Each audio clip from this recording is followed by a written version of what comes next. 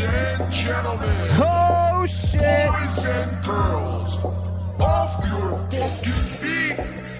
Give it up for your host, Shaggy Gabriel. Ladies and gentlemen, boys and girls, welcome back in to this special Mother's Day edition of this In the Paint podcast. How's everyone doing tonight? You guys look fucking fantastic off the jump. Let me just say that. Wow. We went to Pottstown, ladies and gentlemen, and what we found, well, will leave you speechless. Let's just say that. It will leave you fucking speechless. No, but how's everyone doing tonight? Happy Mother's Day to all the mothers in the chat. So glad everyone is here tuning in. We're going to have a fun show today, guys. It's a fucking fun show. We have a special co-host in the co-hosting chair tonight. I'm not going to give away any surprises on what's going on tonight, so we'll kind of just keep everyone on their toes. You never know what's going to fucking happen on this show. 1 week, all our equipment can malfunction. The next week, it's the best show you've ever seen. Nah, let's not take it too far. But it is. I mean, really, come on. How's everyone doing, though? Hopefully everyone is doing well. Hopefully everyone had a great weekend and a fantastic Mother's Day to all the mothers out there. Stepmothers. Actually, I take that one back. No stepmothers, because April is a stepmother. So if I say stepmothers, that would mean April would get, like, somehow she would be clumped into that mess. So just all the mothers. I mean, if you gave birth, then I wish you a happy Mother's Day. But hopefully everyone did have a good weekend, though. Very excited for tonight.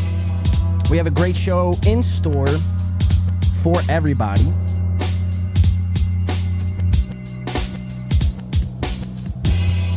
A great show in store for everybody, man. I just want to say right off the bat, again, I seen someone signed up to become a member on this channel. I can't even see where the fuck it's at now. And it doesn't even have a name or a message. They just joined the stub toe, and there's nothing. So shout out to whoever you are. You're probably amongst us. Who knows? It might have been Gino Bisconti, for all I know, trying to, watch a little more of this Win by 2 radio while he's jumping rope in who the fuck knows where of East Harlem. But, yeah, so for all our members, we just launched this new Discord, members-only Discord. If you become a member, you'll have access to all of that. As well as if you guys want to reach us on the show, send us an email, winby2radio@gmail.com.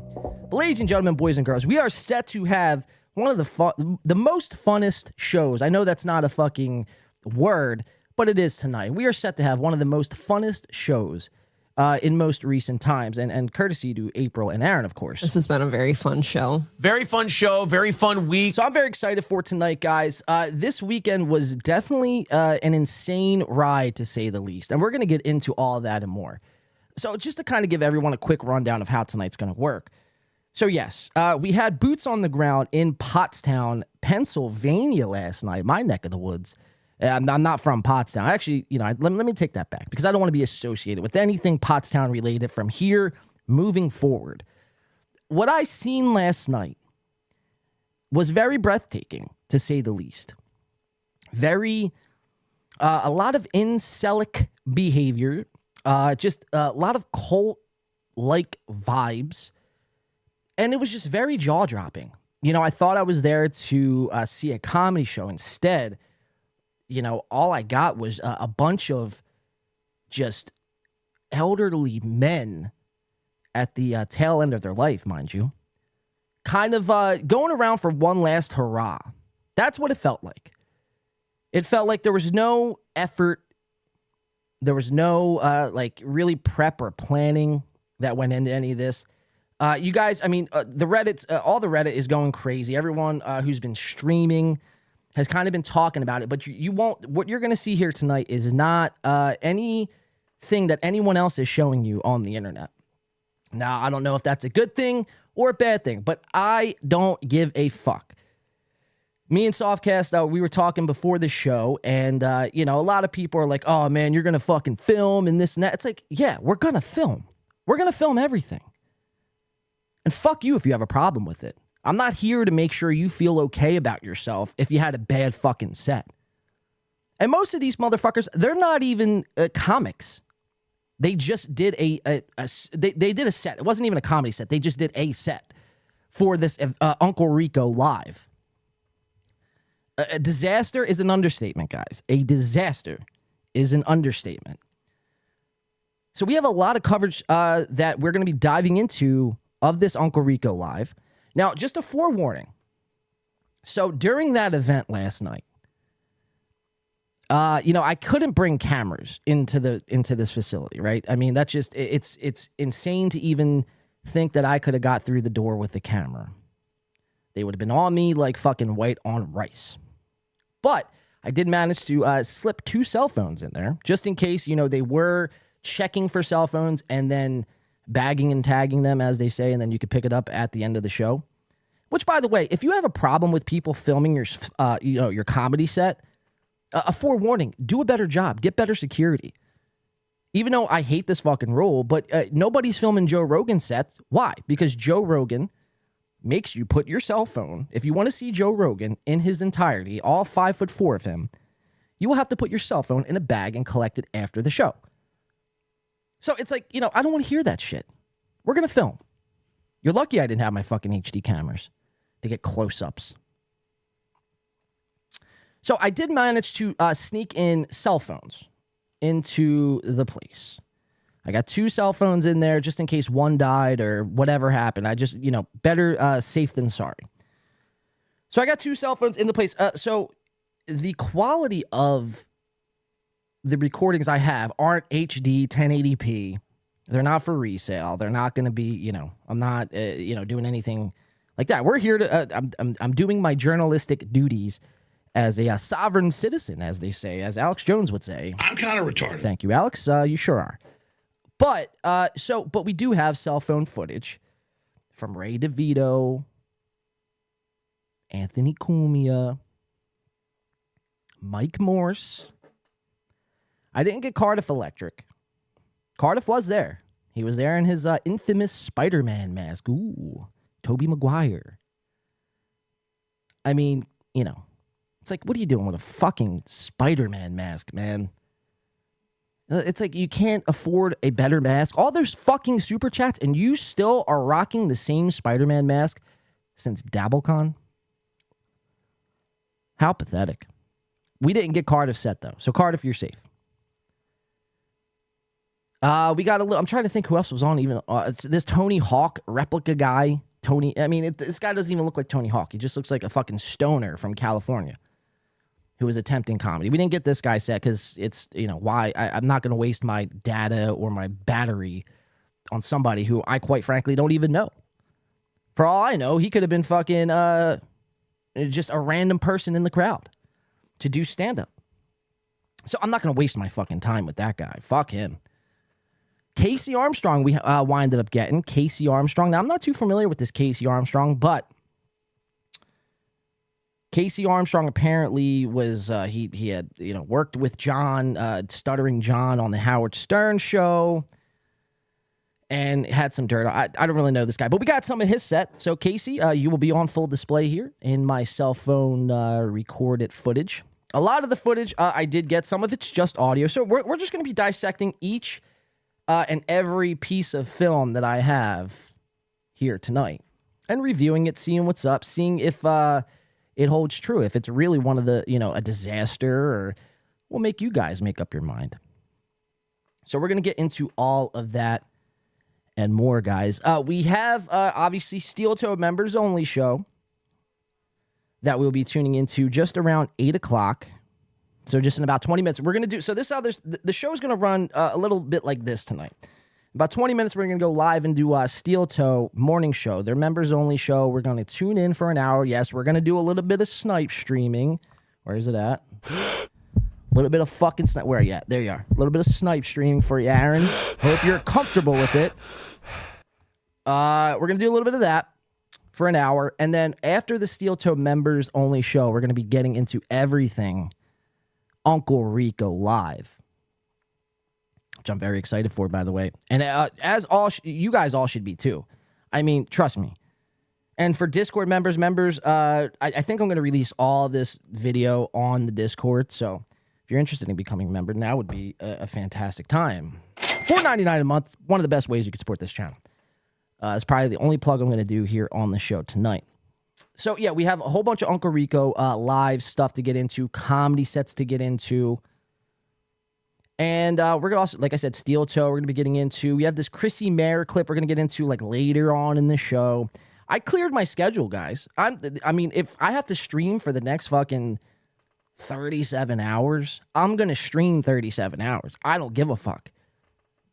I'm here to fucking unleash everything I have. And boy, you're not going to want to miss that. So without further ado, I want to bring up our first co-host. And now this man, he was recently seen declining my offer to come on this show. I thought this would be have been a good thing to kind of, pick each other's brains and kind of, I don't want to say squash the beef because we're never going to squash the beef, but just kind of talk it out like men. And, not for nothing else, just do it for the audience. I know everyone would love to see that. So, this next co-host has declined my offer. We have him in studio tonight. He couldn't obviously do an interview, but he did fly in from St. Cloud, Minnesota, ladies and gentlemen. Give me a hand in welcoming your good friend and mine, Sir Aaron M. Hole, ladies and gentlemen. This has been a very fun show. Very fun show. Very fun week. Thank you, Aaron. Welcome into the building. Your first time. I knew I could get you. I knew that email was a little... contradictory, but I'm glad you're in studio tonight, and welcome, man. I'm glad you're going to cover all this DabbleCon and Dabbleverse stuff with us tonight. So thank you for tuning in, Sir Aaron. Appreciate that. We're going to go to Aaron throughout the night, so don't be shocked if you see him on the camera a few times. You know what I mean? By the way, I just want to say this because this just popped up in my head too, but how about them and I know not many of you are sports fans, let alone Sixers fans. But how about them fucking 76ers, man? Admiral Dewey, I'm looking at you. Jesus Christ, we got to fucking do something with that franchise, man. A big disappointment. I'm sitting here on Mother's Day and relaxing and kind of just wanted to watch a game 7. And then I get fucking Boston blown us out by fucking 30. Pathetic. But I'm not going to bore you guys with sports talk. It's just fucking, it's aggravating. You got to understand as a Philly fan, man, the Eagles lost the Super Bowl, the Phillies lost the World Series, and now the Sixers, for like the 4th straight year, have been bounced out of the second round. It's very frustrating, especially when you're betting and you're losing money. It's like, what the fuck? But I'm not going to bore you guys with the sports talk. I want to bring up our second co-host of the night. You guys know him. Some of you love him. Most of you hate him. That's all fine and good, but he is the man who holds down the second mic chair, the second mic seat. Let me turn up his volume so he can hear me. You guys know him as he's never hard. He is always soft. Ladies and gentlemen, help me out in welcoming Sir Softcast in the building. What's up, Softcast? How are you doing, sir? I'm doing outstanding. How are you doing tonight? I'm fucking pumped for tonight, dude. Yeah, this is going to be some good stuff. Lot to go over. I know it might be slightly controversial about playing some videos, but really I don't think we're doing anything terrible, so fuck them. Nah, dude. It's bizarre. Like, a lot of people would be like, yeah, dude, you're crossing a line, or, you're going to release these guys' stand-up sets. And I said this at the beginning, man, but it's like, fuck all the way off. I don't want to hear it. It's like, there's cameras. We're in 2023. If you didn't get the memo, there's cameras and social media. Anybody at any given time can go live. And they're lucky I didn't go live, dude. That's what they're lucky of. Like, you better be lucky. Like, this is all, like, we got. We got a lot. But, it's just like, I don't want to hear that shit. We're going to film you. And like, stop being so fucking corny and gay about it. Like, don't film my live set. It's like, fuck you, dude. Who are you? I don't owe you anything. Well, I just think that, they're out in this world and they know this kind of shit's going to happen. And what we're doing isn't trying to, monetize someone's stand-up set. I don't even think any of these guys Ray's like a working stand-up, but Anthony isn't, Casey isn't really. They were just there for the paycheck, and we were just there to document it. Exactly, dude. Journalistic duties as a sovereign citizen, man. Like, what happened to the First Amendment? All these people, compound media, they want to claim free speech and all this shit, dude. Very, very bizarre how at the second free speech, works against them in any sort of way. They're like, don't say that. Don't do that. Very bizarre shit, man. Very, very bizarre shit. But nah, man, look, it was a crazy weekend, dude. It was a crazy weekend. I get there. Now, a lot of you have already heard this story, but I'll just repeat it and verify that it was true. I get there last night at about 5:30, half hour before showtime. Doors were at 5. The show was going to start at 6. So I figured, let me get there a little early. It's probably going to be mobbed. You know what I mean? These guys have been talking about it, as a lot of people were saying the other night in the chat, 20 times a day, right? And I didn't pick that one up. But so yeah, I get there at fucking 5:30. I get a drink, have a cigarette. I smoked a little fucking ganja. Try to get into the right mindset. I'm about to endure a fucking 4 or 5 hour comedy shenanigans, and I got to get in the right mindset. So I get there. 6 o'clock comes around. I go to sit in my seat, and Shuli Levy and Mike Morse, they come out. They sit down, and one of the first things that happened was their audio wasn't working, and I found this to be very, very unprofessional. It's like, you guys had however many months to fucking set this thing up, and the first thing that, before you even got into a bit, the first thing that happened was there was bad audio. So, okay, bad audio is one thing. Maybe you could patch it up, fix it. 5 minutes later, you're back on, you're rocking and rolling, the show must go on, right? No, everybody leaves the stage for an hour and 15 minutes. Boom! An hour and 15. I'm sitting there with my dick in my hand going... Incredible. And I'm like, should I just leave? But I wasn't going to leave, obviously. It's like, I didn't come all this way to fucking just leave. But I mean, dude, that's how I was feeling, man. I mean, at that point, I had like 2 drinks in me. I was smoking, and I'm just like, is this a bit? Like, I started to think, is this a fucking bit? You DM'd me live on Twitter, and you said, this will be crazy if they cancel. You were really thinking it might happen. And dude, yeah, and I texted a few other people too, and I'm like, yo, it's too early to call. And this was like a half hour that they were off stage. I'm like, it's too early to call, but I wouldn't be shocked if they did actually just fucking, all out cancel this thing, because that's what those were the vibes I was picking up. If they didn't have, and you know what it was? It was something so stupid. It wasn't like their mixer blew up, or they had bad microphone cables, and that was it. It's like they didn't even come prepared. So it's like, why should I give a fuck how you feel about not releasing anything when you put on a fucking shit show of a performance? Maybe if you wowed me, and I do want to say this. I checked you out on B Dabbler, man, and shout out to B Dabbler. You and Stutjo, I believe, right? No, that was Obnoxious John. Obnoxious John. I checked you guys out Saturday morning, and B Dabbler, I believe, was on there saying, check that episode out, by the way, on B Dabbler's YouTube channel. Softcast was on this past Saturday. It was really good. I think you did a phenomenal job. We can get into that right before we get into Steel Toe. But B Dabbler was saying on that Saturday stream, he's going, don't film, go in there with an open mind. And I really took his advice. I went in there with an open mind. I tried to, alleviate any of my biases that I had walking into that event. And the first fucking thing, bro, not even 15 minutes after I sit down, they go off stage for an hour and 15 minutes because of bad mic cables. It's like, fuck you, Yeah. I know.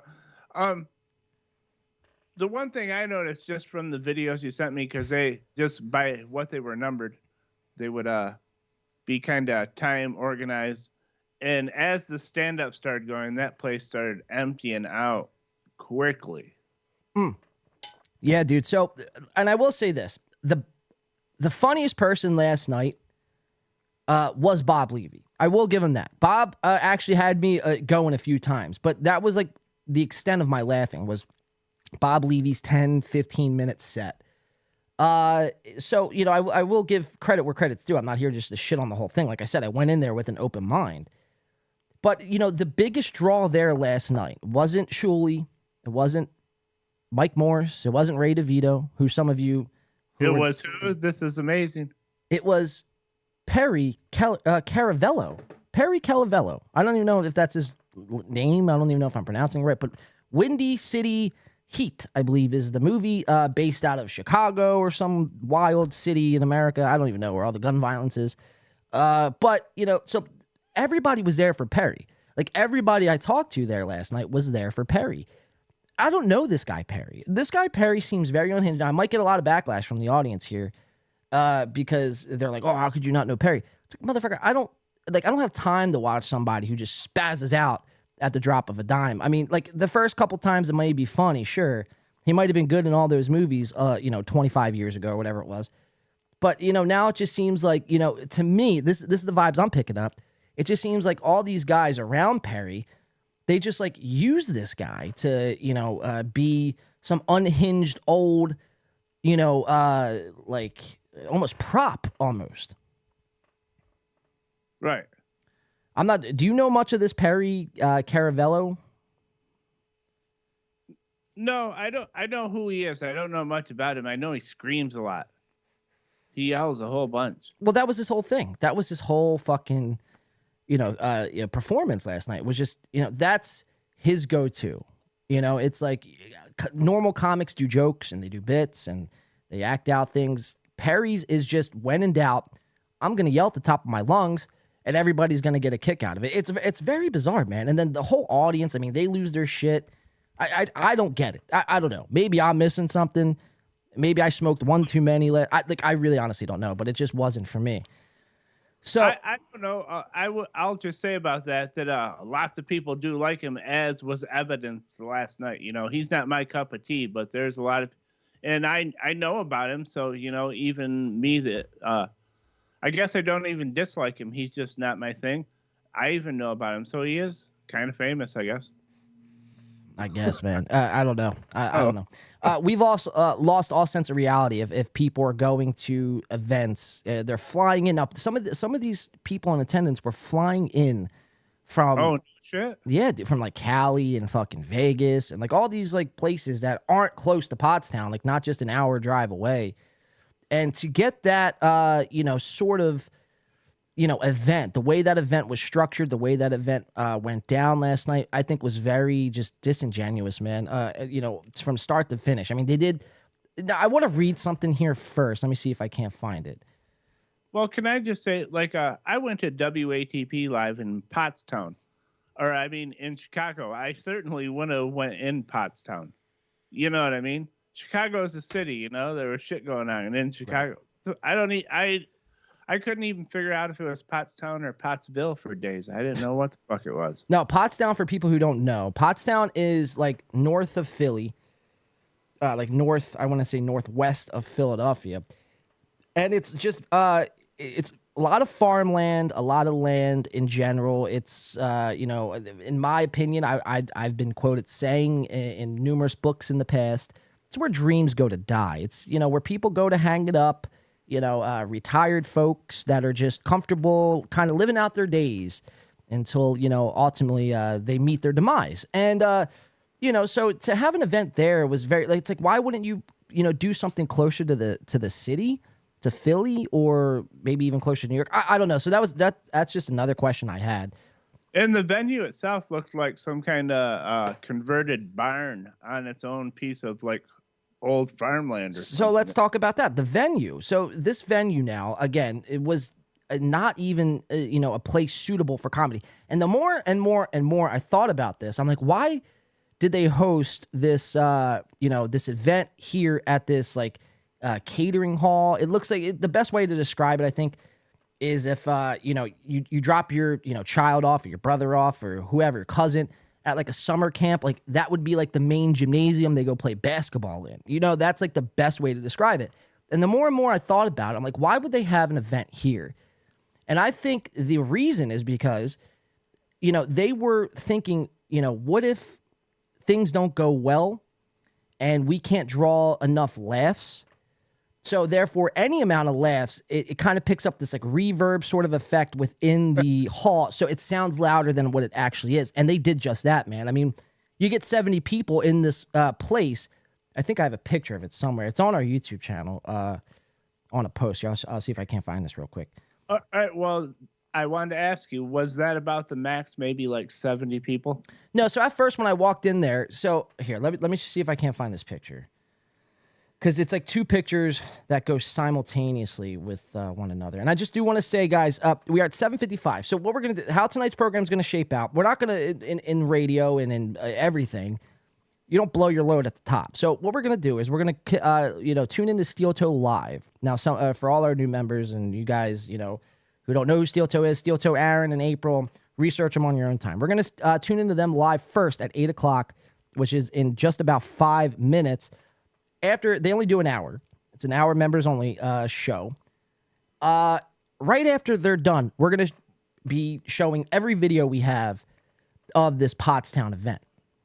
And for all the people that say, how long can they just cover Steel Toe? I think we've distilled it down pretty well to, we do the live stream on Sunday for the members only show. And then we touch on them for a few minutes on Thursday. And, we've pretty much moved on from them, even though we are secret fans still. Yeah, well, according to Aaron. So this is the place. I'm not sure how well you guys could see it at home. You should be able to see it pretty well. But it looks like it could be like an old like rehab facility, sober, detox place, like a church possibly, a country club even, a dance hall, somewhere you get married. It looks anything else but a comedy, a place you would, host comedy. Right. It's a rental hall more than it is a comedy venue or even nightclub of any type. So, okay. And then we have, so you guys see, now this was posted on our YouTube channel. You can check that out. So when you first walk in, just imagine I walk in through these doors. Directly to my left was the bar. And to my right, I think was like a wine bar. So they had like two separate bars. Okay, that's whatever. I mean, I would hope there was alcohol there, after a fucking night like this. So you walk in and then you could see, there's just rows of seats that are empty. Now, I'm here to tell you, these seats never were filled. These seats never got filled up. They were always empty. And, if anything, man, the seats that were filled at like in the front and shit, like they started to, file out as the show moved on. And by the time Perry got on, man, like I had to leave when Perry got on. I was just, I can't take any more of this. And he was the last act anyway. I was like, I gotta go, man. This is just too much. I got what I needed, in and out. So, but you could see, on both sides, probably they were expecting, I think, maybe 500 people. I saw some of you post that you could still buy 100 tickets to this event, which is insane. So it obviously wasn't sold out. But you could see here, very empty. And again, you put this many people in a room like that, and it's going to sound like a fucking, wild, like concert hall. It's going to sound louder than what it actually is. Yeah. Yes, for sure. Did I get your chair up? It did sound like there was a large group of people there at times. Yeah, well, from the video, from the videos I sent, yeah, it does. Whoa, I think Aaron's on. Oh, shit! Sorry, I forgot to mute that. That's Aaron. He's live. And currently with 32 viewers, we're smoking that motherfucker. Fuck him too, dude. Everyone. Fuck him too, bro. Like, I'm done playing nice. Even though he's in studio tonight, Aaron M. Holt, of course, in the fucking building. He's doing 2 shows like Corey Adams did. No, he's actually hosting his own show. Yeah, well, yeah, he is doing 2 shows. Yeah, you're right. He's doing 2 shows. But, yeah, so we're going to tune in live to this Steel Toe. But before we get into it, I want to read this. Because I thought somebody sent this to me today. And I'm not sure where this is going around, to be honest. But this is like the most spot-on description of the Uncle Rico Live. And like I said, guys, we're going to tune in to Steel Toe right after Steel Toe Hour. Steel Toe members only hour they do. We're going to release everything. So let's read this because this sums up this event from last night. It says, after about 10 minutes, the stand-up begins. There are about 75 to 90 people left. So they did Uncle Rico first. Like I said, Cumia was the first guest to come out. Then Perry came out. So they did about maybe 45 minutes of Uncle Rico. And it was like maybe the first 25 or so minutes was Uncle Rico. As soon as Perry came out, it was like the Perry show. They were doing McDonald's stuff, and Perry didn't want to smell pickles and smoke. Like, it was just very bizarre behavior and just wild, just wild things occurring before my eyes. So it says, right when the stand-up started, there's only about 75 to 90 people left, which is accurate. Maybe even as few as 60. I don't know. I'd probably say somewhere around 75. Shuli acts as host. The first stand-up is a guy I don't recognize. He does 5 minutes and is okay. But for some reason, so the first guy was Ray DeVito. Ray DeVito, of course. I'm coming. I'm gay as hell. Was the first guy to do stand-up. Ray DeVito, I'm here to tell you, did less than 4 minutes worth of stand-up. He told... And I think you described it to me as that contained only one joke. It was one joke. It was one joke mixed with like an attempt at crowd work. Now, I have thoughts on Ray DeVito, and we'll get to that. We'll cross that bridge when we get there. But so the first guy was Ray DeVito. With this person, whoever's writing this article, says I don't recognize. He does 5 minutes and is okay, but for some reason he is stranded on stage for about 5 minutes after his attempt, as no one comes to relieve him, and he kind of just kills time and is clearly out of his element, which was true. As soon as Ray's set got done, like, he didn't know what to do, and it was very awkward, and we have that on footage. Very, very awkward, just clammy, didn't know, like, kind of where to turn, and I don't know if this was a bit that the guys were playing in the back, like Shuli and Levy. They're like, let Ray burn live, you know what I mean? My question, Ray, is like, why would you go all the way to fucking Pottstown to do 4 minutes of stand-up? I mean, how much did you get paid, if at all? Now, we know Ray doesn't get paid doing some gigs that he does, but it's like, man, if I'm traveling more than an hour away, like, I better have at least $250, at least, a bare minimum, $250 in my pocket, at least. And that's being, like, kind of generous. But, all right, so it says the second guy was this Carbon... so this person doesn't know who Cardiff Electric is, so this guy says the second guy was this Carbon Electric guy. He does, like, 10 minutes that are really bad. He loses the audience at points and isn't funny, just gross. The third guy looks like Tony Hawk and does 10 minutes. He is okay, but needs punchier material. See, I didn't think Cardiff's set was all that bad. I don't know if Cardiff's like an actual aspiring to be comedian, but his set wasn't horrible. I didn't film, like I said, Cardiff or this Tony Hawk guy. I wanted to save my fucking battery and everything else. So then it says Cumia comes out and does 15 minutes. He doesn't really tell jokes. He just complains about politics. While he does try to be funny, every joke is so mean-spirited and angry. There is nothing really funny about it. He also focuses on black people, which we know Cumia to do, just in daily life activities, and says some really mean-spirited things that don't even have the facade of a joke. It was a bummer all around. So I think that was all of the article there. But I mean, whoever wrote that, spot the fuck on. Spot the fuck on.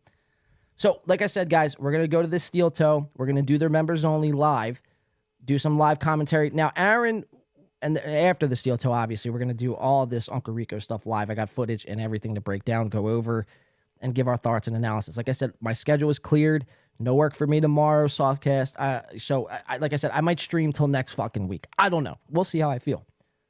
Let's go till we get it covered. I want to get to Aaron because he usually talks shit coming right out the gate. Yeah, right out the fucking gate. So, let's see. We'll go live into Aaron. 138 watching. 32 likes. Another $4.99 from Hobo Chili Recipe. April, nice outfit. When did Tinkerbell have an OnlyFans account? You got to forgive him. Today, I guess. He's shit-faced. It's Sunday. Absolutely today. She started it. WT Flux becoming a member for his 12th So I'll read some month. chats as Chaz well. Becoming a member for his 12th month. Thank you. Says happy birthday. I'll keep happy this low. Mother's Let me Day, just lower April. this a little nice bit. Shirt. Waza. Good facial hair, Aaron. I can't take that as a compliment because. All right, so let's read some chats. Got a lot of new faces here tonight. I'm seeing. So welcome into the show, guys. Again, all the Uncle Rico stuff will be right after this members only stream. But we welcome everyone into the show here. Yes, it does. So let's see. So Cumia just read his Twitter timeline to the crowd. Yeah. Steve Morton says. Yeah. So that's essentially Cumia's first bit was about John Fetterman. It's like, dude, John Fetterman is so November 2022. Like, let's pick a different guy here, Kumia. Let's get, original. Fuck Steel Toe, let's talk about your music career. I don't have a music career. It died along with my dreams. My wife is in another state. Do you think I care? That's why I podcast. John welcomes. Yes, yeah. I welcome Chris. Welcome you, Chris. Dr. Chow putting some king emojis. Junior Coltrane. Now, I seen this Junior Coltrane in some of our comments, man. He's saying, I don't know if you know him, but he's like, Softcast is a fucking punk, man. Oh, yeah.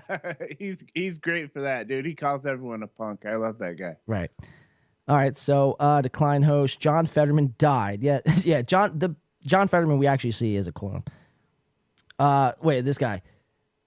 That ledge. The jumper video is very popular these days. I can't keep people off of me. Wow. Was that supposed to be funny? Because it wasn't funny. Try harder. Sorry, I'm in a mood today, man.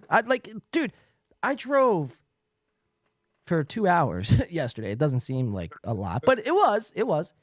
I drove and I risked my life to go be entertained. And I wasn't entertained, man. I spent $25 along the way. Got a couple drinks in me. And I even had to turn this fucking dumb broad down, dude. We'll get into that, man. But it was a rough night for me. It was a rough night. But it was good. It's all fine and good because we have the footage and we're going to be releasing it all right after Steel Toe. Damn it, not again. And like I said, I wouldn't really even do Steel Toe right now because I know the magnitude of tonight's stream. Hey, heads up in the chat at Aaron's. He's 40 now? 40. Okay, so I think He said he Softcast hates just it. I really type am the something young in. man of this game. I'm the young man of this game, and outside of Revenge of the Sis, I'm the only guy who built his audience organically through broadcasting. Everyone else kind of brought it from something else. It's ROTC and us building it. I don't even know what he's talking Right, 'cause about half the Mercer's in fucking radio, time right? anymore, dude. Yeah, a little bit. And you're barking at 40. You're close. Fuck, I am. You're close. If you 36 round ain't up, barking. That you ain't gotta round barking. up now. That ain't even whispering. It's nothing. Robert Darth Mode said, supposedly Brian doesn't like you. We might not do this whole members only show. I mean, it's like No, the There people goes are here that to see demo. something else. I almost feel bad because it's like we're changing what we normally do for the people tonight, but I know a lot of people here want to hear about this Pottsville, or what I've been calling the Shuley Festival. the Shuley Festival. That's pretty creative. But see, it's like I don't want to blow the load right at the top, man. Like I didn't even want to. Like we weren't even supposed to stream today. I was just gonna take the day, but it's like, hey, I can't. I can't. I physically can't do it. We got to bring the footage. We got to bring the tapes. And I think we both know that someone else has got footage and they're going to play it tomorrow or the next day. And then we would feel stupid. Well, dude, fucking, did you hear Chad Zumach today on his stream? Yeah. Guys, tomorrow, Chad Zumach and Tony Mazer is going to be covering Pottstown, PA, and they're going to be giving their in-depth analysis. Now, me and Chad Zumach, let's just fucking close out a Steel Toe, man. This guy, first of all, fuck this guy. Fuck this motherfucker. And I'll tell you why. I reached out to him out of the kindness of my heart to bring him on the show to see if we can't fucking talk it out. And at least, if not for anything else, just to kind of, I would shit on him to his face, and not what he says, this pro wrestling sort of fucking thing I do or whatever the fuck. Right. So fuck him for that because he declined. And now he's going around on Twitter and on everywhere else, YouTube, and he's promoting his shit that he promoted his coffee on YouTube. It got 6 likes. It's like, dude, you got bigger problems. It's like, again, I enjoy covering Steel Toe. I honestly really do. But I think, I don't know, man. I think this is where I'm going to draw the line on Steel Toe. I never thought I'd say this live on a show, but I think this is where we kind of just say, fuck Aaron, Like, you're not worth my time right now, dude. Fuck you. 1999 coming in. Let's go.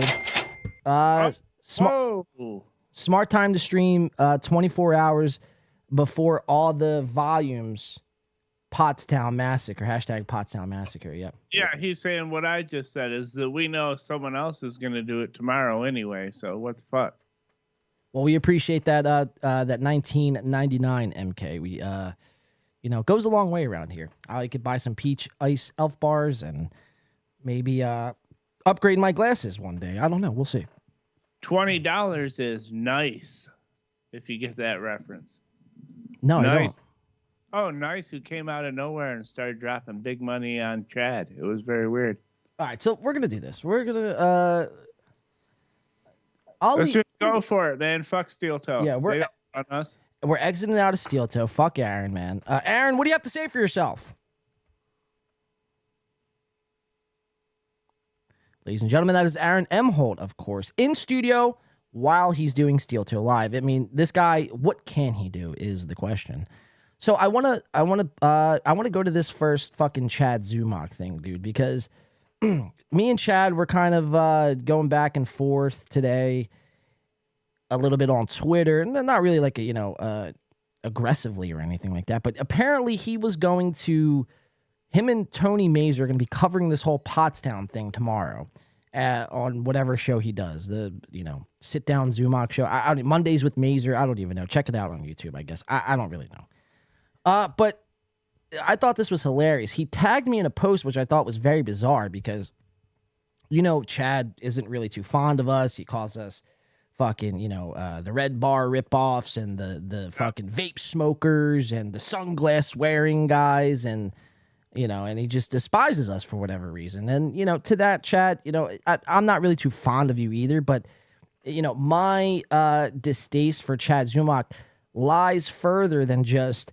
like what you're wearing that day. It's a little bit more of what you're saying, what you're doing, and how you carry yourself, and kind of how you present your fucking product.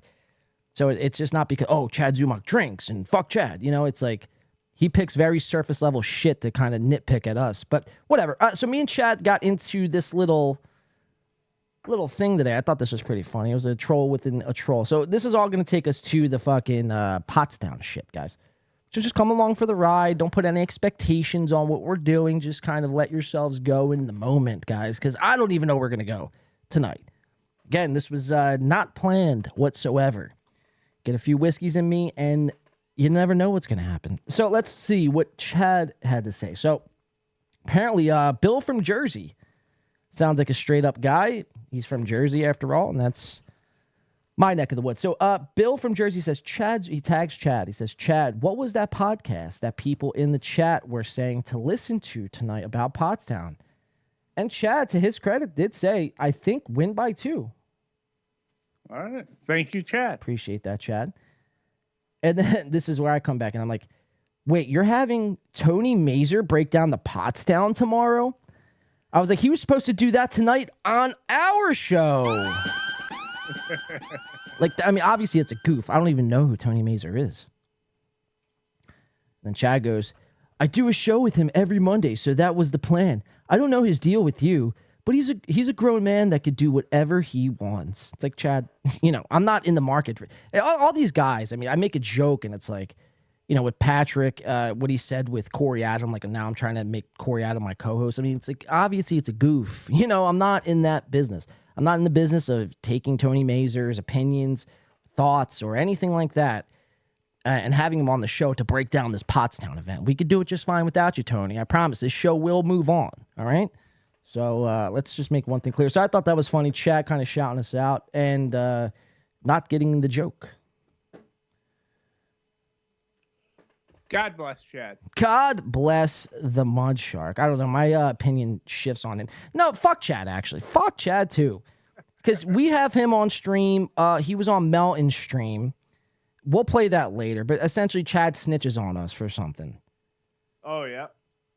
But we'll play that later. I'm going to get into this Pottstown stuff. I thought this was funny, too. This is all setting up this Pottstown event here, guys. So this is from actually, I guess, Mr. Dabble himself. I don't even know. Stuttering John, right?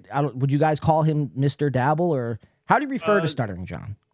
We just call him Stut Joe. Stut Joe.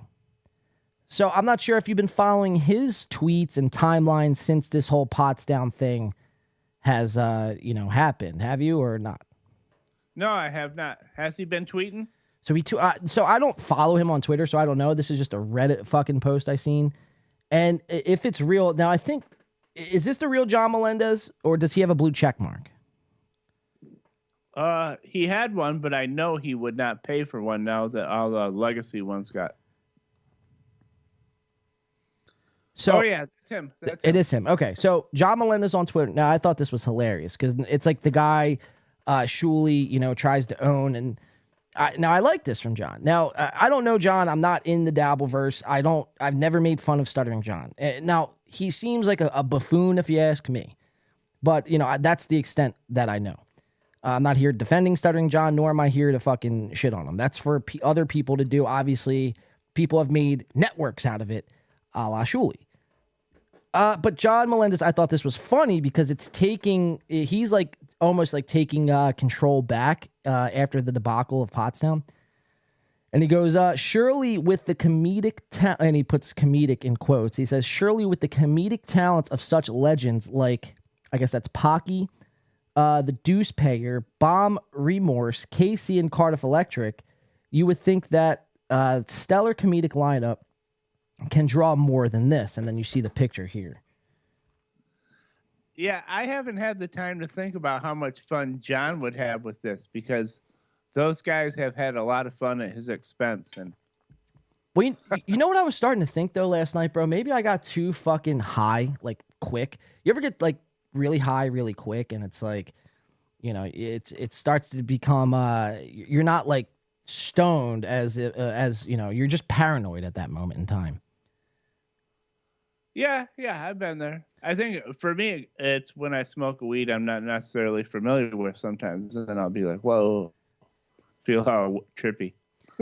Well, that's like kind of the feeling I got last night, like right off the bat, because I smoked a lot before I walked in there, and then they started playing like Stuttering John on this like teleprompter fucking ordeal, and I started getting vibes like this Stuttering John character, like what would happen if like he decided to like buy a machine gun and like a couple fucking grenades, and just like next time you guys are doing one of these events, he's like, because he seems very unhinged. So I mean, the thought and the possibility of that is not like far fetched by any means of the imagination, right? Well, I think when you think about it in today's world, like it could probably happen. I don't think it would in this case. I don't think Stuttering John's the guy to do it. But in today's world, you could see that happening off shit like this on the internet because he was brutalized, right. badly. TJ Holly coming in with $9.99 says, don't know if it's true, but the parking attendant told me that John Oates was there for a funeral. Oh, John Oates was there for a funeral. I definitely saw people attending a funeral in the same venue. See? Now, look, that might have been going on. I don't know. I didn't peep out any funerals, any people in, like suits or black suits or, just people crying. Like it's, so I don't think that occurred. Now, it could have occurred before I got there, but while I was there like I said, I got there around 5:30, 5:45. From that time until 10:30 I was there was no funeral. So I don't know where that rumor is stemming from, but that's simply, I think false. But we do appreciate that TJ Holly coming in with $9.99. All right, so should we do it, Softcast? Should we just dive right into it? We're going to just blow our load and just throw out all the rules of fucking everything and just say, fuck it, man. You're the captain of this ship. I'm like Gopher on the Love Boat. I'm just, let's roll. You're here. Yeah, you're here for the ride. All right. Let's read some chats and then we'll do it. Let's see. I'm like so fucking far behind in chats. It's like I can't even catch up. We appreciate everyone tuning in though. I promise you this is going to be good. And if it's not, then, go hit up Ray DeVito because he's producing this show. Actually, and Aaron Emhold is as well. So take your grievances out with Aaron and Ray. I'm coming. I'm gay as hell. So, do it. Everyone's saying do it. Okay, yeah, we're going to do it. So, Decline Host, he says, mass shootings are hack. That's funny. Soft, you're not allowed to ride, someone says. Rain, EG, says, you're not allowed to ride. Brian says, go big or go home. Yeah, that's where the headspace I'm at tonight. Love Boat reference, Jesus Christ. Hey, I'm old. Sorry, man. What do you want from Jesus. Hey, Teamster Tim. Is Teamster Tim in this chat? I believe Ray DeVito. There was a story that was circulating around. I don't know how true this is. And I'll kind of set this up with saying this, man. You know, it's one thing to make fun of people on this screen, right? It's like really one thing to like just pick people apart and you've never met any of these guys and it's, you know, you make fun of them all the live long day. But when you see that person in real life, dude, it kind of, it's like, you know, it's a little surreal at times, right? And it's, you know, it's just, it's weird, I guess, at the same time. And you see these people, and I seen Ray last night. Now, I think he might have been drunk. I think Ray might have been drunk. But I think Ray is, you know, borderline. I think Ray's borderline almost retarded. And now I know you could pick that up from his screen. Sure, everyone kind of already says that already, right? That's kind of Ray's MO.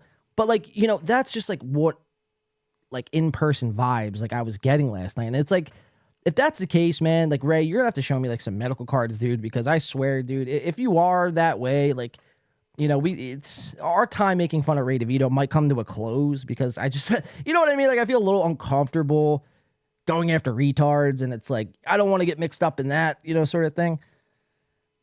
I mean, we cover good retards, but like not like the actual retards, if you catch my drift. Yeah, I don't think that's what we do. You know what I mean?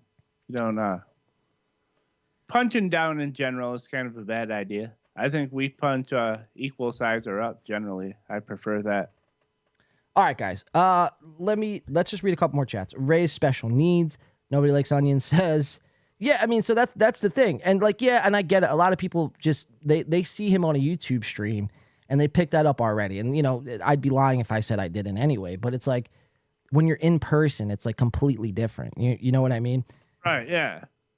Dude, I said it about Ray that one time where he kind of broke down on that one podcast and he goes, my life sucks. I ain't got time for this shit. You know, and I was like, poor Ray. I felt bad for the guy. Like it puts it in perspective now. Like, yeah. You know what I mean? So, yeah. You know, Ray DeVito, like, don't harm yourself, man. You know, it's going to be all right. There'll be, you just like, stop. You just got to wake the fuck up, Ray. Like, you know, Ray makes bad decisions. He makes bad decision after bad decision after bad decision. And he, like, the only person to blame for Ray DeVito's problems is Ray DeVito. There's nobody else, you know? So it's like, you got to, you have to fucking just start making better decisions, right? Like, I don't know what else to tell you, you know? Like, he tried, like, he was on the show last week, and which is all fine and good, you know? He seems like a good guy. But, you know, he was on this show last week, and I'm like, Ray, and a lot of people are telling him this, too. They're like, Ray, like, stop being such a fucking, you know, fence sitter and, like, take a side because, you know, like, it'll be better for you in the long run. And then he tries to, like, get snippy with Kevin Brennan and, you know, he's like getting snippy with Carlos Danger now. And it's just like, he can't, like, you know what I mean? He can't fake getting mad. Like, Ray is just, like, not a mad person. It's crazy, dude. I don't know. It's just like, Ray, you know, just stop making bad decisions. I don't know what else to tell you. Dislabeled coming in with the Canadian 220 says, show the videos already. Damn it. Yeah. Yeah, I know. I'm like, people here for one thing. I thought it was love of this show, but apparently not. No, they want the videos. Yeah, what if I told everyone right now, guys, this is all fucking bit. I actually didn't go to Pottstown. I don't have any videos. So scram. Nah, but yeah, we got videos, guys. We have all the videos. We have videos that no one else has. Again, I want to remind everybody, because there's some new people here that weren't here in the beginning. These videos were recorded on a cell phone. And I will say, I mentioned they should probably do a better job at their security because, you know, if you don't want people recording you, then you should have people checking phones and taking your phone. Not that I'm a supporter of that by any stretch of the imagination, but if you don't want people recording you, you would think that would be the most logical thing you could do to prevent that, right? Am I wrong? Yeah, that would be the perfect thing. And correct me if I'm wrong, but they didn't have their own like video crew set up shooting for their shit, did they? Well, no, they had 3 cameras. They had a straight on shot, and then they had 2 stage shots that kind of pointed in.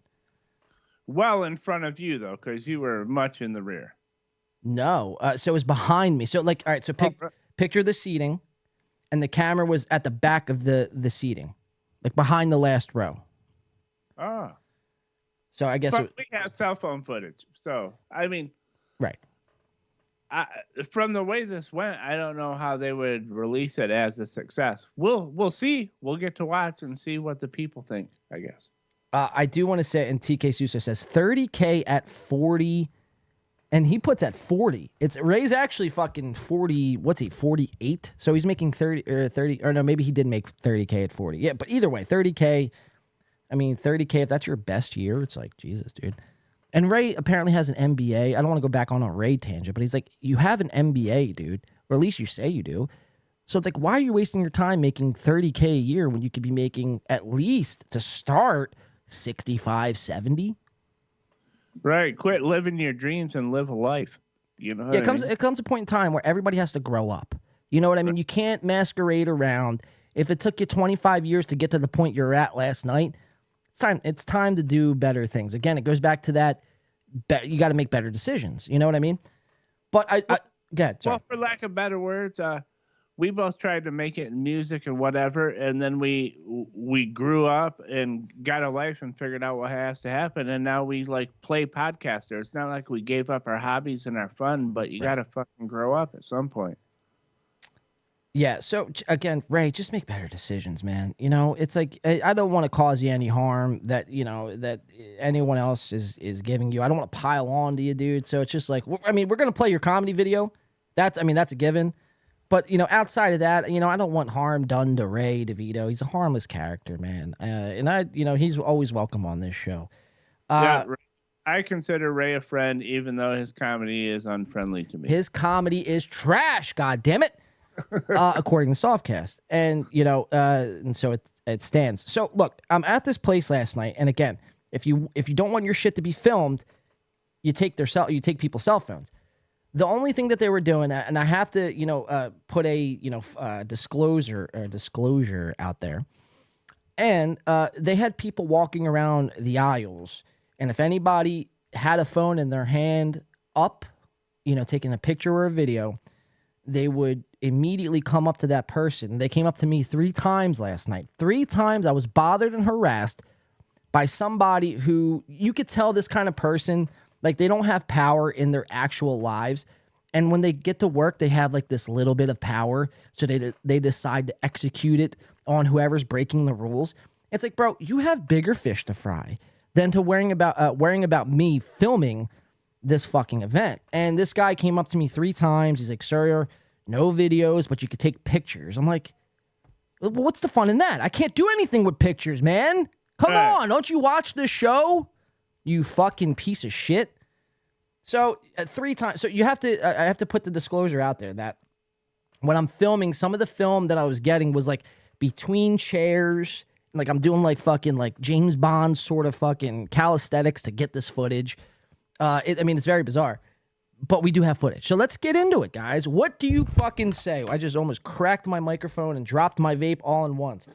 But here, I want to do something real quick. I got to find my vape, though.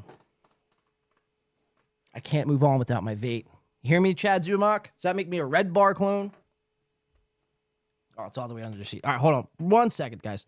You're not going to see me crawl on the floor like a fucking bitch.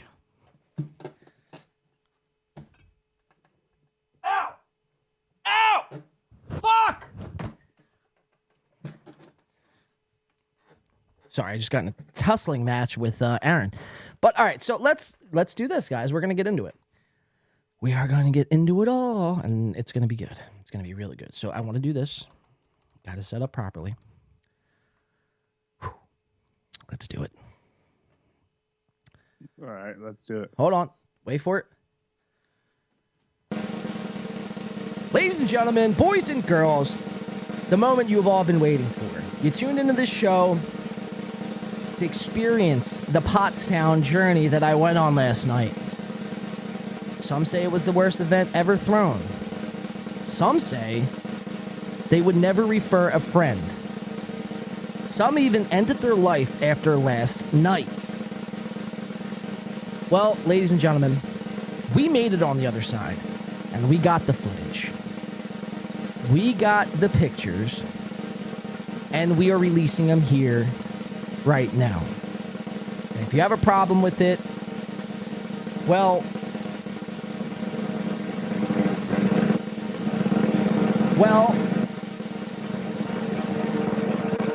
just contact Aaron M. Holt, of course, SteelToeMediaConglomerate.com. He will take care of all your,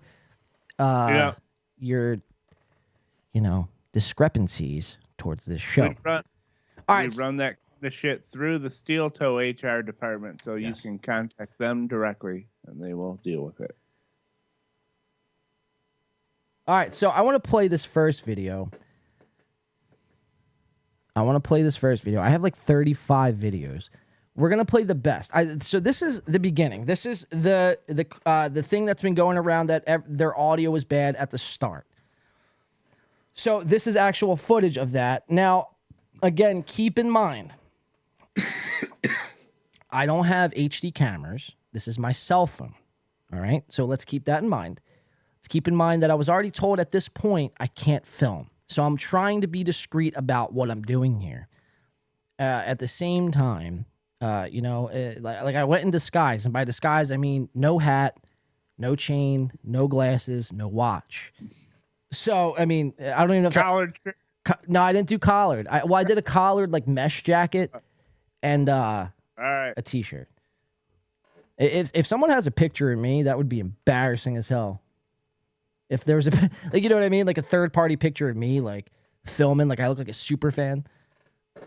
Well, like I was telling you off the show, I'm glad you did go in disguise because how small it was, someone would have spotted you. Right. Junior Coltrane says, "You're really blue balling us here, bro." We're getting into it. We're getting into it, guys. I like to take everyone to the edge. And We do a long form show. We drag shit out almost as much as Melton. We know that. No, seriously, that's an understatement. But you guys are lucky that I'm fucking breaking into this coverage right now. Like I wasn't gonna do this until fucking 9 o'clock.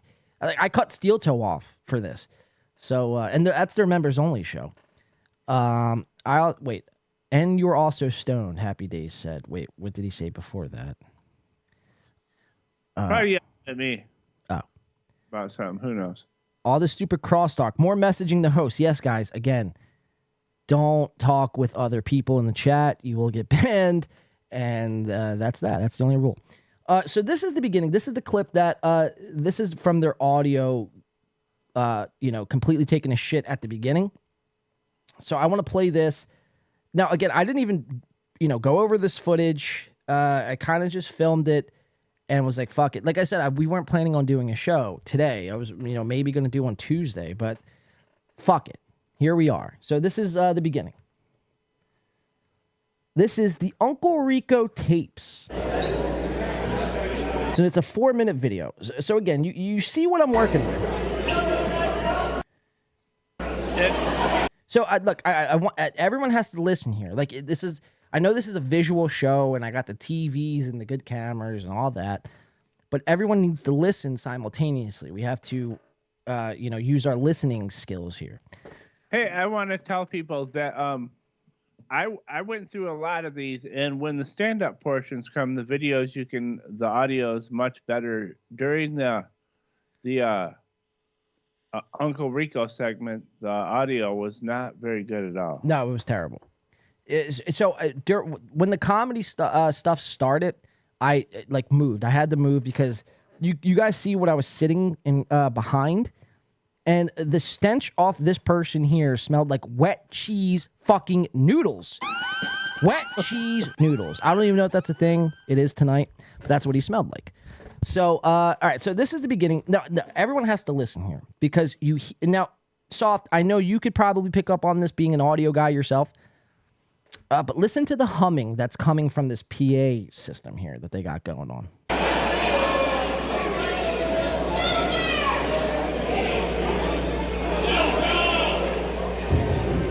Check. You got that one? That one works?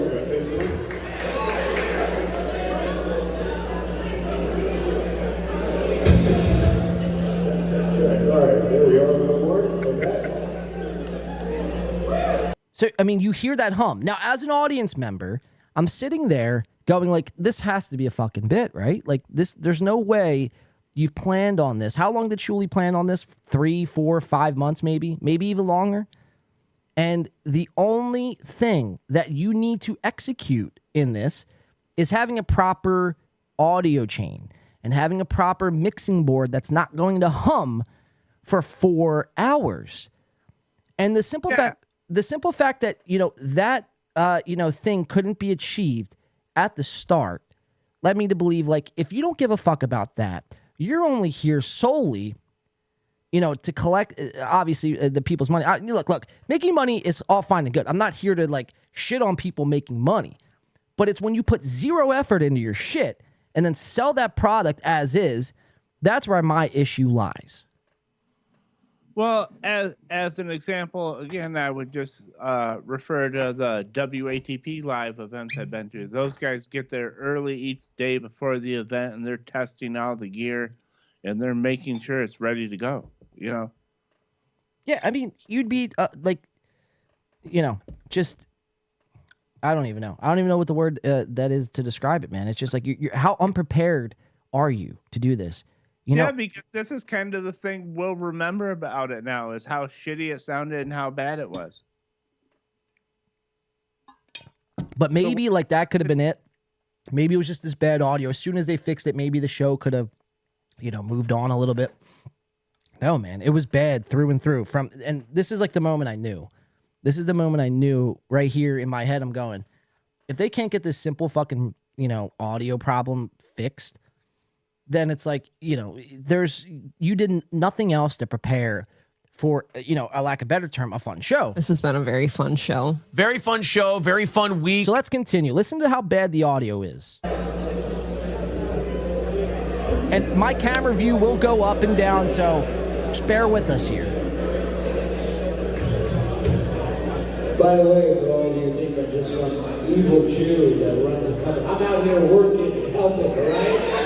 Listen. You tell Kevin Brennan what you saw here today. So Shuli making a Kevin Brennan joke. And Kevin Brennan, if you're watching, he's probably furious right now because we took an hour to get into this. He's like, I can't take it. You guys draw it out too much. I don't have to leave my house. It's like, Kevin. Just read the super chat. Right.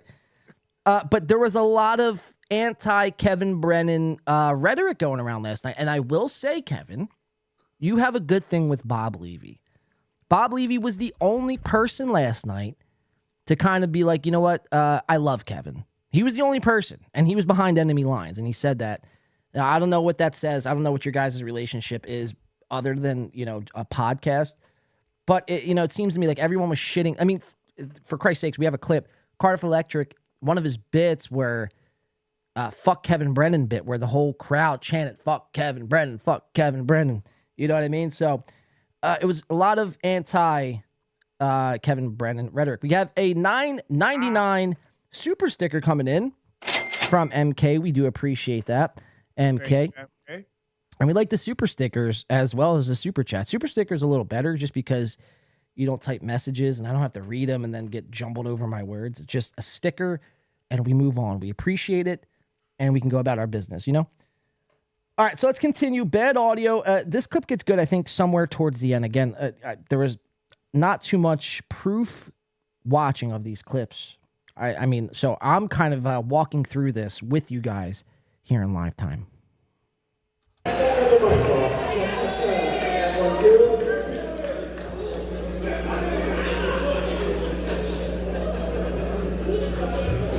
Wait, real quick. The Klein host says, did you chant with them? Imagine me like on my seat, like just looking around, making sure everything's safe, no cameras are on me, and I'm just like, fuck Kevin Brennan. That's so fucking funny to even think about, dude. Wow. Kevin Brennan is in the chat. He said, I expect nothing less from a snake like Shuli. So he is in the chat, and he's probably furious that it's taken us this long to get to this coverage. So, and the simple fact that I have a Kevin Brennan sound drop on my board. But let's continue on this clip. So bad audio, and that somewhere along the line, this clip gets good. Kevin Brennan, there's your impression.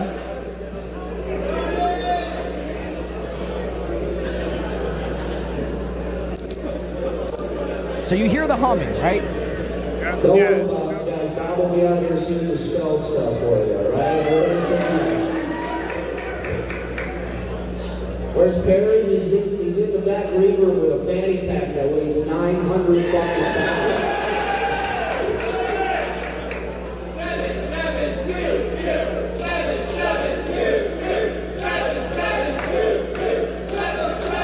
Lots of autistic chanting.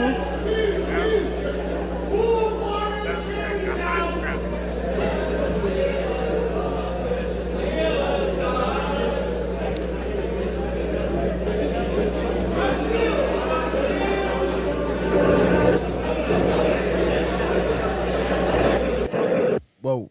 You might have to lower your side because there was a little bit of a comeback on my end. All right.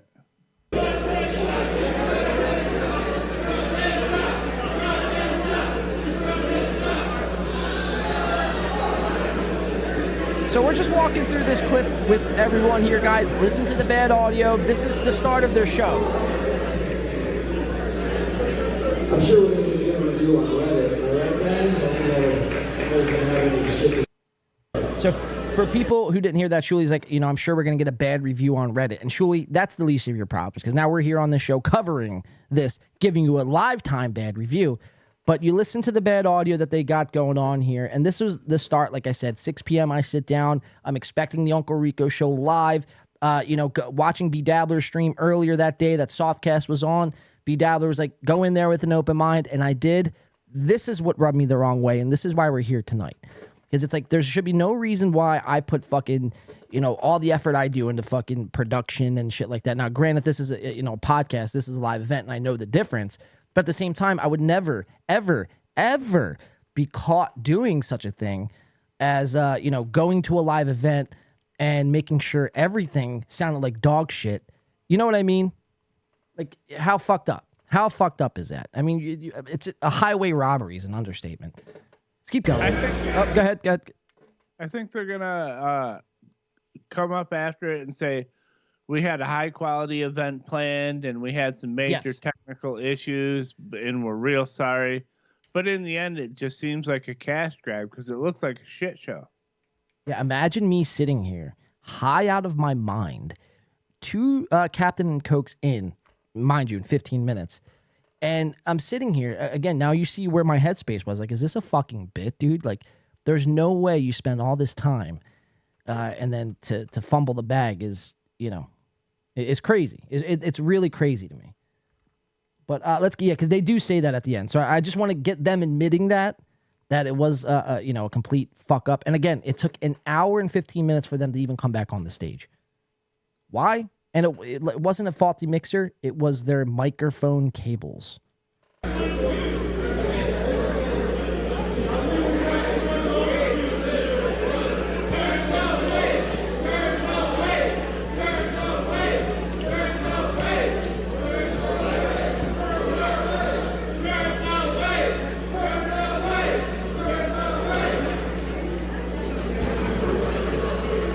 So that's producer Joe up there. Fuck that asshole, am I right?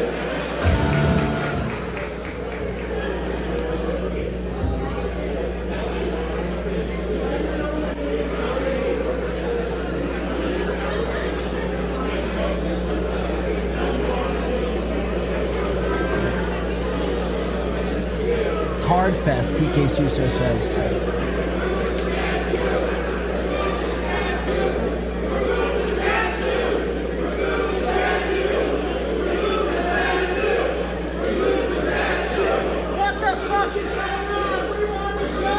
Yeah, we want a show.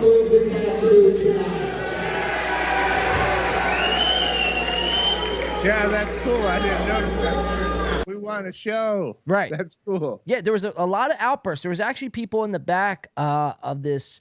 There's a clip I have somewhere where there's people in the back like trolling Shuli the whole time. They're yelling Alabama. They're just yelling like, be funny. Like, I'm sitting there, bro. I'm cracking the fuck up. Like, these are like just trolls. Like, I would rather me film and then do this on a podcast than like actively troll your show in live time. You know what I mean? So Your problem shouldn't be with me. It should be with the way. First of all, it should be with your security detail and team, and then it should be with whoever trolls you, like, live while you're trying to fucking do a show. It shouldn't be with me. So before you start fucking cease and desisting me and copyright striking me for all this bullshit, just think about that, man. And fuck off, by the way. Like I said, do a better job. How's that sound? We're going to film you, and I'm never going to stop. If you're in the tri-state area doing comedy or any live podcasting sort of things, and I, don't like you or think you're fucking hack or think you're not funny and you've ever made it on this screen, we're going to film you. There's nothing you could do about it. You know what I mean? Try to stop me. Let's continue.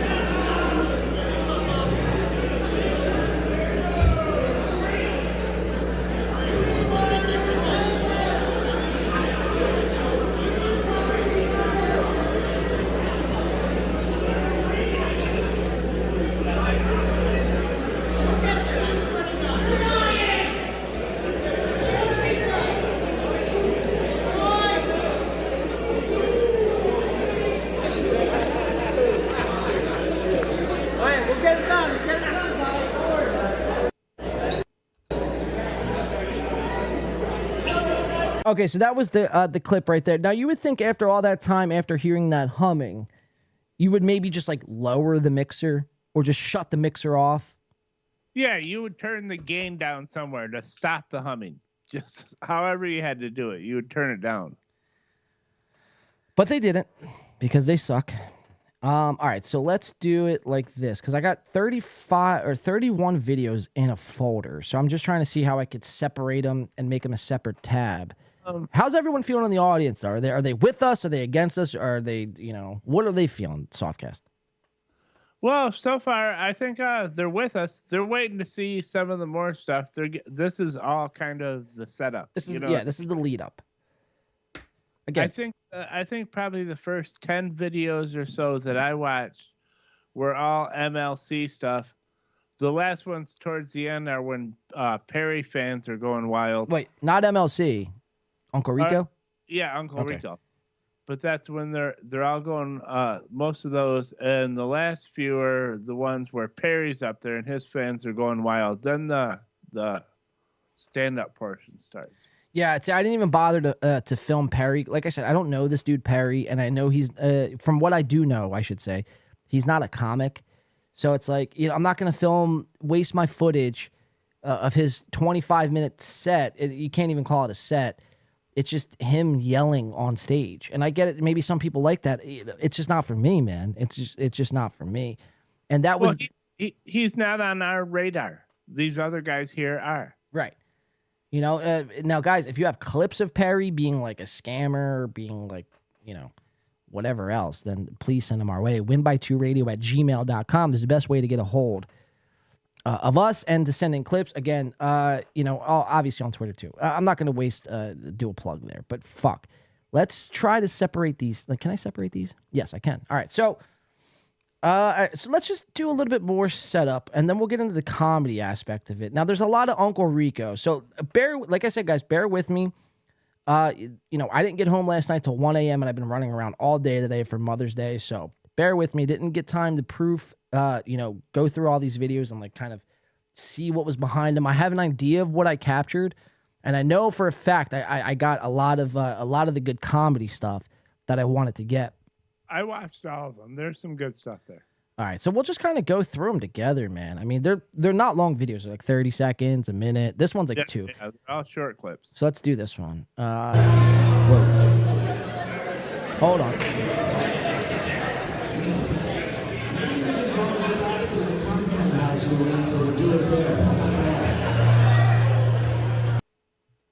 Okay, so I think this is in that beginning first 15 minutes that they did come on stage, and you still hear that audio hum that's coming back, but this is actually like a little bit of, I guess, a clear a picture of like Shuley, Mike Morse, and Levy on stage.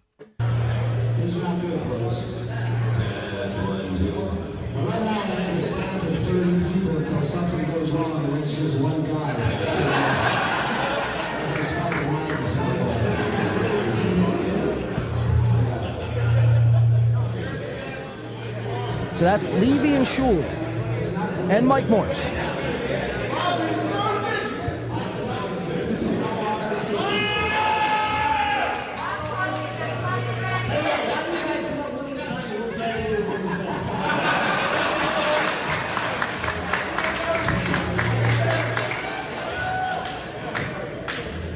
Test.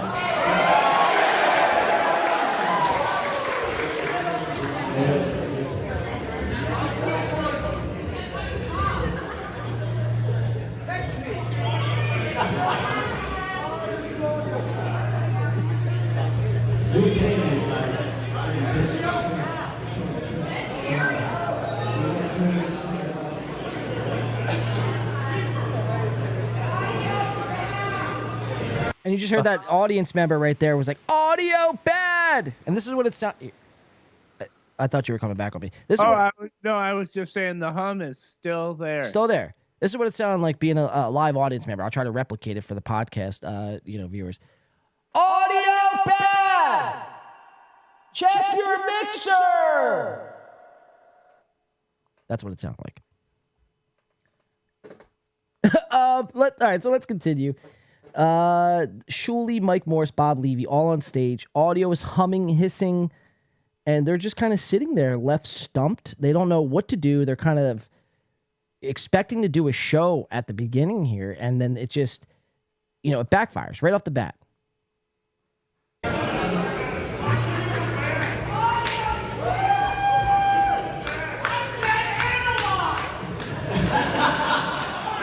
It's almost time for the Uncle Rico show.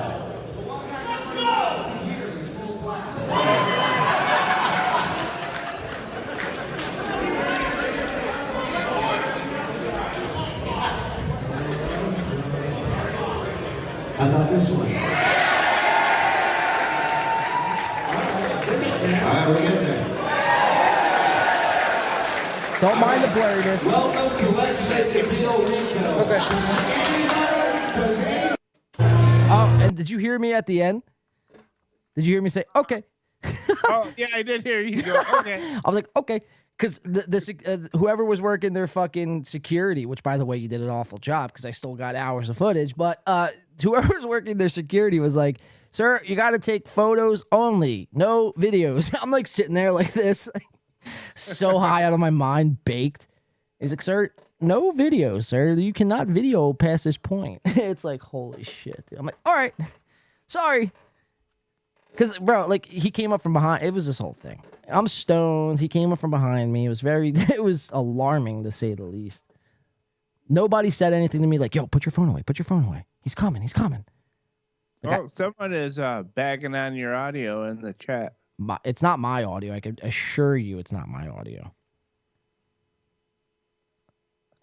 Yeah, it's definitely not my audio. Oh, wow. Maybe it is. No, it's not. It's their audio. I was just making sure, bro. You know I have PTSD from last weekend, dude. So if someone says anything about bad audio, I shouldn't have mentioned it to you. Now I'm an asshole. now I'm like, that's all I'm thinking about. Like, I don't know if I can even go any further along this show. I just have to, like, process what happened and think about it and put it fucking... no, I don't know. Last week, for any new viewers, last week we were dealing with audio latency issues. And it left me fucking pretty scarred. I'm not gonna lie. I think they were hoping that we could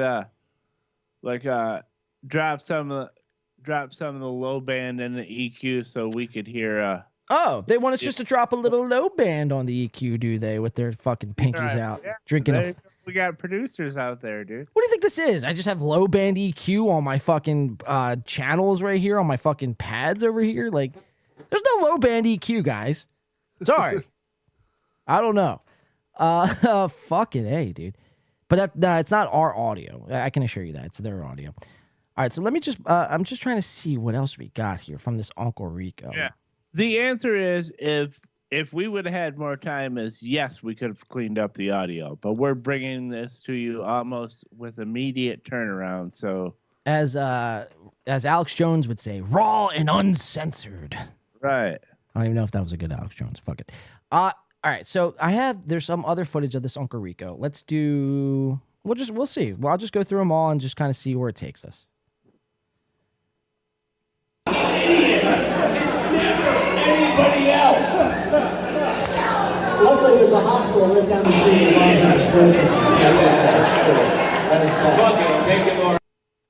Sorry about this. Hold on one second. All right, switch over to the video, not me. Yeah, I am. I'm just trying to lower the volume. Maybe that's it. Maybe I'll. I thought you were trying to find some low band EQ. Yeah, I'm just like scrolling for low band EQ right now. The show won't go on. I have to find this low band. No, I was just trying to lower. I was just trying to see if there's a way I could lower it because it probably is coming in a little hot. But it's weird. It's like I can only lower the volume on this screen, maybe. Yeah, okay, it's lowered. All right, so this is just, I think this is when they come back on. So mind you, an hour and 15 minutes has gone by since this point. They get back on stage and they start doing the Uncle Rico show, which is a show dedicated of hating stuttering John. Yes. All right, so let's see where this takes us. Anybody else? And I just want to say, again, the beginning, Uncle Rico, the footage is most of it's like this. The comedy portion, it's perfect. So bear with us here. We're walking you through it like we are as well. There's a hospital right down the street that Bob has a stroke tonight.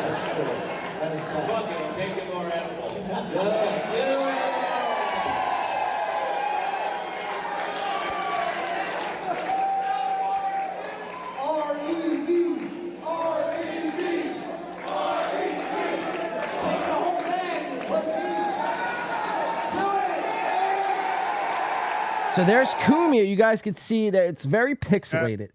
So I started with one phone and then I ended with a second phone. But it's a blurry picture of Kumia, which you guys can make out. It'll get better, trust me.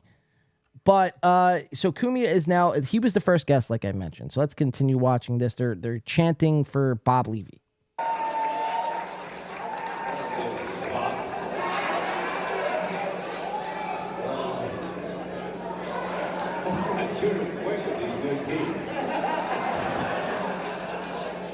Yeah, this is like, do you need to eat steak? No, just peanut butter wheat cookies every day. Sam V says comedy portion. Speaking of that, where's the real liquor? Well, you want a drink? Everybody wants some drinks? Who wants some drinks? So we all know when, you're feeling uncomfortable, awkward, you're kind of trying to find a rhythm, especially for live events.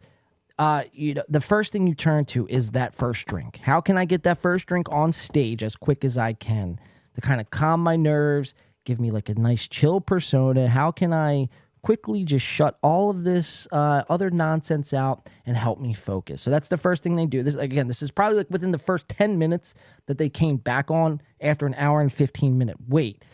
And the first thing that they do, instead of any sort of bit, was holler at the bartender. Like, crazy. They had lots of time to get fresh drinks. A lot. Yeah, they had an hour and 15 minutes to get fresh drinks, but they chose now to do it. And all their fans, they're dumb. They're just clapping along like fucking sea otters and, lost at sea.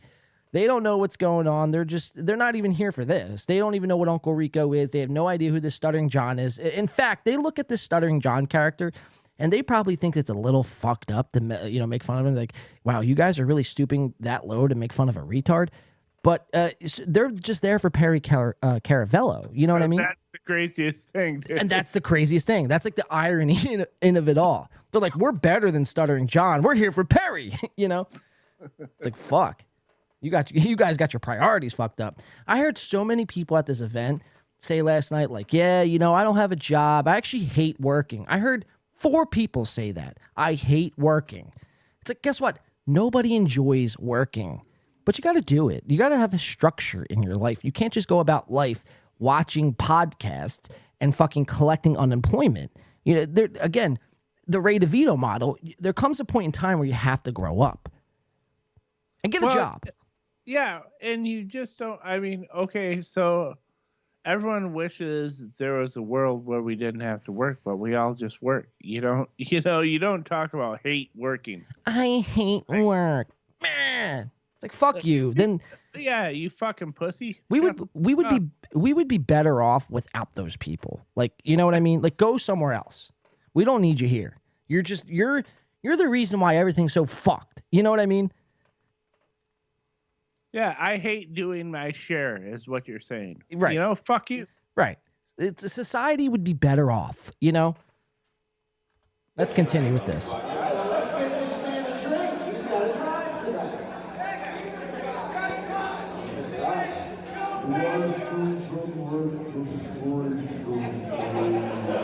Oh, by the way, just real quick, we went to get his car. It looks like we have someone who doesn't work in the chat. What's his name? Grimace in Pain says, I don't need life lessons, buddy. Just play the video. It's like, all right, settle down, man. I'm describing my night. I'm walking you through my my journey here through Pottstown. Alienating the unemployed community. Like, oh, fuck you, man. I'll collect all the government money I want, man.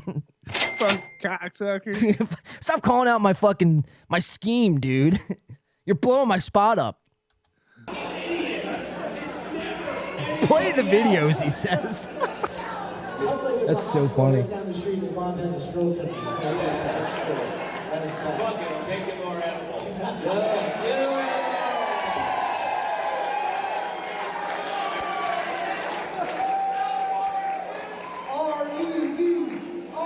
Okay, I think that's where the clip repeats. Again, just lots of short clips.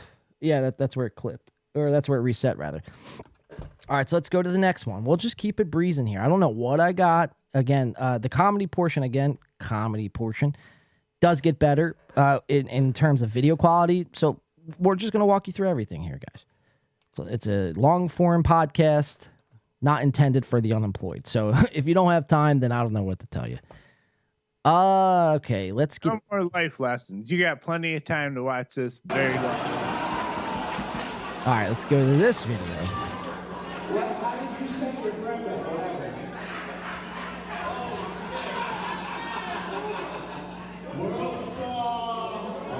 So I think they're battling with trolls. There was these trolls, like if you're on stage, to the right of them were like these loud trolls, these extra enthused people there for Perry. Like, you know, they almost take Perry's words literal and what he does literal.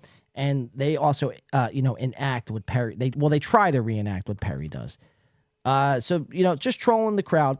I'm just trying to set up here. Otherwise, you're just looking at a video with chairs. I mean, how insane. I do have an audio audience. Can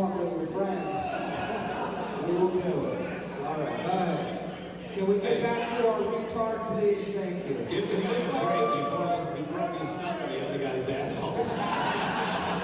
They look like the retarded Legion of Skanks. Get ready to I'm zooming in.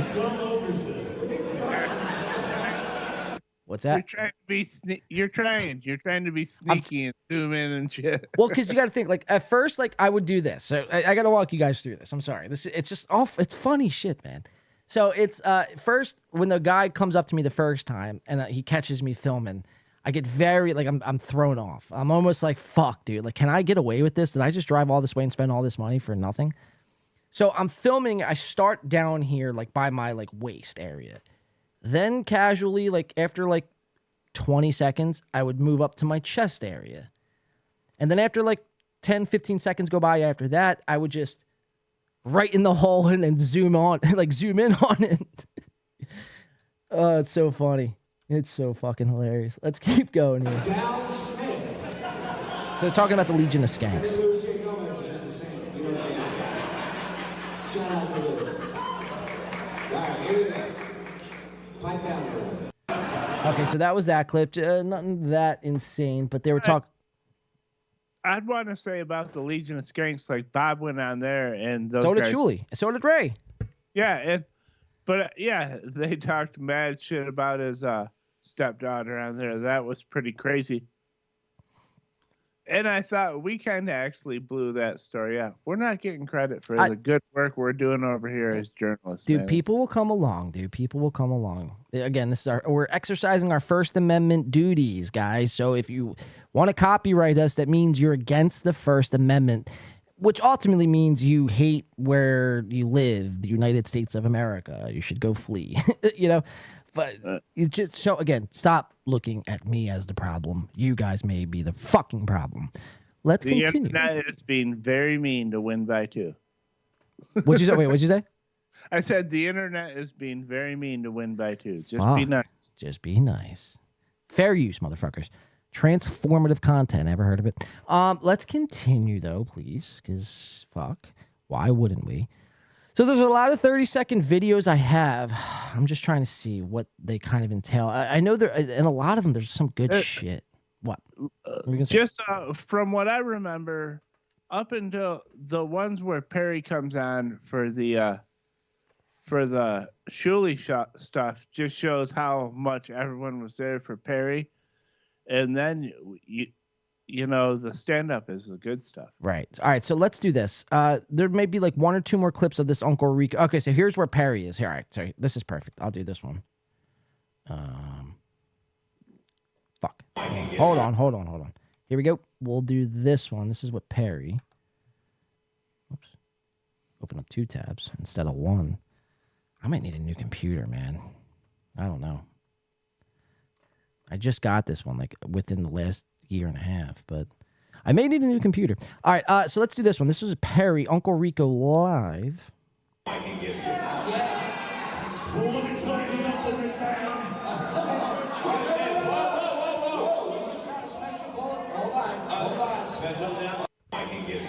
Oh, that was a shorter one. Okay, but you see, you see the layout. So we had Levy, Perry, Shuley, Cumia, and Mike Morse was out of frame. So that was a shorter one. Hold on. There's got to be a better one with Perry I have here. Let's do this one. Let's see what's behind door number 2, please, Cheryl. Door number 2. Perry's apartment, including the credenza, the trophies, the fake shop vac, the tiger painting, the cigarettes, the Hooters cow, the popcorn tins, and the stupid stack of fast food napkins. The large stack of micro magazines. Weird, I don't know why that's there. Okay, so this one's good. This one's no video visuals. It's more just audio, but you hear the trolls. They're actively booing. They are actively booing. I'll play that back one more time. This is just audio. Perry's apartment, including the credenza, the trophies, the fake shop vac, the tiger painting, the cigarettes, the Hooters cow, the popcorn tins, and the stupid stack of fast food napkins. The large stack of micro magazines. Weird, I don't know why that's there. Wow.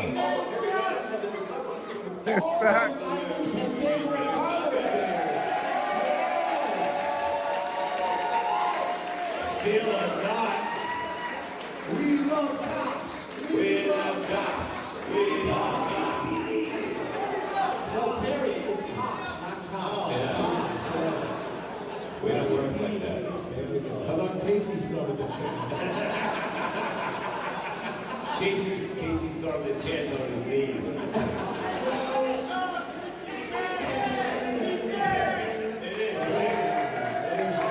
So lots of trolling going on. He's gay. Boo. And I also noticed it's the 3rd time they've tried to start a chant. What's with all this chanting? Dude, the whole night, bro. I felt like I was, at a sporting event, all these chants. It started to get a little repetitive, man. I'm like, let's do something better besides chanting, guys, please. Right. That one was going to be We Like Cocks, right? That's what We they were. like cocks. Yeah, it's like, what are we, 6? What are we, fucking back in high school?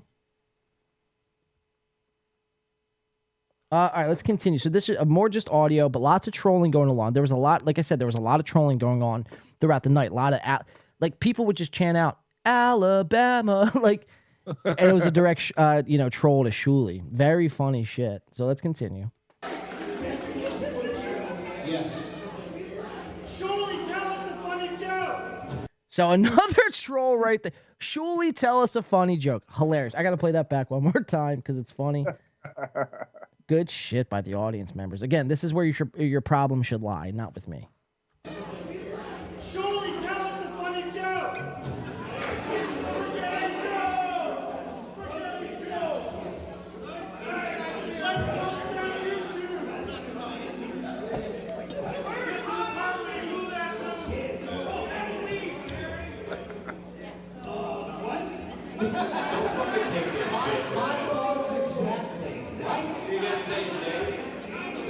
fucking say his name. Done.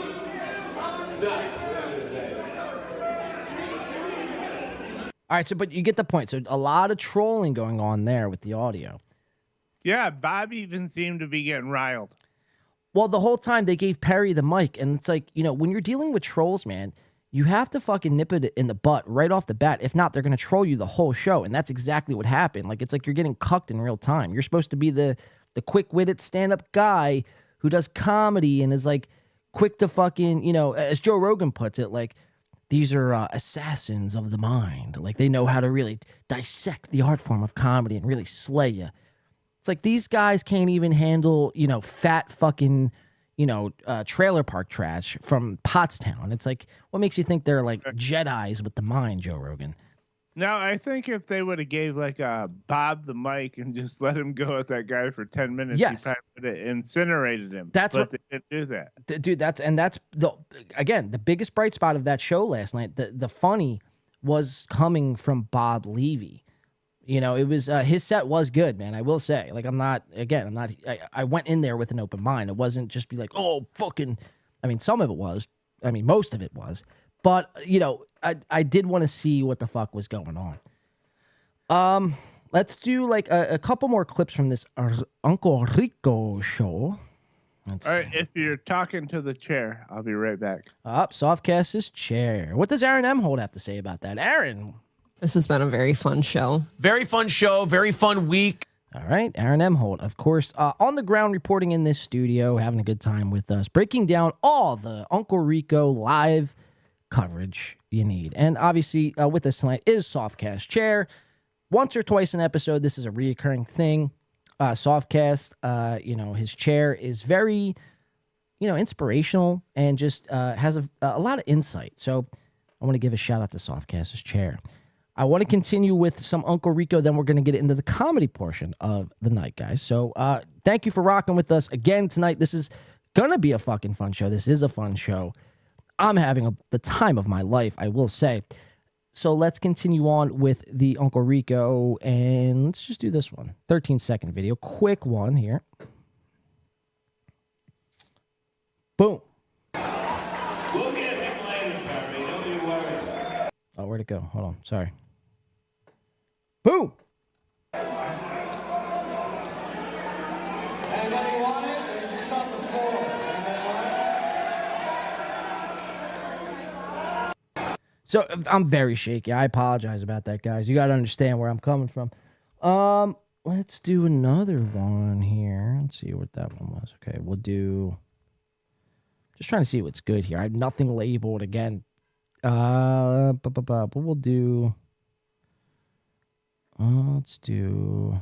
What's this one? Let's do this one. I'm gonna go into. I think I want to dive into the comedy portion of it. Let's see. I would take my hoodie and my hat off and I'd give it to Brett or Austin, and they would approach him as Shuli, and he didn't hesitate for a second. So this is where it gets better because I have my second camera, and this is where the Uncle Rico show, there was a lot of footage from me behind chairs. Again, become a member and join our members-only Discord because we will be releasing all of this on that Discord. But a lot of the Uncle Rico show was very hard for me to film because I was in one spot and I was trying to get footage, but you know, I was behind enemy lines, so to speak. So let's jump in. Softcast is back with us, and his chair has kind of exited stage left. So Softcast, we're going to be jumping into the comedy portion now because there's just a lot of footage, and I don't have anything labeled, but like I said, they will be in that Discord. And this video is much clearer. Much clearer, right. That's fantastic. All right, get the fuck out of here. What's wrong with you?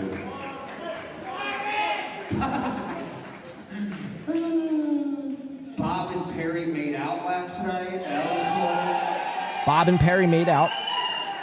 cool. Perry smoked cigarettes last night.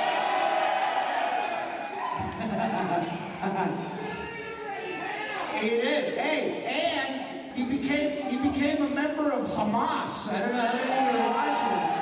I mean, you see, though, I mean, look how many empty rows were in front of me here. Right. Mind you, I'm not sitting all the way at the back. I'm like probably 8 to 9 rows in, and then there's another, I would say 7 to 8 rows in front of me before you would get to an audience member, and the first 3 rows in each side were filled in. So that should tell you everything right there. I mean, you're talking maybe, I would say anywhere from 20 to 30 to a row. So we'll just say 25 times 6, what's that, 150 tops was still in attendance here out of a 500-person event. That's the first and last time I hold a Hamas flag before behind somebody ever. But listen, man, Wow, we're having bombing. a great fucking time out here in Pottstown, and we love that you guys showed up.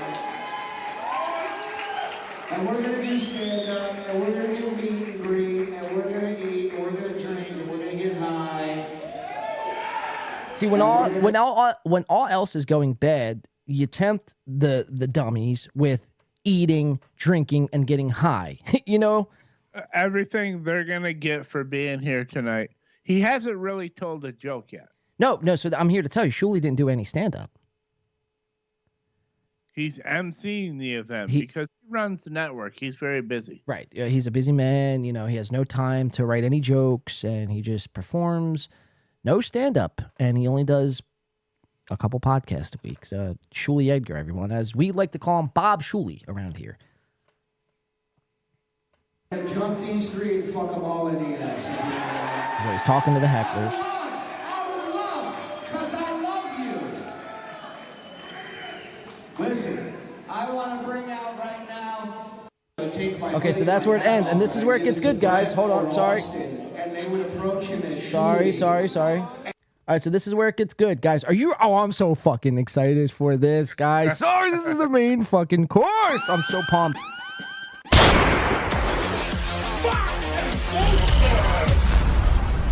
I don't have to leave my house. Sorry, I'm very excited for this next portion of the show. I'm just very pumped. We have, ladies and gentlemen, Sir Ray DeVito. I'm coming. I'm gay as hell. So, Softcast, from what you've seen of this Ray DeVito stuff, I want to get your quick thoughts before we move on. It would be no more than I've said. Like, your description of it to me was correct. It's a very short set. It's like one joke, and you just kind of feel for him when it's over. You do feel for him, man. Ray DeVito, look, man. Again, you have a friend here at the show. In a lot of ways, what we're trying to do is make you better, Ray DeVito. That's Ray, it. If you ever need a hug, Win by 2 Radio is here for you. We're here, man. Without further ado, ladies and gentlemen, help me introduce. I got to find the right video. Hold on. Sorry. Where is it? I think it's right here.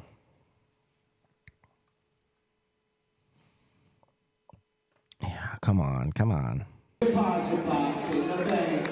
Ladies and gentlemen, from the Rock Bottom Podcast, put your hands. Hold on. This has got to be set up right. Sorry about this.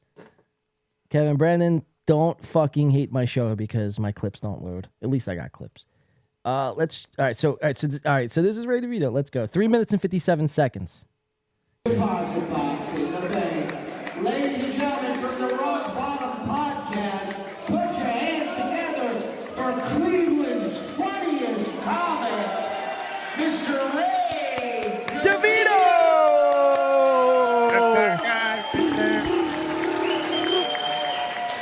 And there he is, ladies and gentlemen. In the flesh, I was in the same room as Ray DeVito. Ew! How happy people are to see him, dude. He has a chance to kill. People are cheering for him. I was rooting for him, dude, because I feel like maybe there was 4 other people, if that knew who Ray was in that hall. But I was one of them, man, and I was really pulling for him. I really was. I'm a Ray fan. All right. Did you want me to say it after all? Did I have to confess? I mean, I already know I'm a Steel Toe fan, and my fandom just runs rampant on the internet. But I am a Ray fan. So Hey, can I say this? Then I can say this, that the In the Paint podcast is still in the Ray DeVito business. we are in the Ray DeVito business, ladies and gentlemen. I'm coming. I'm gay as hell. So, I mean, without further ado, shall we just dive into it? Ray DeVito. Do it. Swoop us away with your majestic words. Well, let's read some chats. I want to read some chats. Brennan wears his wife's underwear. Piazza's hugging on stage. Sam V says hugging. Yeah, they are hugging off rip. I think this is the first time Ray and Shuli met one another. Cleveland's funniest man. What a gay hug. I like Ray. I would hire him to mow my lawn. Jesus Christ. Aaron Emholt, what do you say about mowing lawns? Aaron Emholt, of course, ladies and gentlemen, does not mow lawns. Oh, that's wifely duties, as Steven Crowder would eloquently point out. Let's see. I'm a racist. Somebody says Ray's an NPC. I wish Ray well. That's hard to say. I wish Ray well. Gay hug. Me, Yuchi. How can you root for Ray? TJ Holly says we're all Ray Tart. It's like what? Okay, so hold on. TJ Holly. It's like, you know, how can you not root for Ray? It's like he wouldn't harm a fly. Ray DeVito is the type of person. You know, although Ray only may have 3 shirts in his wardrobe, Ray would give you his last shirt off his back. You know, that's just the type of guy he is. Dude, Ray is like riding his bike, bringing double deuces to dates and, you know, trying to make it in comedy. Yeah. He's doing everything he can, and he tries not to offend anyone. How can you not root against that guy? He's like Rudy from that Notre Dame movie, you know, like the lovable loser. What the fuck? He's Rudy from that fucking... Wait, dude, that was the perfect fucking example. What movie is that? It's from Rudy, right? Yeah, he's Rudy Rodiger or whatever his name was. Rudy from the Rudy movie. Wow. Yeah, that's who Ray is, dude. He's like, I just want to make the comedy team. You know, and them motherfuckers trying so hard. I love Ray. I can't help it. Bad comedy, great guy. Right. I feel bad for him because I want him to make it in comedy, but I hate his comedy. All right, so I think this is what we're going to do is, guys, to kind of, well, fuck it. Let's just play it. Ray DeVito. Shuli, everybody! Shuli! Boo. Take a look at that guy! That guy has the confidence to make fun of someone else's wardrobe wearing that shit to his show. He dressed that shitty. It was like, you, dude! What's up? Oh, my, dude. Like, he's got to be, I mean, there's no way he's that nervous, so it leads me to believe that he was fucking hammered during this set. He's like, what? Ray should not be nervous in this room. He's a working comic. Right. If anything, you know, hold your head up high in this situation, Ray. Like, you have, you know, more comedy experience, and I say those terms loosely, than anybody, you know, on that stage, you know, tonight. As far as, like, you know, the I guess, traditional way we think of a comic, you know? Right. Right. Ray's got a lot of hours on stage. Whether they be good or bad, he's got a lot of hours, and he shouldn't be nervous up there at this point. Notice his first joke, though, was, you know, shitting on Shuli. But then it's like, you know, Ray, I've been on this show critiquing your outfit for the better part of a month and a half. You think I'm not good? This outfit is going to go unnoticed? It's like, you can't make fun of, Shuli wearing the same outfit you wore on the Rock Bottom podcast, you know, 2 days before. I think Ray has almost like a uniform. You know what I mean? Like, he's got like a... What's his uniform, bro? Like three or four maybe different color shirts, but they're basically the same shirt. And like, you know, 2 pairs of khakis, 2 pairs of jeans, and that's it for Ray. That's it. A pair of knockoff Air Forces, and out the door we go. All right, because he's got to live light, dude. Everything that can fit in the comedy condo, and, you know. He's got to live... Dude, that's the perfect tagline for Ray DeVito. Ray DeVito, gotta live light. You know? Got one suitcase at a time. Fuck.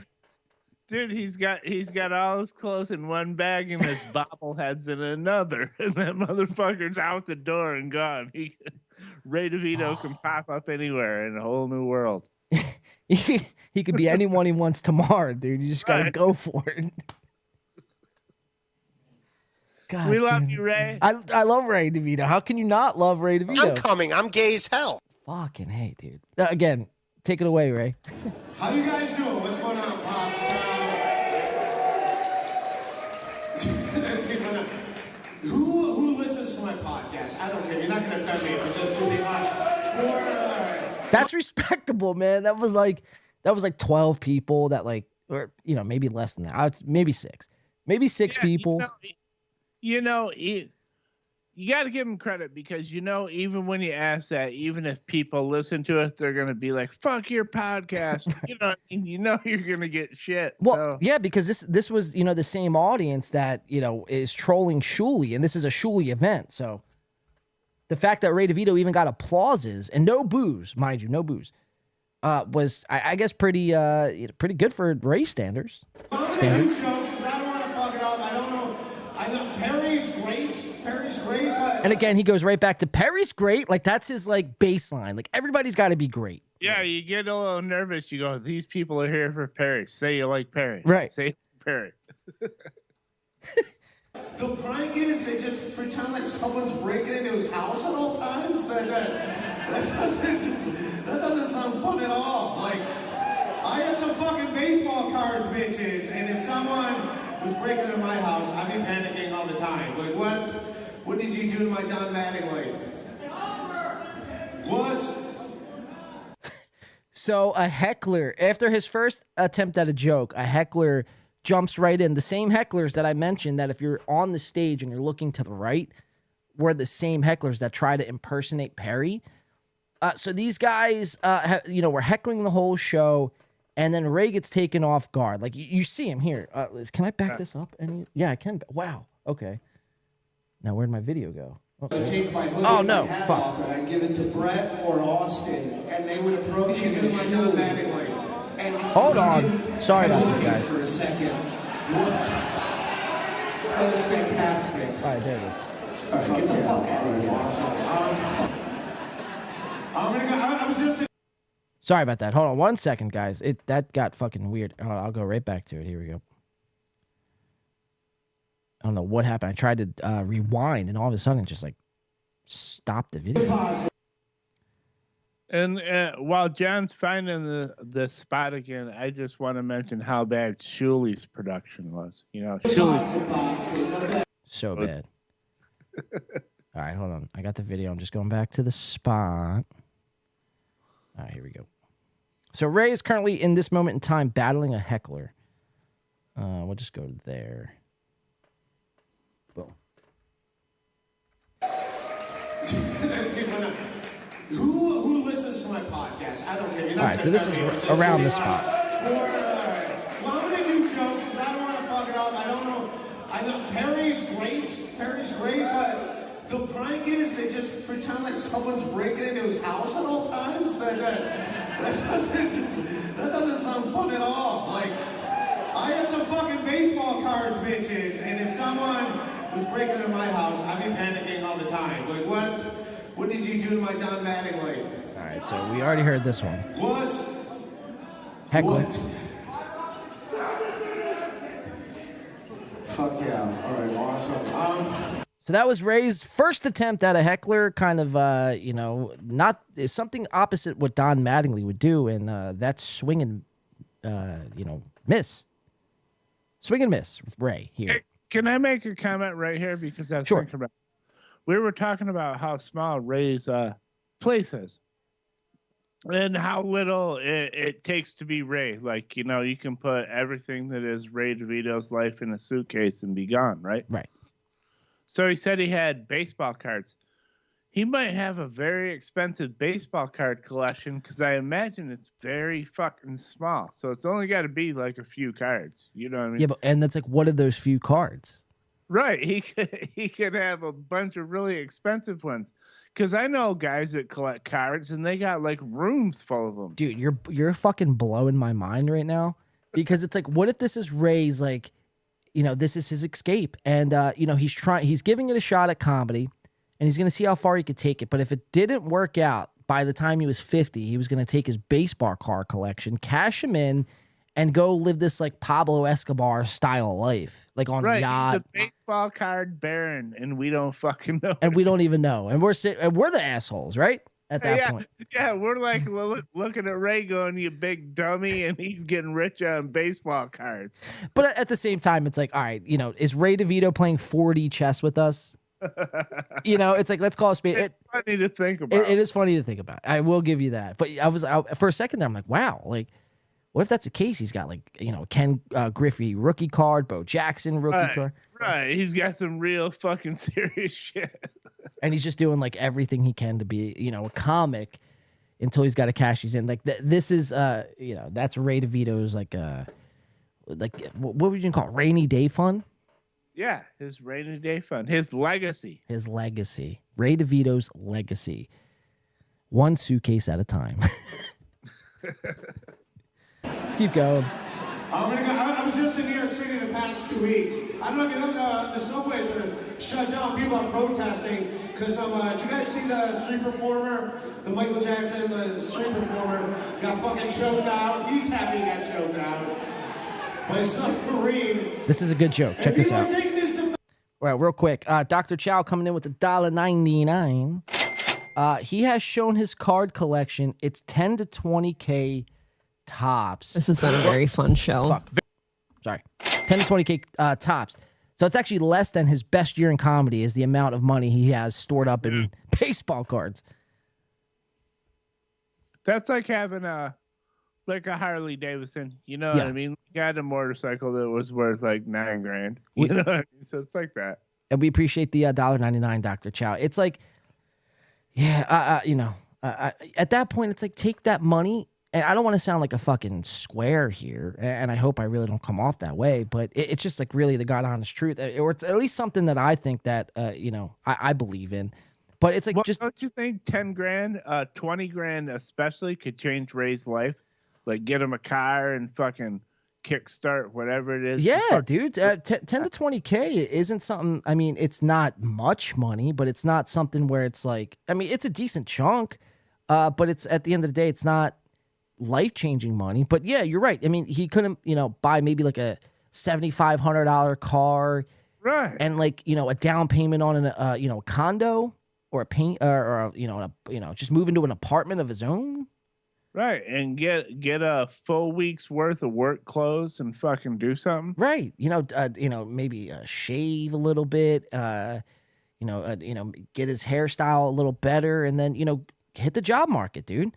Start, you know, going on Indeed and trying to, you know, fill out applications to, like, you know, I don't know, nursing home fucking aides or whatever he's got his MBA in. I don't know. Maybe that's not it. A nursing home aide. I don't think you get an MBA in nursing home aides, guys. Can we create some kind of Twitter poll about what kind of or a YouTube poll about what kind of MBA? He says he has an MBA or just a master's? I thought he said MBA. Oh, well, that would be business administration. So right. Ray is doing terrible. That's what I'm saying. For somebody with an MBA, it's like, you know, you're relying on a $10,000 to $20,000 baseball card nest egg. Like, you know, I'm pretty sure that's like the first rule they teach you in MBA class. It's like, you know, don't rely on your fucking Pokemon cards, guys. You know, actually, we got to put some work in here. You know. And I'm sure going to the Brooklyn Comedy Club for $0 would, you know, help you out in any stretch of the imagination. But it's like, fuck, man. Get it together, right? Bad decisions. Again, this is the beginning of my rant. So if you're tuning in now and you're like, what the fuck? Go to the beginning of this rant. It'll all make sense, man. It'll all make sense in the end. There's people in the chat going, back to the videos, you dickhead. I don't need a life lesson. Back to the video. You're here to play a video. And to that, I agree with you. Yeah. So let's get back to the video. So check this joke out. His second joke is this. And I think that's the rest of the video, actually. So let's check it. Here we go. Raymond Blurry DeVito. Man saying that it's like, you know, that dude he is mentally ill performer and he has been arrested 36 times. So apparently, if Chad Zuma goes to New York City, you're allowed to choke him out. You can choke him. So going with a Chad Zumach joke, and look at his face. He's like, that's like the happiest he's been, like doing a chat. And now it's very blurry. I understand that, but you know, we can all just envision a smile on Ray's face as he's delivering the Chad Zumach joke. Chad, did you see that Ray just took a shot at you? Ray just exposed you on live stage. Uh-oh, Chad. Oh shit, Chad. What are you gonna do, Mud Shark? You gonna take that shit? All right, so that was the end of that clip. Let's go. This is how Ray gets out of his set. Now, this has been kind of kicking up some, dust here, I guess, for lack of a better word. Kicking up some dust. And this is how Ray ended the set. Now, remember we read that in the beginning, the kind of synopsis from that person on Reddit, right? Yep. And it said at the last, when Ray ended his set, by the way, there was only like 30 seconds left of that clip, and then this is the end of it. The end of Ray's set, he gets kind of left out to dry, for a lack of a better term. So let's watch how that all happens. We can kind of put text to visuals. Let's check it out. Ray DeVito.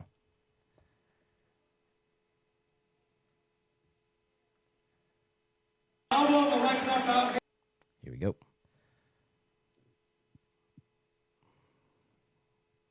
Sorry, it's loading. Here we go. Sorry about this, guys. Some download cards. If you want $10, you got both one. If Gino would say my 2 albums. And here's why I did 2 albums. The second one is on Aaron Berg's label, but Sirius XM took off everybody's comedy with that license thing, so I had to record some of this shit. So that's why I did it twice, and it's back there if you guys want. Thank you guys. I love you guys. Thank you so much. Thanks for supporting. So in this moment in time, he has the audience's support. Everybody's cheering him along.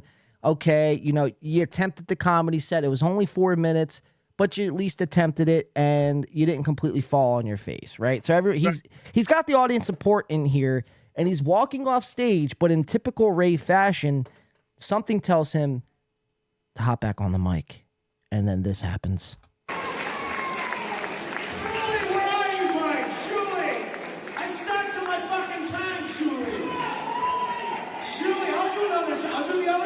Joke. Let's fucking. I don't give a shit.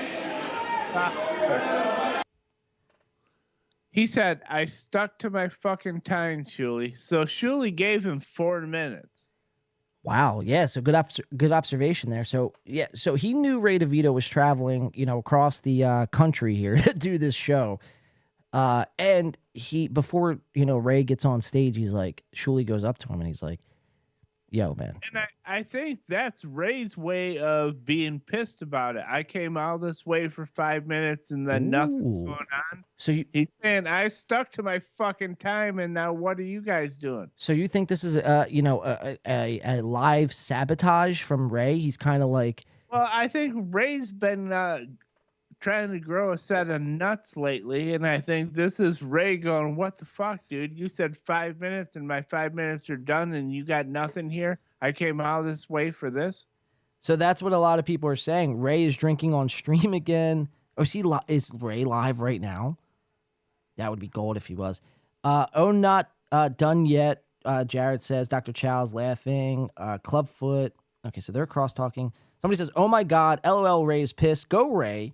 They didn't get Ray a hotel. Yeah, so that's what... Yeah, Ray's mad as fuck, dude. So, wait, real quick. Where did it go? So, Arnott says they didn't get Ray a hotel. And that, I don't know if that's confirmed or not, but that is the biggest rumor going around right now, that Ray DeVito, after leaving Pottstown, had to drive all the way back up to like North Jersey area, maybe even New York, and then he had to go sleep on Teamster Tim's blow-up futon in his hotel or his house or his bus or something like that. He didn't have a spot to stay. Like, these guys didn't put him up. I would even fucking go as far as saying that Shuli probably didn't even pay him. Probably didn't even pay him. Do I have softcast, Chair, or do I have softcast? Oh, you got me. No, I'm thinking this is awesome, dude. Yeah, because Ray's mad as fuck. That's mad Ray. I love it. Man, I hope Ray really got paid. I really do. Yeah, but Ray's. So let's keep watching. Let's keep watching. Let's see what happens. How does Ray get out of this here? Let's go back. Just boop like that, so everyone can see. Oh, come on, center yourself, would you? All right, here we go. I'll just say tweets. I do got some bad news. My uncle died, you guys. My uncle's died. That's some bad news. Good news, he died doing what he loved. Complaining of chest pains. That's... All right, get the fuck, I'm done. Because I'll go out there and do like a 5-minute chunk. Fuck it. I'll do...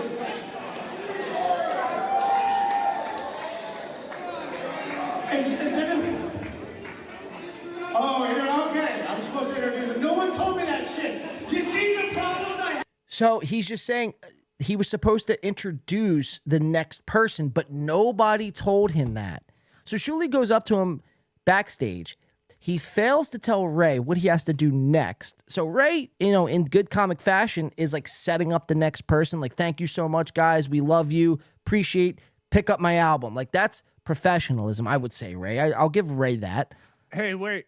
Someone just said Ray is live. I'm going to confirm it right now. All right, let's confirm it. Maybe he's talking about his Pottstown experience. Tell him Win by Two's covering his Pottstown experience, and he can't do nothing about it. Unless you copyright my channel, and therefore you're against free speech. Hey. Hold on. All of our listeners now in Ray's chat. Wait, what's that? Some of our listeners are in Ray's chat right now? No, for all of our listeners, I'm going in Ray's chat right now. Okay, so Softcast is currently checking. No, yeah, I'm watching him. Oh, you are watching him. Okay. Yeah. Can we confirm what he's talking about? Or fuck it, I'll just pull it up on the screen. Yeah, I can put the audio on mine. Here, I got it. I'll just put it on the screen because it'll sound better, look better.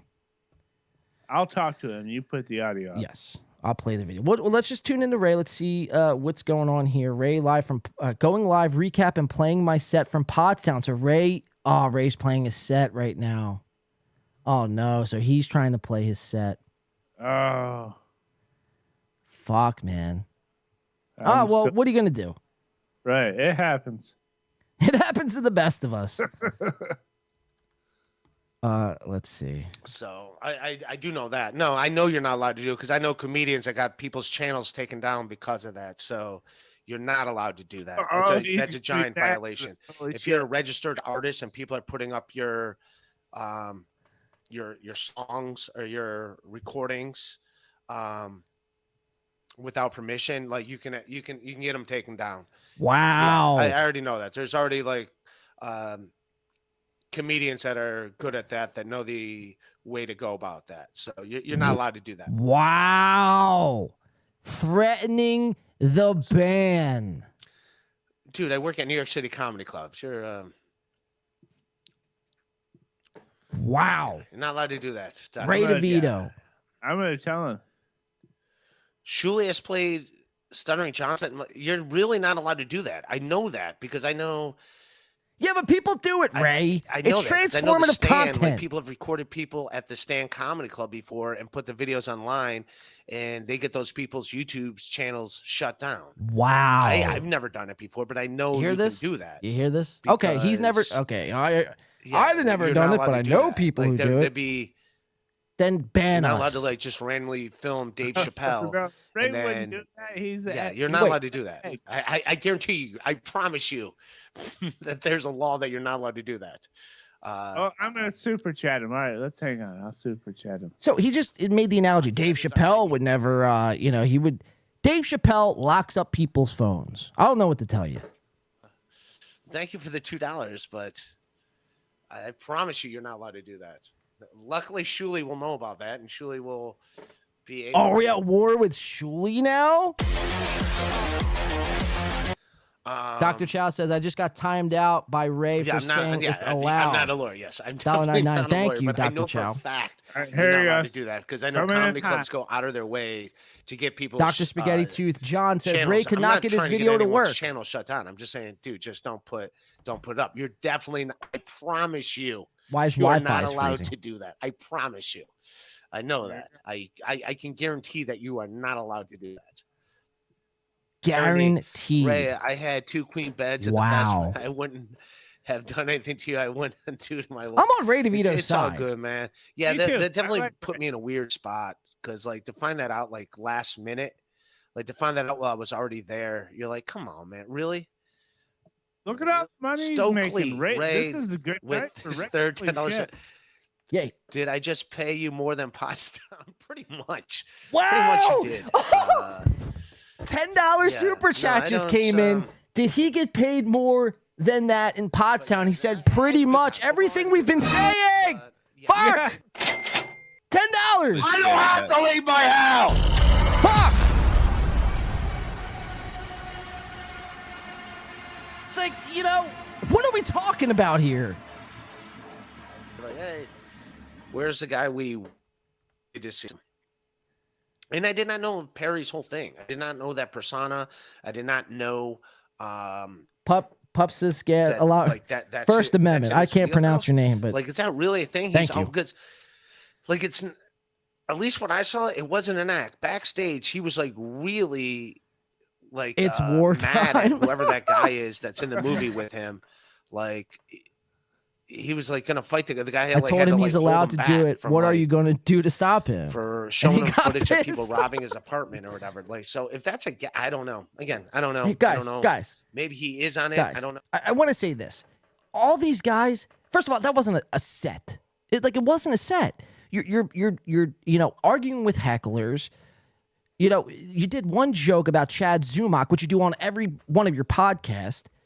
You know what I mean? So it wasn't a set. It was 4 minutes of just like kind of warming up the crowd. It wasn't a set. Let's just put one thing, make one thing clear. Let's establish one thing, and then we can move forward, right? Because the second thing is most of these guys and the people who aren't like really, in it for the comedy, I guess, long haul. A lot of these guys, like Cumia, like he's not doing comedy anytime soon, so it's not like anything revealing. This is probably the same shit he would say on Compound Media and the Anthony Cumia show. You understand? Like, this is nuts, man. So go ahead, strike the channel. That you guys look like fucking bitches.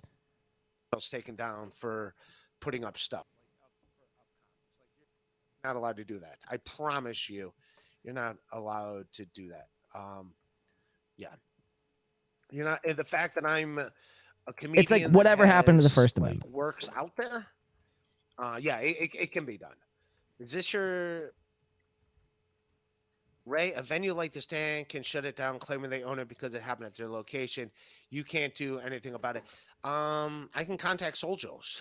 I can contact the venue and be like, hey, yeah. And I also work at the Stand. They'll tell me what to do. Like, yeah, you're not allowed to.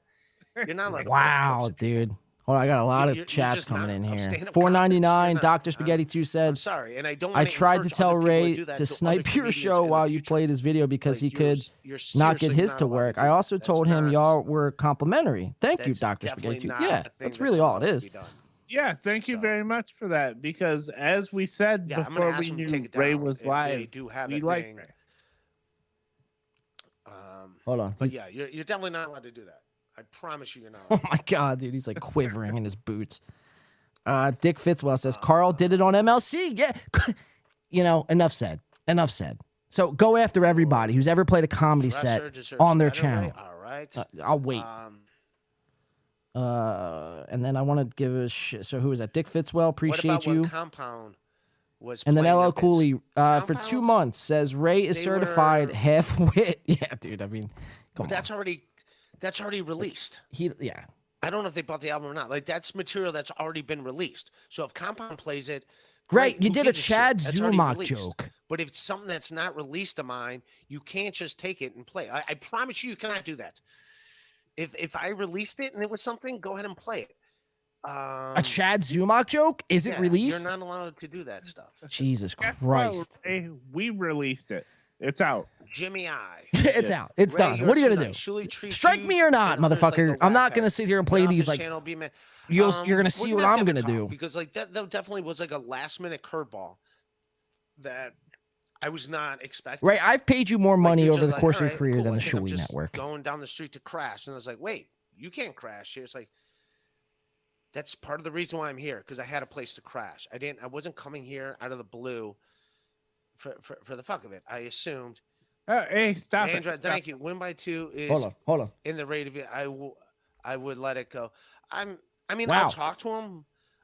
Honestly, if they play my thing, I don't care too much, but I do not want them getting in the practice of thinking it's okay I like Win by Two. I like those guys, but I'll have a talk with them. I don't want them to think it's okay. You're really not allowed to do that. Like that's a big no. I'm not trying to get down shut on their channel. I'll talk to them. If they did put up a clip of me, not a clip, long form podcast. I'll talk. Gotcha. I'll talk I don't like that Transformative thinks it's okay to content. just put up We your discussed stuff. you for 15 minutes on a 4 hour. It's not a big without permission. Like, Yeah, Admiral Dewey. Ray knows law. Yeah, I'll talk to him. I don't hate the Win by Two guys. I don't think they did it maliciously. I don't think they were doing it in a way. Yeah, flip that they flopper were Doodle like, says. Hey, let's. But yeah, Should I? you can't go to a place and film. I don't have a something, but, link. Like, that's, He's kind of being like I don't like Posting a it, set but I maybe don't against- think they did it meanly. You know what I mean? Right. He's being Ray. He's being Ray. And look, Dick Fitzwell coming back in, $1.99 on Ray's channel. You know, fair is fair. Says Carl did it on MLC. Yeah. Say Kumi is shitting on my Everyone's seat. Guys, Sure. we're gonna That's film. that was Like, already we're gonna released. film you guys. Take it up with Shuli's fucking security. I don't know what to tell you. I don't know what to tell you. Like, I mean, people are giving out people's phone numbers and shit and all kinds of crazy Oh, shit. but- We're not doing any of that bullshit. but you know? filming events is Right. crossing the line. Okay. Yeah, though, what we're doing is basically TikToking.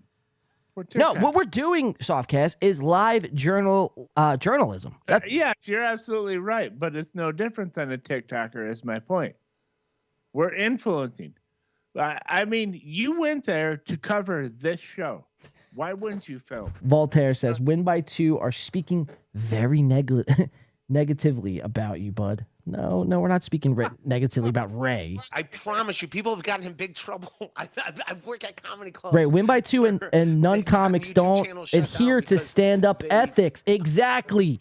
You know, I don't want to say I'm in the mud because that's Chad's tagline, but, you know, it would... I'm not a stand-up. I'm a podcaster. Exactly. So we're gonna keep playing we're gonna play the rest of Pottstown, guys. Rest assured, they'll have to openly strike my channel for people who don't do comedy ever. For people who got showed up and did 15 minutes of kind of just passing time. You know. So again, if you're gonna strike my channel, go ahead, do it. I dare you. Yeah, be a human being. That's all I'm saying. Wow. I did not expect this Yes, from there's Ray. nothing I Like, can really. do better than Yes, I get it. Shut that fucking phone off. Not you, obviously not you. Ray, That I've was personally Ray's. been in comedy clubs at least 5 times recording for Red Bar. It's not illegal, but not immoral. Yeah, but you can't. Citizen, I encourage you not to do that. I don't know what to tell you. You're not allowed to do it. I don't know what to tell you. All right, so he's like, I've seen comedy clubs have the cops called on people for filming comic sets. So I don't know what to tell you. I've seen it the other way where like you're just not really allowed to do that stuff. So I've seen this that. is fucking That is what I've seen. ridiculous. Look at Tubby's chat. But I do like Win by Two. So Win by Two, I do like those guys. But yes, I don't encourage. Win by Two guys were posing just to shit on you. Retards don't play that. That's so fucking funny.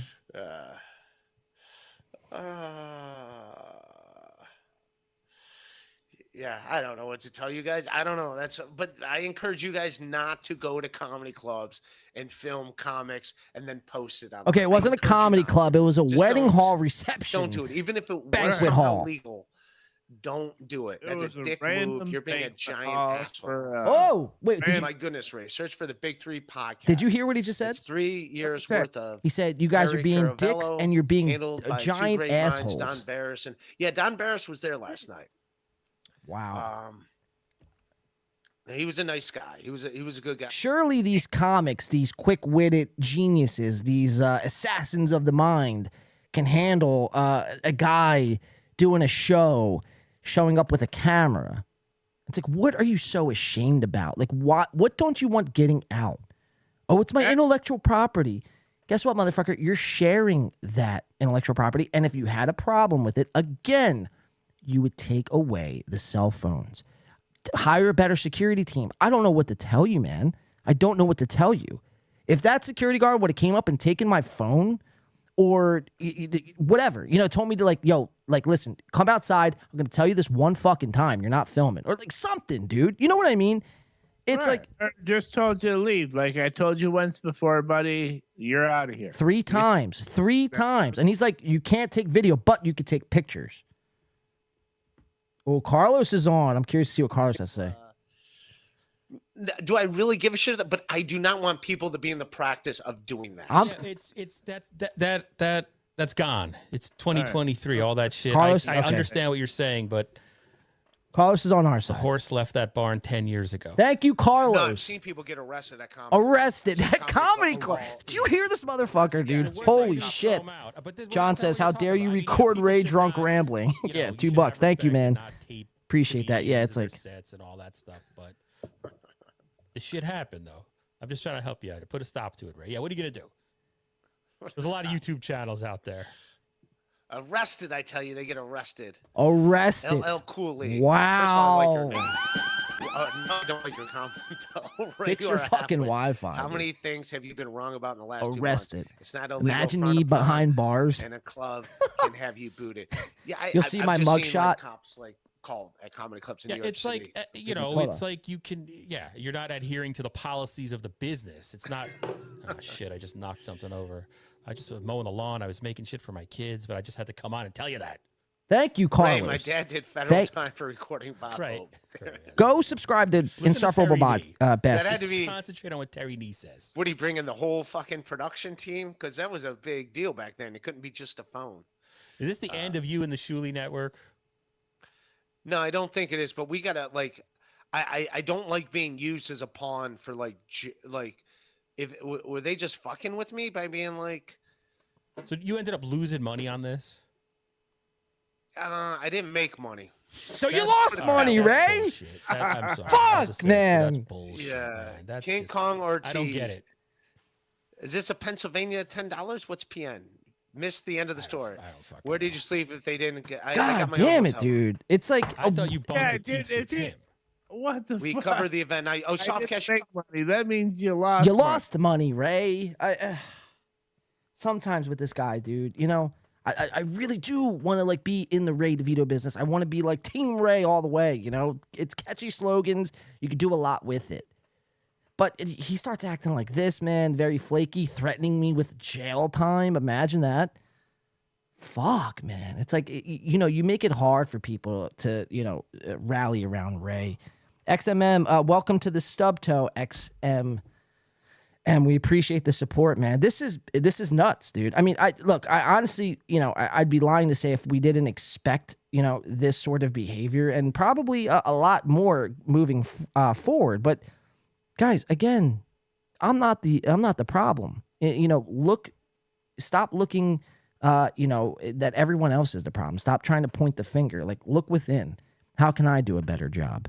Should I go, hey, I got a good idea. Should I go totally stunt boy and just go into his show and then you guys can watch it and I'll be me?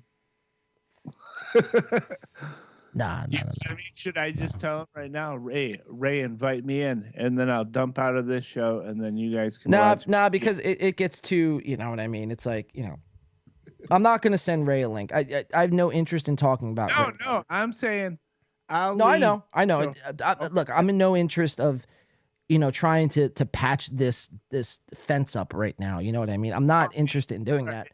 Yeah, that's cool. I get it. I was ready to shit on him for being mean to us. Yeah, but yeah. Good. No, I was just saying we were nice to him, and now he's talking shit, and he's like, they can't do that. The law says so, and I saw it on CNN or whatever. Yeah, I see it one time I see it one time in an article in fucking 1927. G Rob says, thanks for breaking the law for us. MK, another $9.99 super sticker. We appreciate G Rob and MK. Yeah, I'm I guess just a menace to these comics. I mean, Jesus fuck, dude. All right, so what do you think then? Let's reset and get back to the rest of the Pottstown and fuck Ray. 1,000%. I mean, we're gonna move forward here. But guys, and I want to put everything in perspective here and kind of tie a bow into it. I want to hear if Ray's saying anything else. Hopefully they moved on. Hopefully Carlos kind of steered him in the right direction. But I want to say this. These guys have made a career out of fucking, shitting on one person. You know what I mean? And it's so many of these, of these types do this sort of thing. So it's not like we're, I guess, breaking new ground here. We're not doing anything that wasn't never done before. Just the way that these people act when it happens to them. Again, I don't know what to tell you, man. It is what the fuck it is. Get over yourselves. Yeah, you don't know. You don't know if you'll get if you'll gain some traction in a famous way on the internet, or if something like this will happen to you. You have no idea. It's like, yeah. Let me see what they're saying. Yeah, that's one of the reasons why you got heckled. They were saying stuff like that, and then when you got left, did you address how you got left up at the end? What do you mean how I got left up? Yeah, I played my whole set. I missed all that. I apologize. I played my set. Oh, yeah. Wait. First of all, I knew there was going to be hold on. So, because I just had my 2 comedy specials. So Well, before in the first clip when I asked you to stop, he said, I was supposed to have a place to crash. So he was never even guaranteed a room. Wow. He was supposed to have a place to crash, and then they told him, no, you can't crash here. I mean, I'm really not surprised though. You see the way they treat like Perry Caravello, like a stage prop, like I said, and why would we think it would be any different for Ray DeVito? You know what I mean? Right, but I just thought the language pointed it out. Ray didn't say it, because he was talking about his conversation. He didn't say I was supposed to have a room. He said I was supposed to have a place to crash. Right, which is a totally different thing. And then they told him, no, you can't crash here. Figure it out, homeboy. I guess Cardiff was saying he didn't realize he had to do 10 until... All right, so they're just going over it. We're going to keep it pushing here, guys. So Ray DeVito threatening us with the law, calling us out, saying that he knows comics who've, or not comics, but people who have gone to jail over this sort of thing. It's like, all right, then call the cops, bro. Call the FBI. What are you going to do about it? Nothing. Okay. And if you do, it proves my point about all of you guys all along. But let's keep it moving with the Pottstown stuff, because that's not going to derail us, man. Unless I have an FBI agent show up at my door in the next... Now, let me stop. That was a joke. Obviously kidding. Let's continue with Ray. So this is Ray. This is Ray getting left, again, on stage. Now, you heard him just allude to this. But this is him kind of, this was Angry Ray, as everyone was saying, before we got completely derailed. These producers, you think they would get their shit together? So, Ray, I'll ask you this. Is this written material that you had planned for the road, what we're playing right here?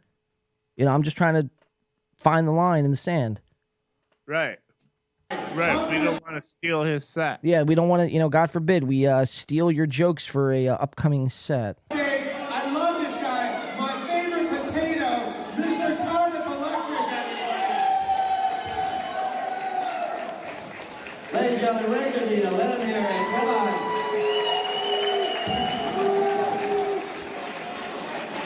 And by the way, we've alluded to it, but who's to say this was even me the whole time? Maybe I got this sent to me. I don't know. You never see my face. That's not Cardiff. And that's not Cardiff. No, it's not the it's not the Cardiff I've seen before. The Cardiff I've seen before is a giant, dude. Oh yeah, no, Cardiff is a pretty big dude.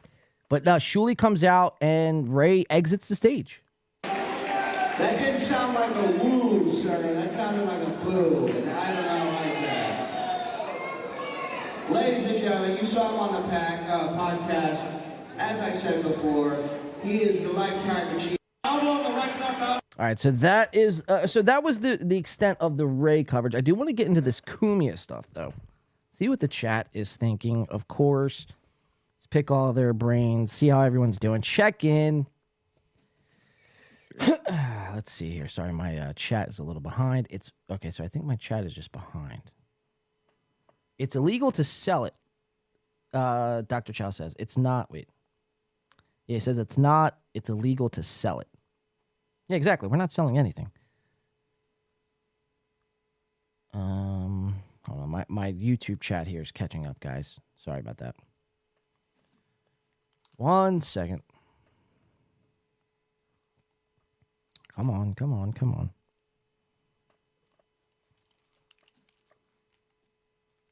W Man coming in with another month to the stub toe. Says the law doesn't even follow the law. Yeah, exactly. All right, we're caught up on this side of the chat. W Man, we appreciate the extra month support for the stub toe group here, which is our members only group. Again, if you become a member, I made a members only post the other day.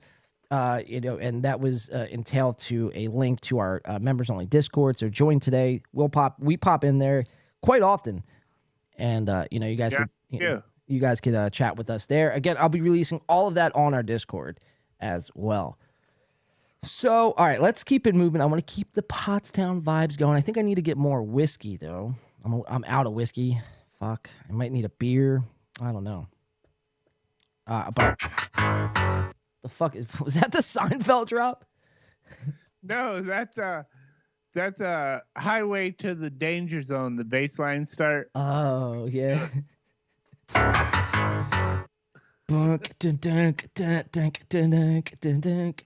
Yeah. Oh shit, man. Good times. Good times. All right. Let's continue on. Let me see if I can't find this Kumia footage. All right, so here's Cardiff. All right, so here, this next clip we got for everybody tonight is Cardiff Electric making his grand entrance. Or no, sorry, not making his grand entrance, rather. Again, I didn't film Cardiff, but I did get his chant. So, Kevin, if you are still in the chat, this chant goes to you, Sir Kevin.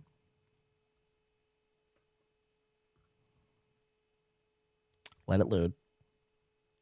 Let it load. All right, hold on. Let's rewind. Bring it on screen here. All right, so we got Cardiff Electric on stage, and one of his bits were to do a "Fuck Kevin Brennan" chant, and he had the whole audience going with him. So let's check it out.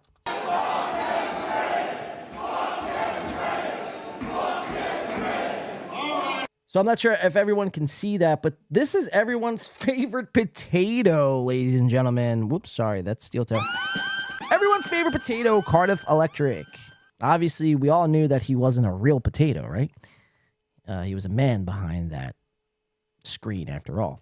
But you see him, man. He almost looks like maybe Bane from Batman, like the original George Clooney. Not the original, but like the George Clooney Batman. You ever see that?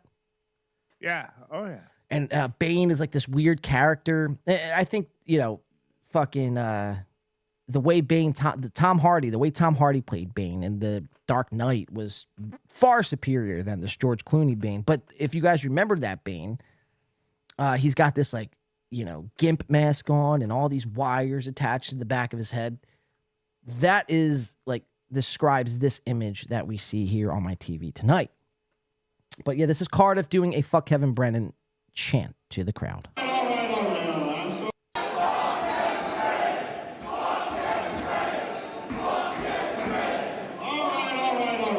So again, very anti-Kevin Brennan, very anti-Chad Zumach, very pro-Anthony Cumia and Perry Caravello. So you guys can see kind of what crowd we were working with last night.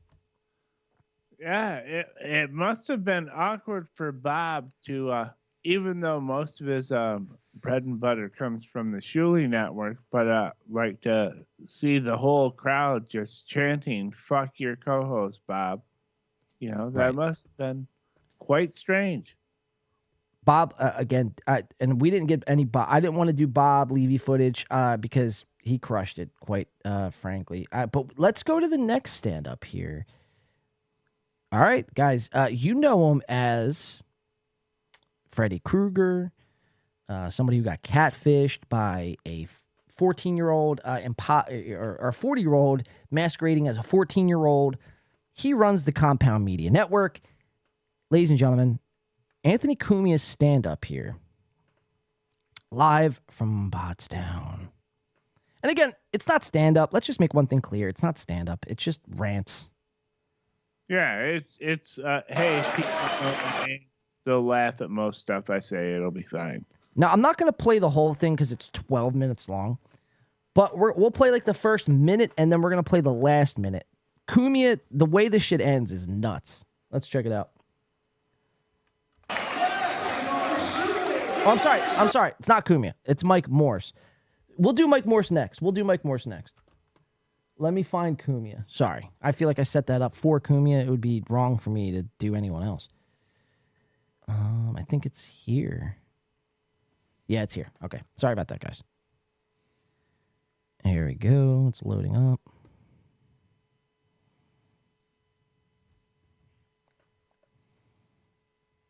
Media. Oh, hey, Anthony Cumia. The boss is here. Thank you, Shirley. Always right back. Love this.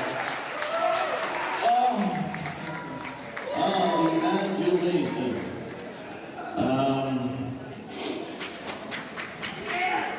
John Fetterman. So the first words out of his set is John Fetterman. Wow.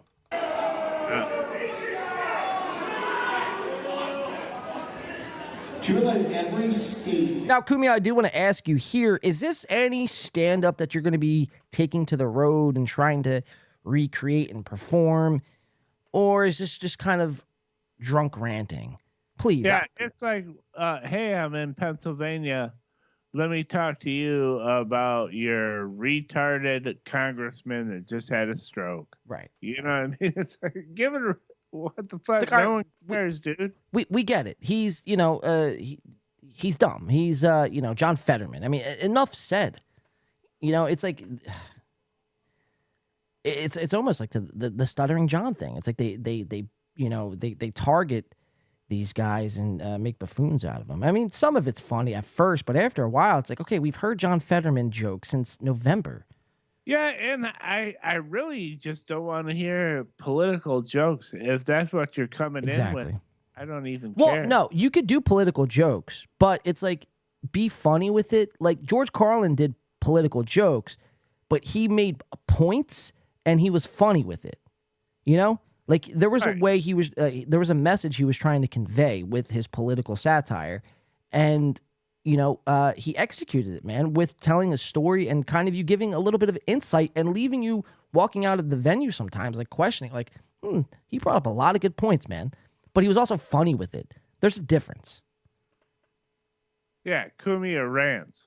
Yeah, Cumia just spouts the first thing that he would spout on Compound Media. Again, when these guys say, you shouldn't be filming sets, it's like, this is not a fucking set. It's the farthest thing from a set. Anybody could get up on stage with a microphone and say it's a set. There's a difference.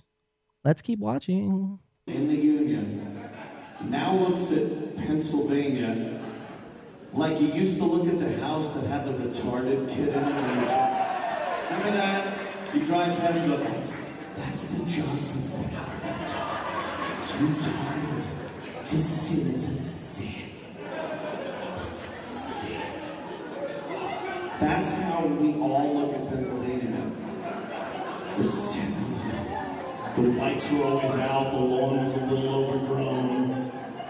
No one ever invited them to the barbecue. Because John Fetterman lived there. You motherfuckers. We don't hold it against all of you. Not this town, anyway. It's all about Philly, right? Yeah. Philadelphia, motherfuckers. I love it. I'm from New York, and I look at Philly like, fuck. You guys are fucked up.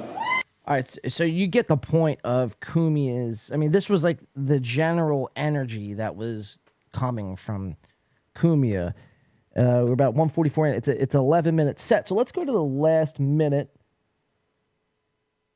Yeah, so we'll go to 9:55, and let's see how Cumia ends his set. There's nothing exciting that happened in Cumia's set. Promise me, or I promise you that nothing exciting. This was the extent of it, but the way his set ends was completely fucking hilarious. So let's play that. Bobby, look at the balls on this.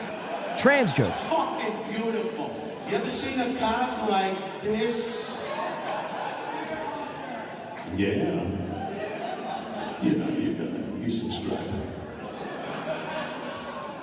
What a fucking pisser tonight's been. This is a lot of fun. I guess there's a meeting coming up. Other shit like that. I just got red lighted, so I'm going to He just got the red light, and now he's got to fucking wrap up everything. Like, wow. Anthony Cumia, in a lot of people's eyes, a broadcasting legend, and I say those in quotes, just got the red light at a Shuli event. If they're giving Anthony Cumia red lights, imagine how they treated Ray DeVito. Ray didn't even get a red light. Shuli just told him, look, you know what time to be off, goddammit. No, and yeah, well, yes, for sure. And then Ray, being the quick-witted guy that he is, and, I'm being facetious when I say that, he ended on time, even a little early. Crumbum, real quick, coming in with the Stubtoe membership. We appreciate that, Crumbum. Welcome to the Stubtoe. Check the community post. We posted a online, our Discord, members only Discord. We will be posting all of this footage in after the show is done. By tomorrow night, it'll be there. As we mentioned again, John and I pop in there all the time, and you might get to talk some shit with us for a little bit. If we're in there, we'll say hi. Absolutely, man. Well, we appreciate that, Crumb Bum. All right, so let's see. So Cumia just gets, a red light. Now he's forced to stop. He came all this way from, New York City to do 11 minutes, and he gets a red light. Leave you right now, but hang out, we'll drink and party. Thank you. Party on, Wing. And then you don't see it there, but actually, Shuli and Cumia, like, they go in for a hug. And you ever see those people, or ever been hugged by a person who comes in with like one arm and like their ass is out almost? It's like they don't want to be hugging you. Oh yeah, yeah. That was like the hug that they like. Shuli went in for two hands, and then Cumia was like, "You just gave me a red light, motherfucker. Do you know who the fuck I am?" And now, what happens? What I noticed seemed amazing is the crowd will noticeably shrink for the rest of. Well, you even seen in that video that the crowd significantly shrunk. Yeah, but now that Cumia is gone, by the end, it looks pretty bare. Yeah. I mean, all you have here left over is people for Perry.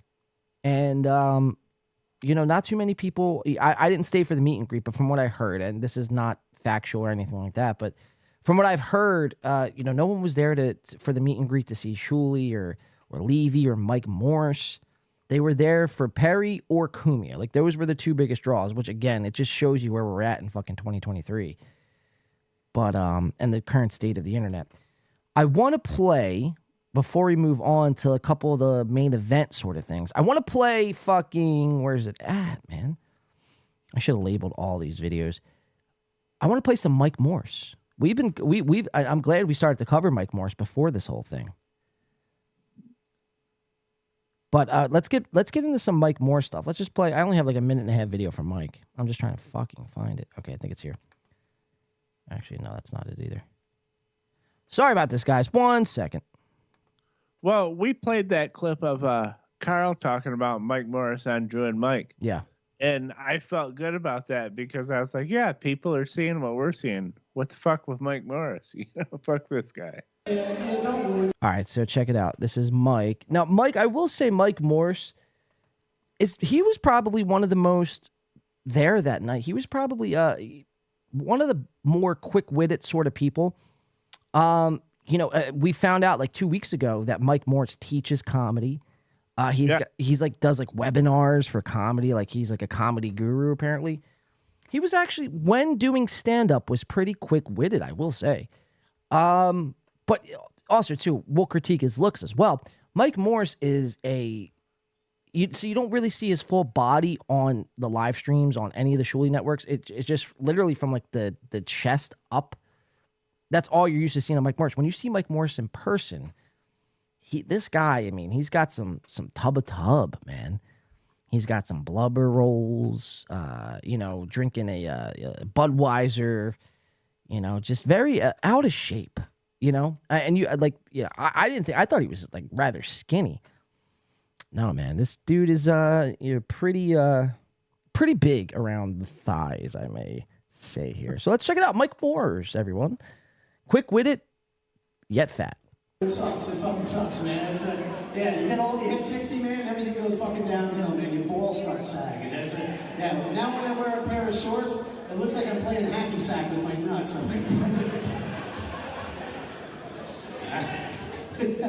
But that's all right. They're good for you, man. Here, let me give you a little advice here. A little advice. And the older guys here will back me. What's your name, guy? Donovan? I can't hear you, fucking. So, Connor. Well, that is a fucking 20-year-old name, isn't it? So lots of crowd work here. He sounds very nervous to me, too, just how he's talking so fast. Yeah, he does seem pretty fucking nervous doing this in front of 60 people. Right. You guys will back me up. Soon, not in a few, maybe 20, 30 years, you're going to have to go, you know what I'm talking about, you go to the guy, you go in his office, right, you take off your clothes, you put on that little paper gown, right, then he walks in, he takes the tongue depressor, sticks it in your throat, he jiggles that around for a while, then he reaches down, grabs your testicles, bangles around for a little bit, feels them up, right, then he makes you turn around and bend over, takes his finger, boop, right up your ass. Yeah. And as soon as he's done with that, I put my clothes on and go right to my doctor. Because I don't know where that guy's finger's been, okay? So it cuts off a little bit there. I'm not even sure that was a tongue depressor.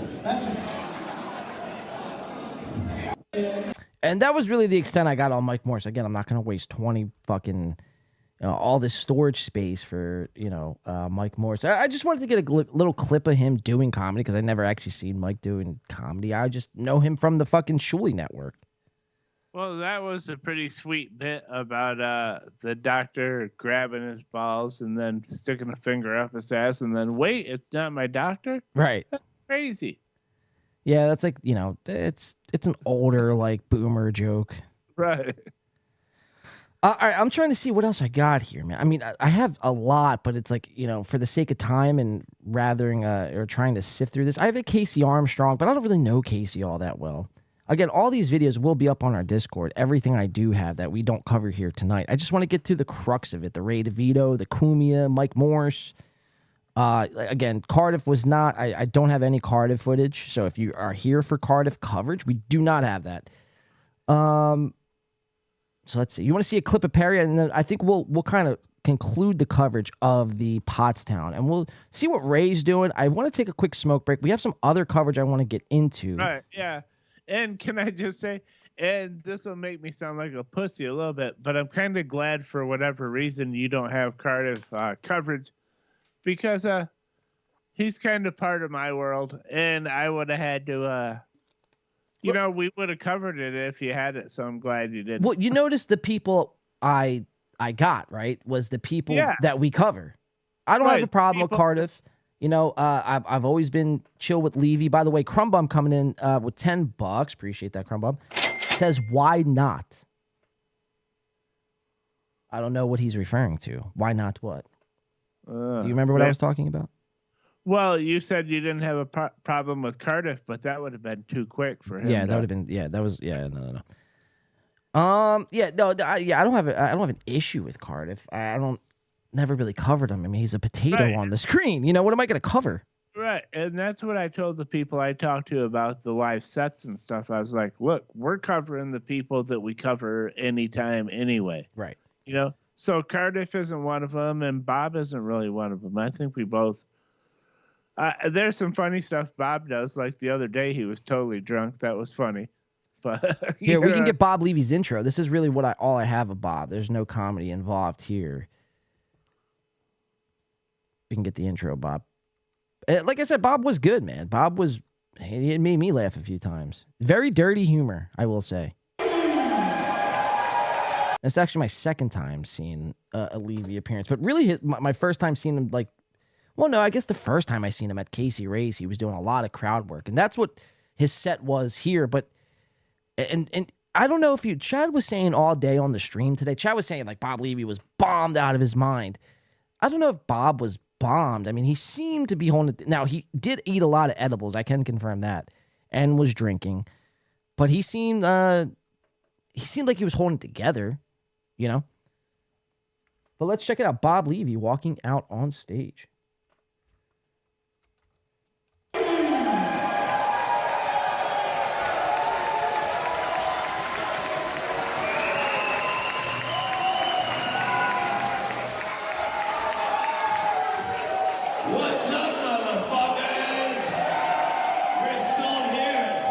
Dude, what do you think that fucking jacket smells like? I don't know. Oh my god. It's probably like musty mothballs mixed with fucking Marlboro fucking Reds. That's his jacket, though. That's the Bob Levy jacket right there. It's so funny. See, I think I have a Perry clip somewhere. What's this one? No, it's Casey Armstrong. What's this one? This might be the last one we do, guys. Possibly. I definitely want to smoke a cigarette and then kind of reassess. Oh, we'll tune in the Ray too before we head off for a quick break. Wait, real quick. Hold on, sorry. How you feeling though, Soft? You still with me? You still rocking with me? Yeah, if you want to do the other stuff we covered, we'll smoke a bogey and do it. Again, all of the footage we do not play tonight will be on that members only Discord. Right, and what I wanted to say to the members is if there's video on our Discord and then you take it and do something with it, what can we do about it? I can't control anything. Right, so if you are a member, look at it all and enjoy and use any way you want. To your own fruition, or just watch anything that we didn't cover. Like I said, though, the main things we kind of got to. I mean, you see the lack of crowd. The bad production. It looks like a fucking, again, like a someplace where you would go after you got married, a reception hall. Yeah. It's very tacky. It's, these are like the internet's incels, like is the best way I could describe it. The people in the crowd. I mean, it was very, again, I was just getting bad vibes, man. The whole time I'm there, I was just getting extremely, extremely bad vibes.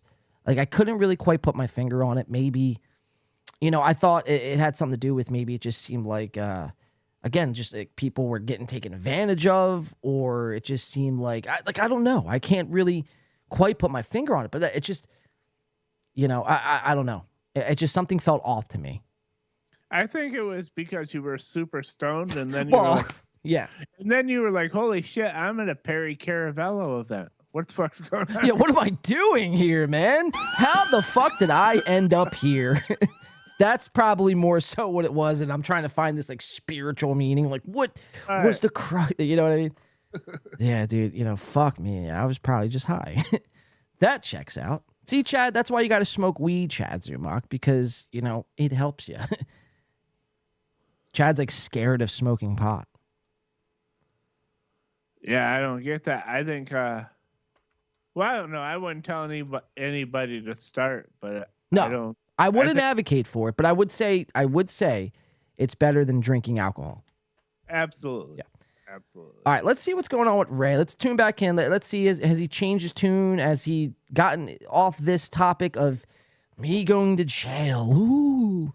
Are we going to go to jail, Softcast? I mean, you're aiding and abetting a criminal right now. You know that? Well, I'll just go on the run, dude. I'm willing to risk it. You'll take those Ray DeVito baseball cards and they'll be fucking cashed in for good use. Like Ray.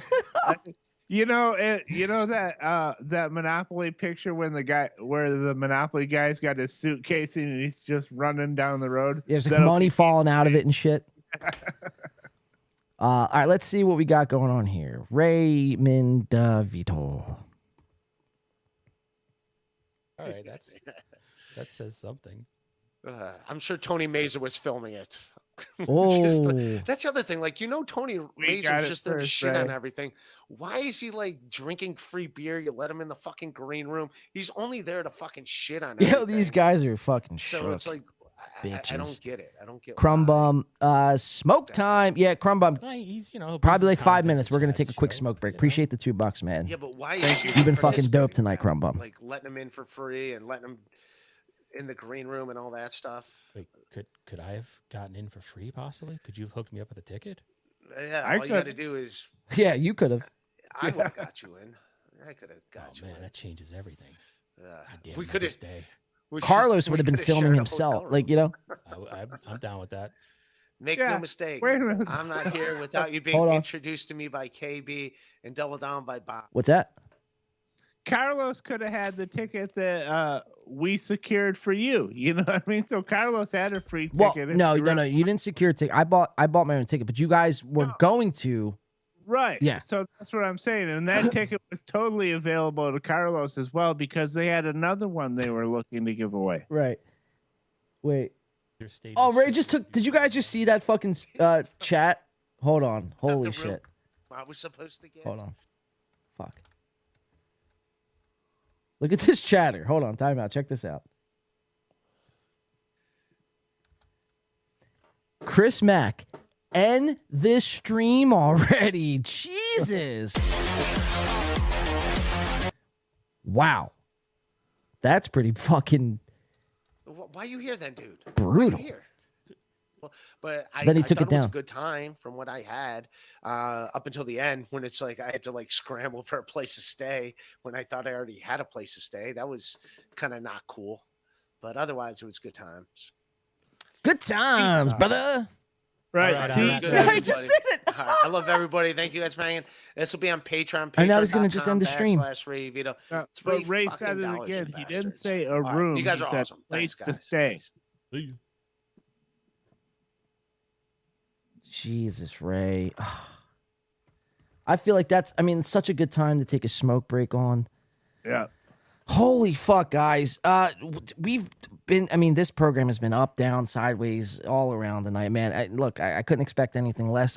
We knew what we were getting ourselves into, man, but it's just, it's to hear Ray say those things, like he's like threatening me, threatening us. And, just to hear him say that, dude, it's like very fucking bizarre, man. It's like, you would think I committed like a triple homicide on like the 3 people he loved close, the most in his life. And during this smoke break, I'm also going to take a chance to go on Twitter and call Ray a punk ass bitch. Punk ass bitch. Guys, this is fucking war. We're going to be right back. We'll play a couple other clips from this Pottstown event. We have some other stuff to get into as well.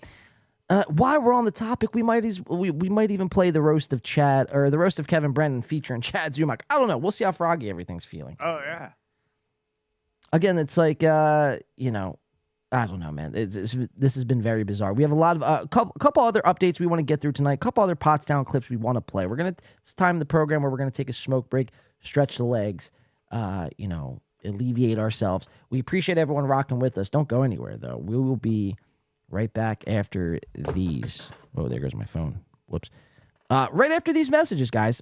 So don't tune out, I guess. We got Gino Bisconti doing some wild things coming up after this. I just want to pick a song for everybody. So, we see Softcast's chairs already here. So it's a good stream. Let's pick a song. Let's see. What do we want to play? Oh, we'll just do some fucking synthwave. Kings of the Synth. I'm going to check in with the chat, too.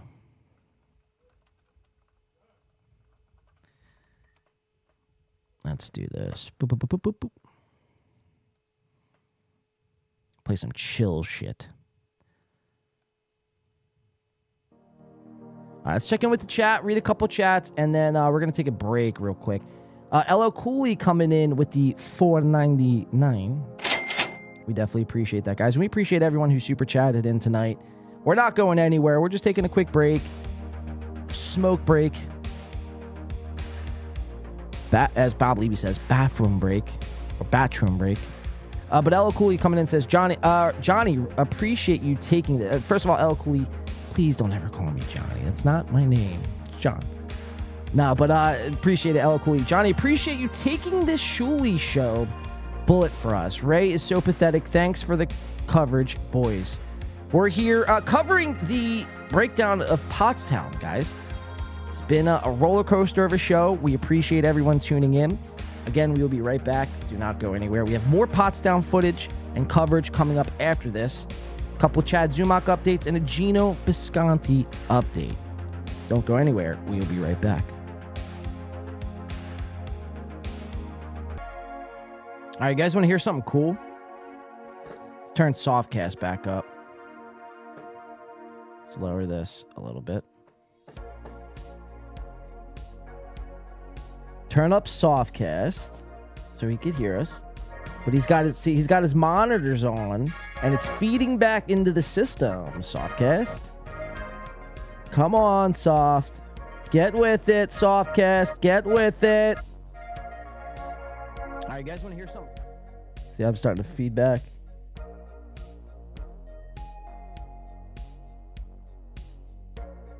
Let's figure this out. Come on. Softcast. Turn up Softcast so we can hear us. Lower your desktop audio. Back into the system, Softcast. Softcast, are you there? Right? Yeah, now it's good. Now it's good. Okay. All right, check this out, guys. Sorry about that. Check this out. So this is a song that I wrote to come back in of these breaks for. So check it out. And then we'll switch back over to me. I am here. We are about to endure in the next 2 hours of the show. Thank you for everyone for tuning in tonight, man. This has been a fucking hell of a show. We have a Ray DeVito update coming to you guys after we get back on screen here.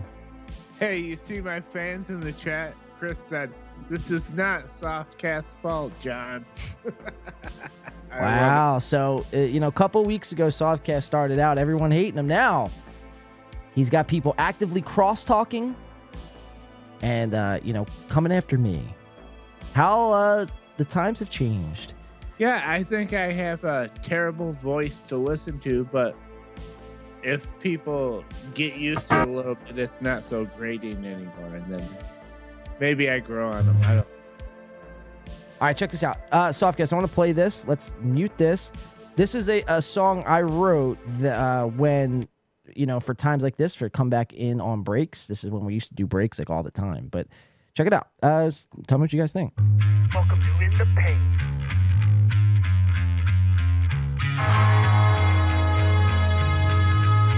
It's a Friday night.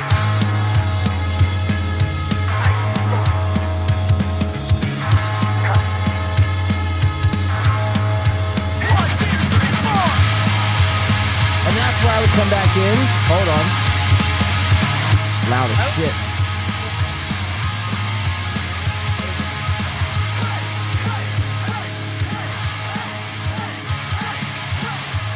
So I don't know if I like the vocals all that much.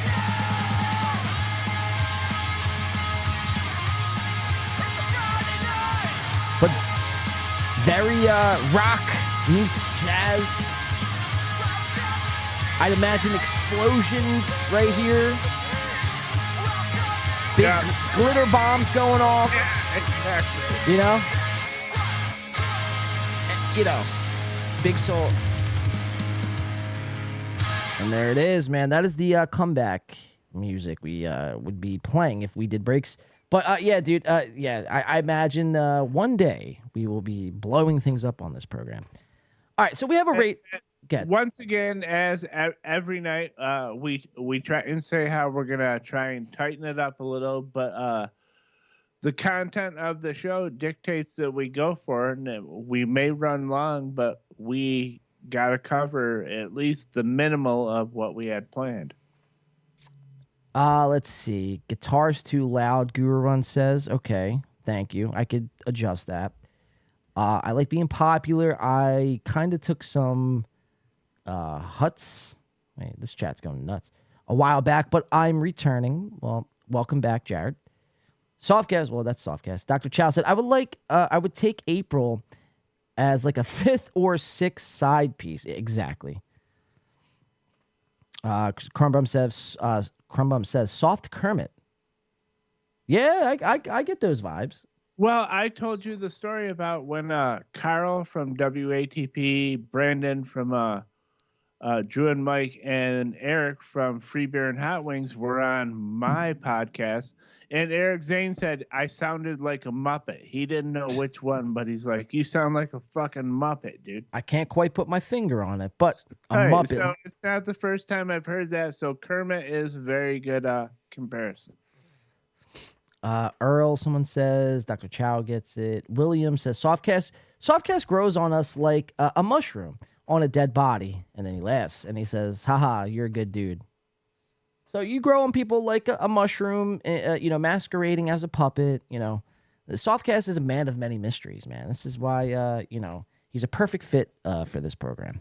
Just trying to exist like a nondescript fungus. Right.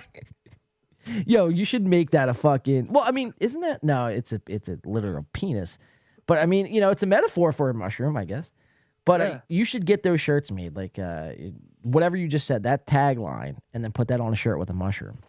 Hey, speaking of shirts, I've talked with Melton, and this is funny because I almost wanted to make a Chad shirt. This is why I talked to him. But we can make all the goose shirts we want now. Like when we find something funny, we just got to make a logo, and I got the shit set up with Melton, so we can just make goose shirts. What, sell our merch out of Melton's store? No, sell goose shit, not like in the paint shit. I mean goose shit. Like we can make up a stupid shirt about Aaron and sell it tomorrow. I talked to Melton. We got it all. Oh shit! Look at you, fucking setting us up for success. Right. Soft as I was pretty mad about Chad's coffee thing, so I was like, I'm gonna start fighting back. Here, let's play that to come back in on this show. Have you guys seen this, man? I'm pretty upset about this. Now, Soft, I don't know how much you want to reveal tonight of what the plan initially was. Do you want to do that, or do you kind of just want to? How do you want to handle this? Let's just say that all the people knew that I was working on a scheme. We were working on a scheme to fuck up Aaron's coffee. Still are, by the way. Right, and then it all took a weird turn. It took a turn for a shark, I guess, as they say, mud shark. Right. May I add? Everyone knew. I think behind the scenes that you and I were making some April's Magic Bean coffee. I think everyone knew that. Well, there it is. Yeah. So that was the thing. You've heard Melton say it. If you guys watch Nobody Likes Onions, you've heard him say it numerous times. But he was referring to people trying to make April's Magic Bean, and not to say we're not making it anymore, but we've been working on bringing it to market, as Steel Toe would say. And we will still make it happen, I think. Just because after seeing this, man, it's like, Chad, like, he didn't even go to the extent of Temecula coffee. He literally bagged up Folgers in like a Ziploc bag and just slapped his sticker on it and is selling it for $15. I mean, that's how far we have fallen. Right, which technically is illegal. Right. You can't buy one bag of coffee, open it up, and make 5 bags of coffee, and then just sell coffee. Right. I mean, there's FDA regulations and all kinds. Talk about illegal, Ray. Maybe Chad Zumach is somebody you should be going after, not us. We're doing the Lord's work here. I mean, I'm not going to report Chad for that, but I was like, he's like, oh, get a load of this. Right. Yeah, so let's watch this guy. This is Chad from today. I don't even know the show. What's he do on Sundays? This is the Kumia's Cucks. Kumia's Cucks. Okay. So this is Kumia's Cucks. This was on Reddit. And I want to play a back-to-back chatter here. But this is Chad selling coffee now. This is he's in the market. And again, we said this a couple weeks ago about Chad kind of morphing into his arch nemesis, Sir Aaron Emholt.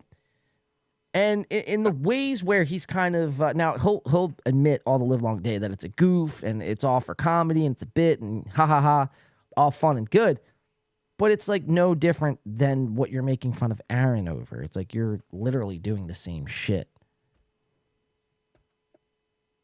Selling coffee, super chats, all that good shit. So let's watch Chad, though, talk about his coffee, and let's see his coffee.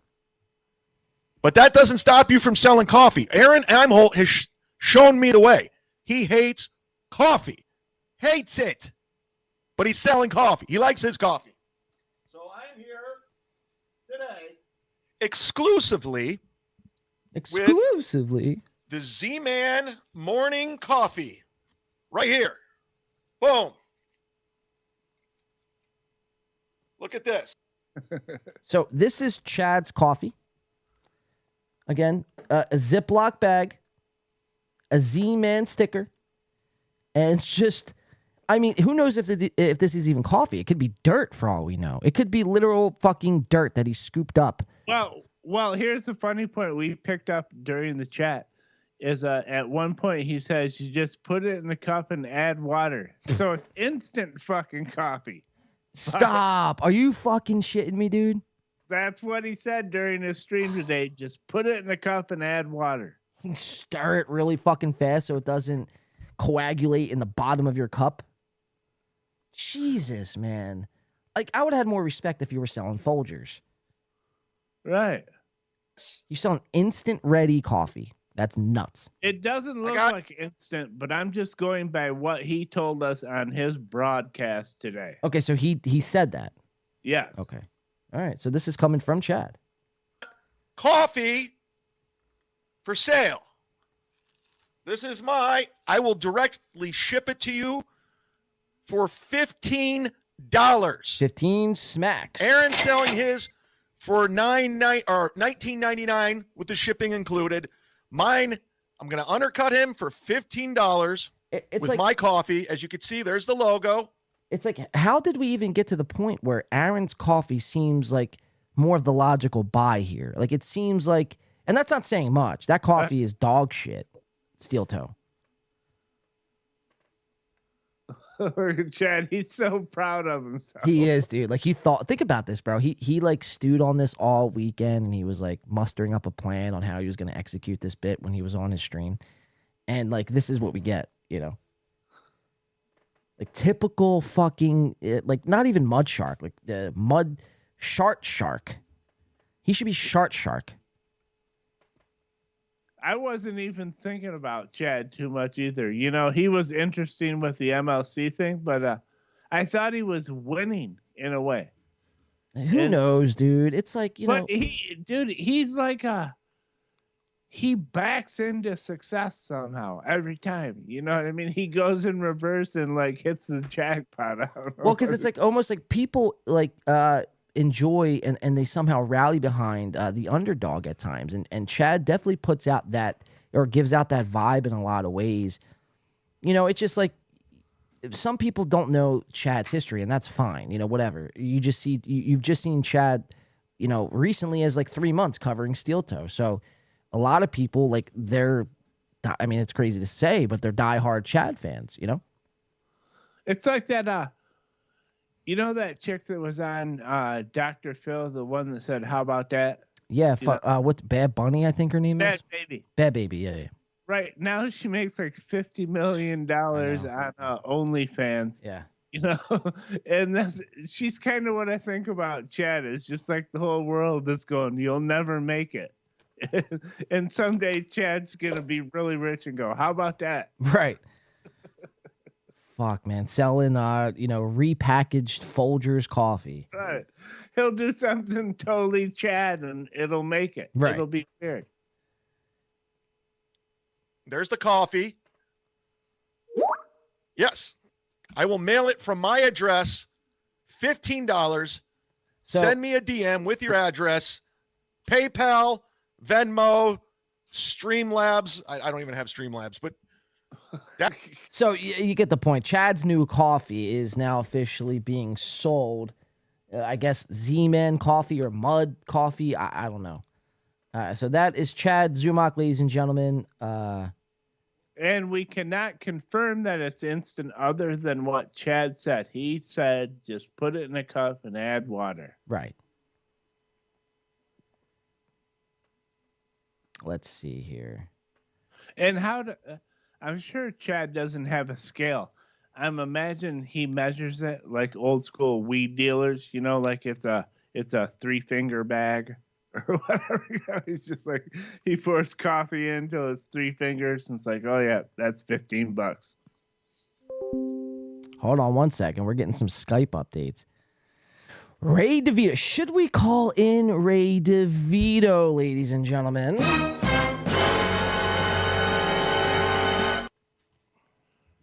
I pestered him on Twitter, so let me see what he said. All right, he's calling in. We're just going to answer it. All right. Come on, Ray. Now, it's going to put you on hold. I'm going to swap the calls here. All right. Ray, 1 second, Ray. 1 second. Oh, okay, cool. 1 second. 1 second. Someone's listening to my stream. Ray, are you listening to the stream in the background? Yeah, I'm here, man. Oh no, I'm about to say, are you listening to the live stream, what we're doing here tonight in the background? Just because it's feeding back. It's feeding back. Do you want me to hang up and you call me? Yeah, I'll call you back. I'll call you back. Okay, cool. I don't know what the fuck is going on. Let me make sure everything's good on my end. Cool. You guys know I have PTSD from last Sunday, man. All right, so let's set this up. We'll call Ray. My microphone isn't staying.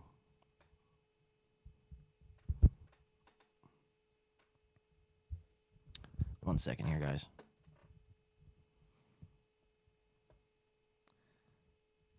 Let's do this. Call softback first. Resume call. Yo, I can hear you. All right. I don't know who. Someone was playing our stream in the background. I was like giving like a feedback loop. All right, I'm gonna try to add Ray to this call. All right.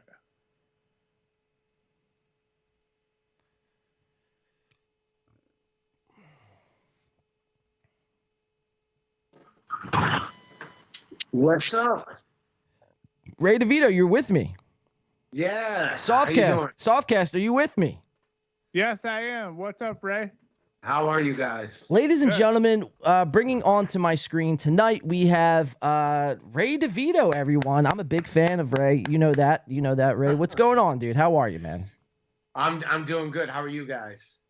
Living doing great. Living the life, man. Living the life. Ray, I'm mad at Soft Weekly. You were there last night and didn't say hello? Wow. I was not there. No, you got to be mad at John. It was not me.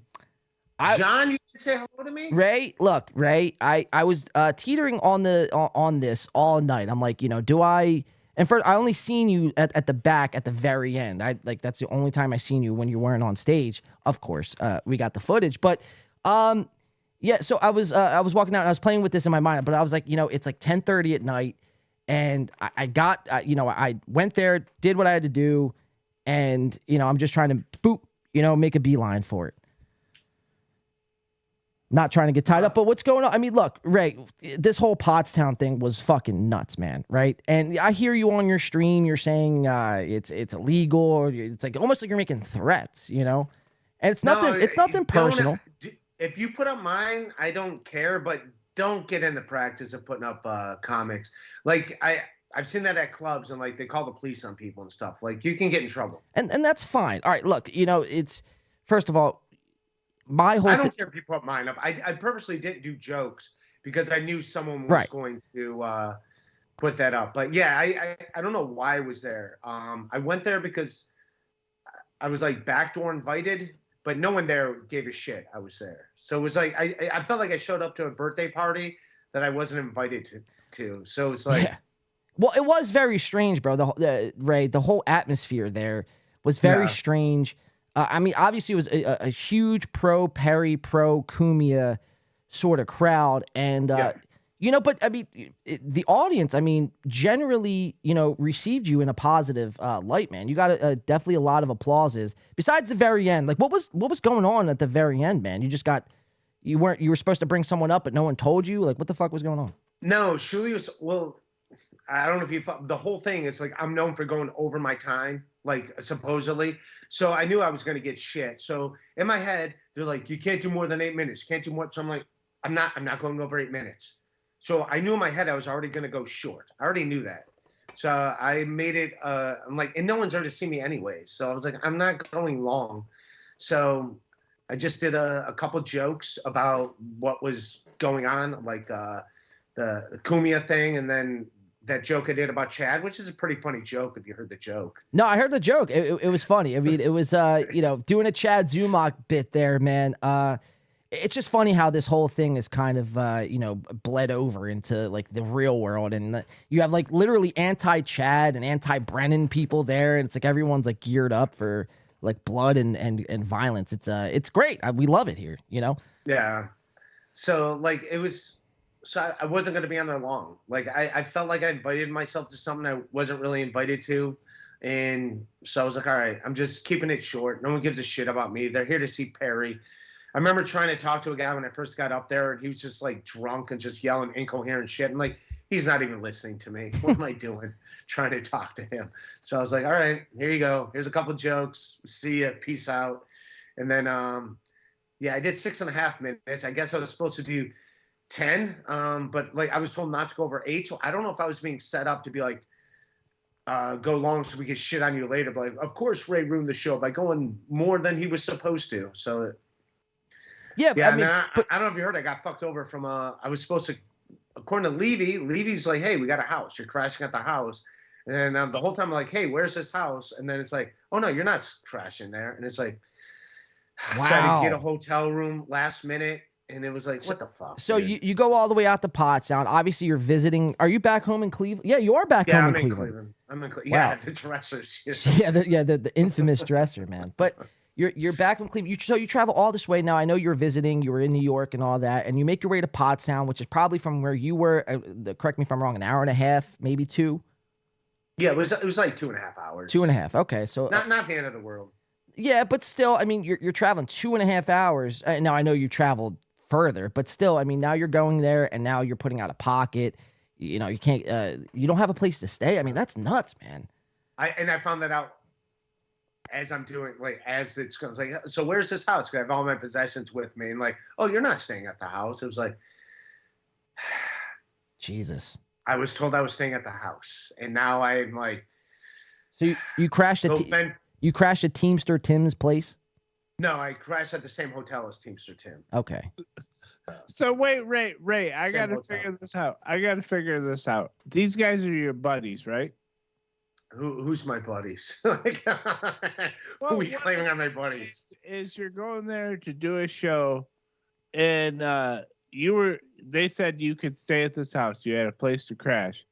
Now, Levy's the one that told me that. And in Levy's defense, I believe Levy was like, yeah, you can crash at this. Like, he's the one that I didn't know where I was crashing or what I was doing, but Levy's the one. I believe it was an episode of NLC, or it might have been Miserable Man, where he's like, oh, we got you. You're crashing at this house.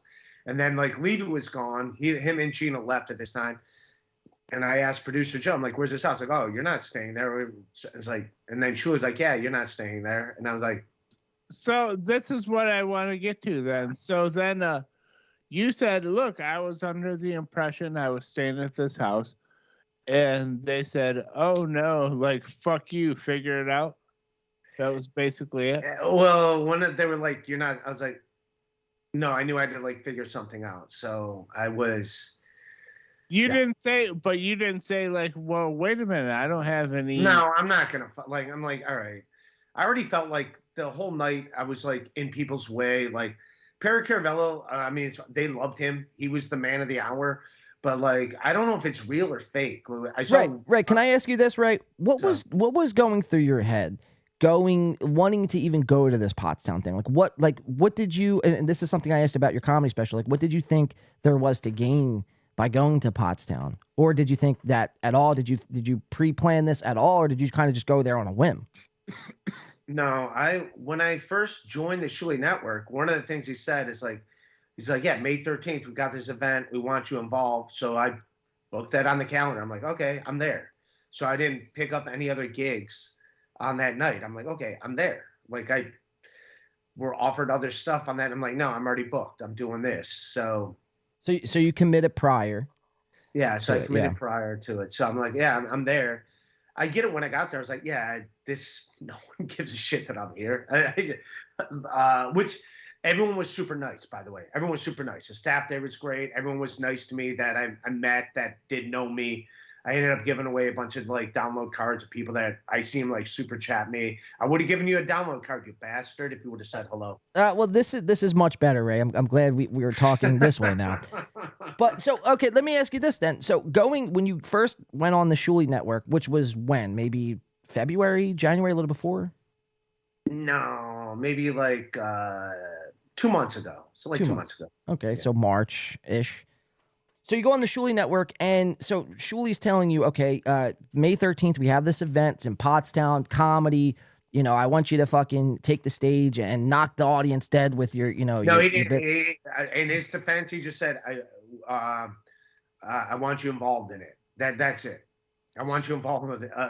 He didn't say like how much time I'm doing or anything. He's like, we got this big event. Like, you're going to be part of it. Let's do it. And I was like, all right, cool. So now it just strikes my. But he did not go through specifics like, all right, you're doing this amount of time. This is happening. You're getting this money. You're just like, all right, I marked the date off on the calendar as a comic. No, I get that, but it's like, you know, shouldn't you know what you're getting yourself into, you know, before you just check yes and just go 2.5 hours, you know, across the lands? It's like, you know what I mean? That's, you know, my whole thing. It's just like, you know, be prepared. That was my question. It's like, what was your initial plan through all this? Or were you just like, whatever? What do you mean was my initial plan? Like, I didn't know what was going on at that event when I was like, I was joining the network. It's like, we're doing an event. Like, I was like, yeah, I didn't know what But you didn't know, but you didn't know what you were going to get. Or anything. I know. Right. No. Yeah. Just like, So just like trusting. It's kind of like, yeah, you're just like trusting the whole situation. And by the way, I get it. You were there, and you're going to say the event's a failure. I get it that like they had like technical issues. I don't think it was a failure. It seemed like a lot of people there had a good time. They weren't there to see me. Yeah, but that's not tough, Ray. You know, that's not tough. You know, it's like a lot of these people don't see the outdoors all that much. So I mean, anything would be, you know, quite hilarious to them. I mean, I went in there with an open mind, and some of it, like I said, Levy was pretty funny. I think he was good. I don't get the whole Perry Caravello thing. Not to say that it's for, you know, nobody should listen to it. I don't get the humor in it. Maybe apparently a lot of people did. Most of the sure, people yeah, that's fine. You know, it is what it is. But it's just me. It's just a me thing. You know. But other than that, man, it was very. I don't know. It just seemed something seemed off. You know, whether it be the vibes or maybe I was just too stoned. Like I don't know. Just something didn't seem right. The whole event, you know. Was it a complete failure? No, they still did the event. They still made money. They still made out. So obviously, it seemed like a lot of people had fun. People had fun, sure. I mean, yeah, you can argue that, but a lot of people left. It was a 500-person, you know, event, and there was maybe at the end of it for Perry, the biggest thing there was like maybe 60 to 80 people. I mean, I took off when there was still like at least like the event was over, and there was still like 150 people there. But yeah, hold on. When I took off, like I saw that he had like a line like crazy. Like people are there to see the guy, but like I didn't get the whole bit thing. Like I saw his movie, I liked the movie, I thought it was funny, but like I don't know if that's like a thing that he's living, which I think it's might be because like I was in the green room where he's having anxiety attacks after the podcast, and like the one guy's like trying to restrain him and stuff, and it's like. Yeah, but there's no camera. There's no cameras going, so it's not like it was for show. And it's like, is this what's really happening? So, exactly, bro. But that's been my whole thing. And then when I saw that, I was like, all right, well, they don't need me to do fucking my jokes. Right. They got this guy. Add anything to this. But They're here to see this show. But that was my whole thing. It's like they use this guy Perry as like a prop, you know what I mean? And I think like Perry, you know, you're saying there's no cameras on and, you know, whatever, but it's like Perry's probably convinced himself of like this is who he is and he has to like commit to the bit at all times. And it's probably driven him a little crazy. And now these guys are just capitalizing off that. I don't know. It's all hypothetical. You don't have to know about anything. I'm just saying it's kind of, it all makes sense is what I'm trying to get at. But yeah, man, I mean, it was, like I said, very insane. Soft. Let me read this Dr. Chow chat, and I know you had something soft. Right. Dr. Chow coming in with $1.99 said, "Did you bring your pink sheets? Kiss your baubles night." Dr. Chow. Thank you, Dr. Chow. All right, Soft, did you have something for Ray? Well, Ray, God, I hate me. I don't hate being put in this spot, but we did play your set, but I don't think we were doing what you're talking about, is being in the habit of just sniping sets to share for people. We were covering the event. I felt bad for you, really, because we talked about, like, just having a place to crash, which isn't a hotel room. And then they go, "Oh no, you're not crashing there." And they're like, fuck you, figure it out in Pottstown. That was pretty bad. So I don't know. I was there. I lived it. I think we've been better to you than almost any other podcast you've been on, Ray. So I think if you can't adjust the light to the idea that I don't like your fucking stand-up, but I still like you, then you're the bad guy here, Ray. Wow. Ray DeVito, the bad guy. Jesus Christ. All right. Look, Ray, I want to ask you a couple more things, and we'll let you out of here, man. But were you? How drunk were you last night? How drunk was I? I did smoke weed. How was it? Did you like it?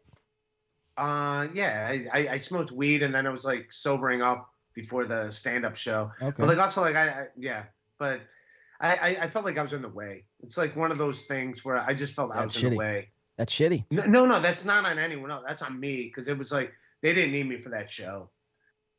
So I felt like that I was in the way of everything. So I think I was the only one that did the stand-up show that was not on the podcast before. Oh, you've never done Uncle Rico? No, I mean, I didn't do it that night. Like everyone that was on, okay, that did stand up that night, right? Did the show? Yeah. Got you. So it's like, who the fuck is this dude that we haven't seen all night? Why is he coming out here?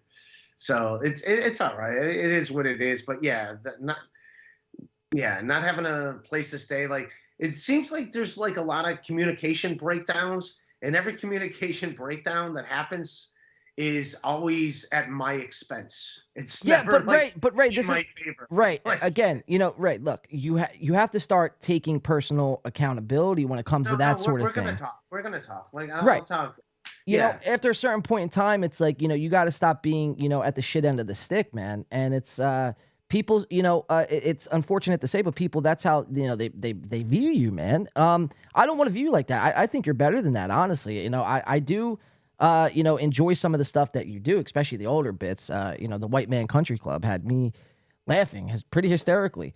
But, so just for me, man, that's what I was trying to get in your headspace. Like, before you went to this show, like, the expectations or any planning you did to, like, all right, if I knew I wasn't going to do jokes. Like, I knew, like, I'm already working on a new hour.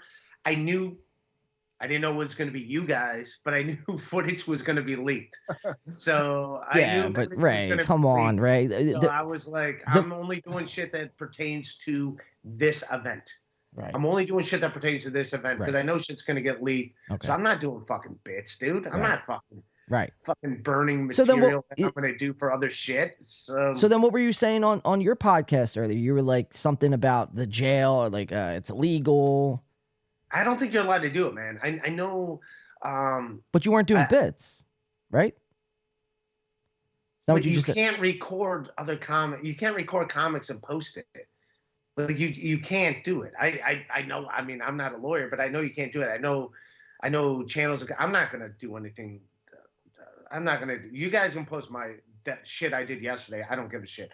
But I don't make a practice of. If you see Shane Gillis, don't record it and put it online. If I see Shane, Ray, but if I saw you live in Detroit and I posted it on this channel, it might help you. Right? No, but don't do it. Don't do it without. If you do it and you ask a person. I'm just saying. If I ever see Shane, you won't go to my. Apparently, you're going to go to my stand-up show if I'm in Detroit, even though you hate my guts. He's going to help you sell it out. I'll book you a show in Detroit if want to come here, I'll find you the venue. It'll be Book- better than the Uncle Rico show, I promise you, man. Real quick, Yeah. Jules Now, David. it's- Wait, real quick, Oh, Jules David, $4.99 coming in. We appreciate that. She says, or he I says, like Jules. Perry Caravello just said he will be live in studio tomorrow with Kumia, then doing Chrissy's show later in the evening. So Perry's making the rounds, man. You know, so it just seems to me like they're kind of, you know, propping this guy up for one last hurrah and trying to make the most money they can out of him until, you know, that's just what it seems to me. You don't have to. They loved him last night, man. I mean, they loved him. I didn't know him from anything, but I know something is like, I don't know if it's a bit or whatever. Like there were no cameras in the green room, and he was like kind of like going insane after the end of the podcast thing, like in the green room before the stand-up shows. So I know something that like they're like trying to convince him to stay. So again, there's no cameras back there. It was so something is what it is. He's a nice guy in the capacity I know him, but when I met him, but also was Kumia who was shitting on my. I was making jokes with Kumia. I'm like, hey, I saw you shitting on my comedy special or whatever. He's like, did I really? He's like, did I say anything like me? I was like, dude, I don't give a shit. He's like, oh, I never think I'm gonna meet these people that I shit on their stuff. Jesus. See, Ray Kumia is a disingenuous prick. When you asked me what I said about your comedy show, what did I say? I said it sucked, but I was honest. I didn't say, "Oh, I'm sorry, bro." I mushy mouth bullshit. And you and I still talk after it, right? So I do a show in Detroit. You're gonna bring all these people out. You're gonna be like, get ready for the worst comedy show you ever saw. This is gonna be so bad. I'm gonna be like, this is gonna be terrible, but this guy's an incredible person. He's got a heart of gold, but comedy is dog shit, according to Softcast. Jesus. Jesus Christ.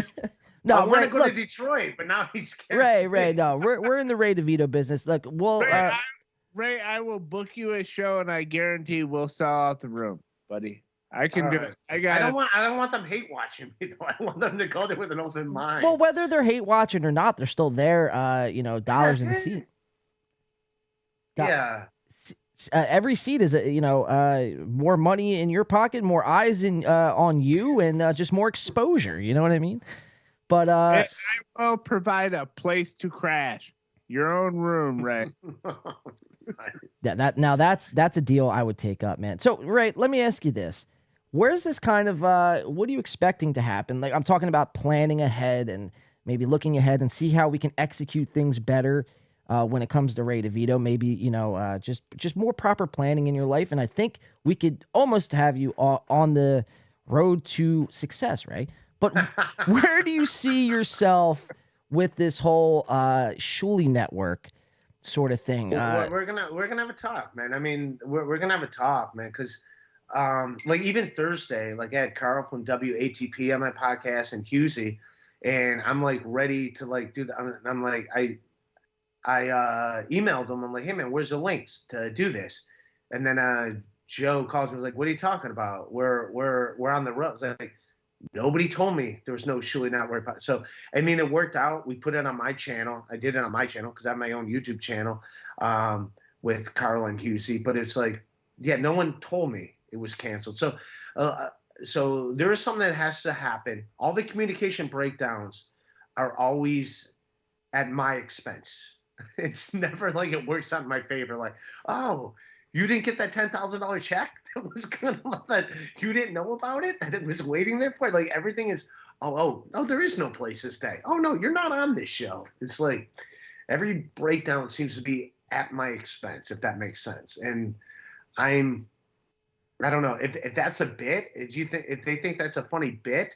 Yeah, they do. I had a place to stay, and now I don't. That's That's not cool. Because Ray, I mean, but that's how you're kind of portraying yourself as like you're kind of giving off that energy, right, where you can be used in that sort of fashion. Real quick though, I seen Crumbum in the chat, and we missed his super, sorry, I do apologize. But Crumbum was talking to Jules about the Kumia Perry Caravello in studio collab tomorrow. And he goes on and he says, nobody will see it, Jules. So yeah, nobody watches Compound anymore, man. Ray, do you have a Compound subscription? No. I just like that them shitting on my special made it on YouTube so I could see it. Eyes on you, Ray. I mean, it's more eyes on you, man. Well, I'll be on MLC tomorrow, so we'll talk about this. Me, Bob, and Kev.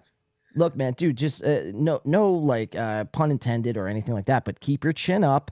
That, you know, the rock solid chin, man. That should be your name of your podcast. No, honestly, you know what you should do? I seen you talking. I think it was last weekend. You were doing like some music breakdown, and I think that's a good fit, man. You know a lot about music, and you know, you don't have to. Oh, 80s rap. We're talking about 80s rap. Yeah, I do know my 80s rap. No, you were talking about some like you were referring to it as emo, but like I forget some of the bands you were in, like Velvet Revolver or some of the, I forget whatever bands.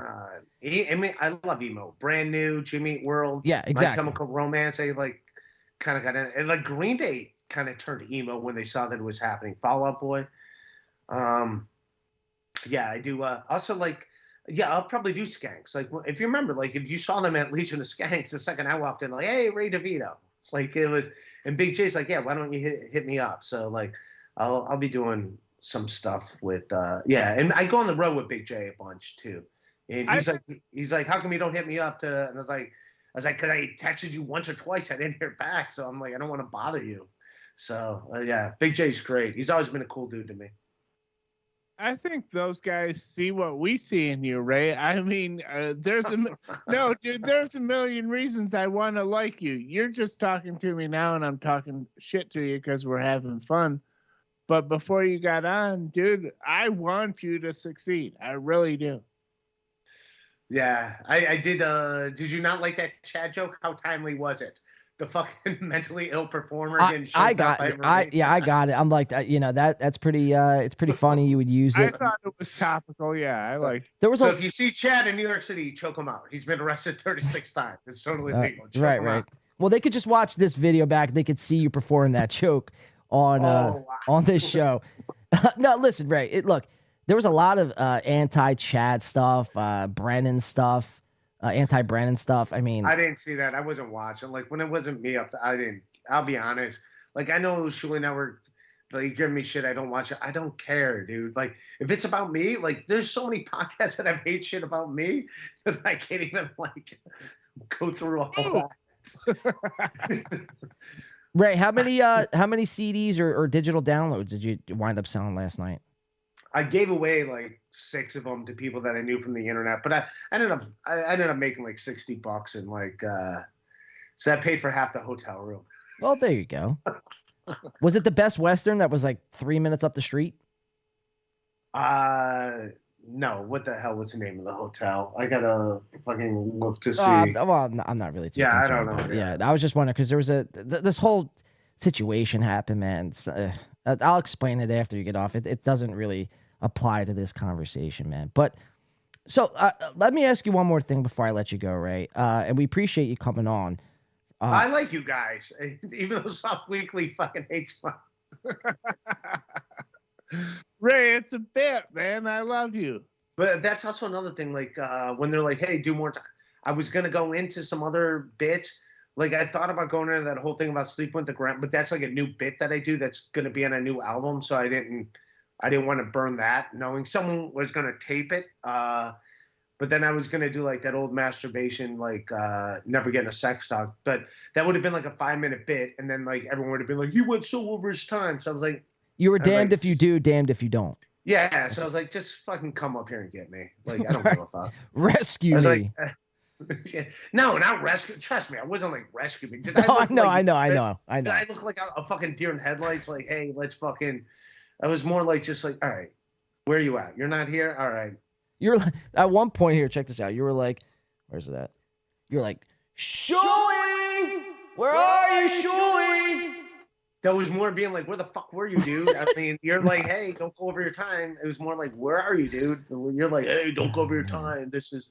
So would you do another Uncle Rico live or any other events like this moving forward in the future?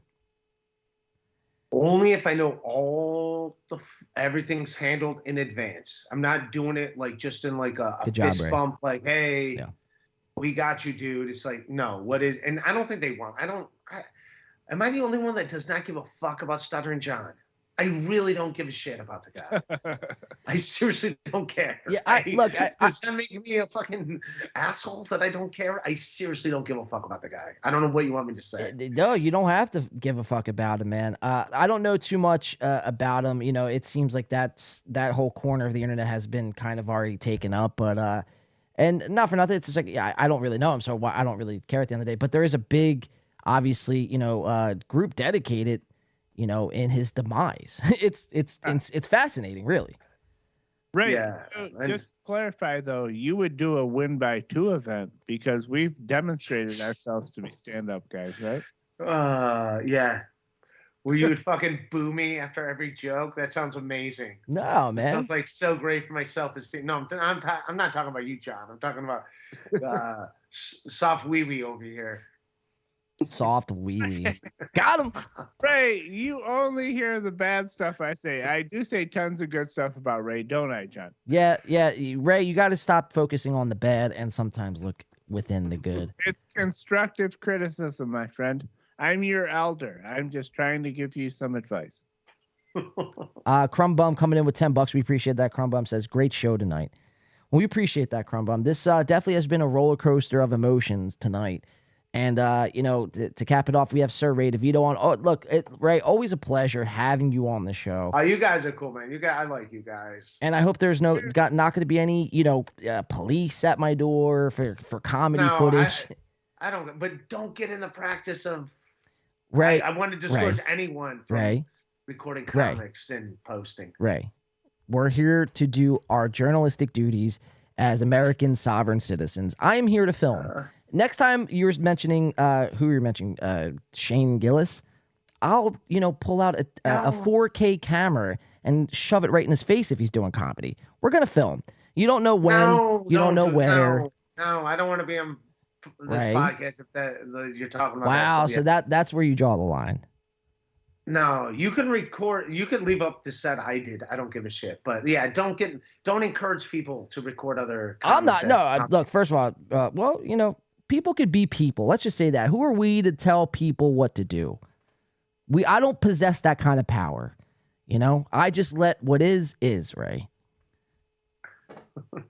But Ray DeVito, thank you so much. We'll end it on that note. You're always a good sport. Who knows? Maybe I'll be at your next event filming. But until then, Ray, we'll catch him on MLC. We appreciate you, Ray, as always. Have a good night, man. Take it easy. See you, Ray.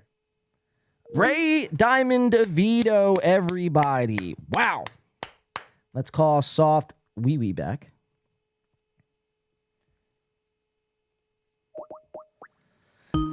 Jesus.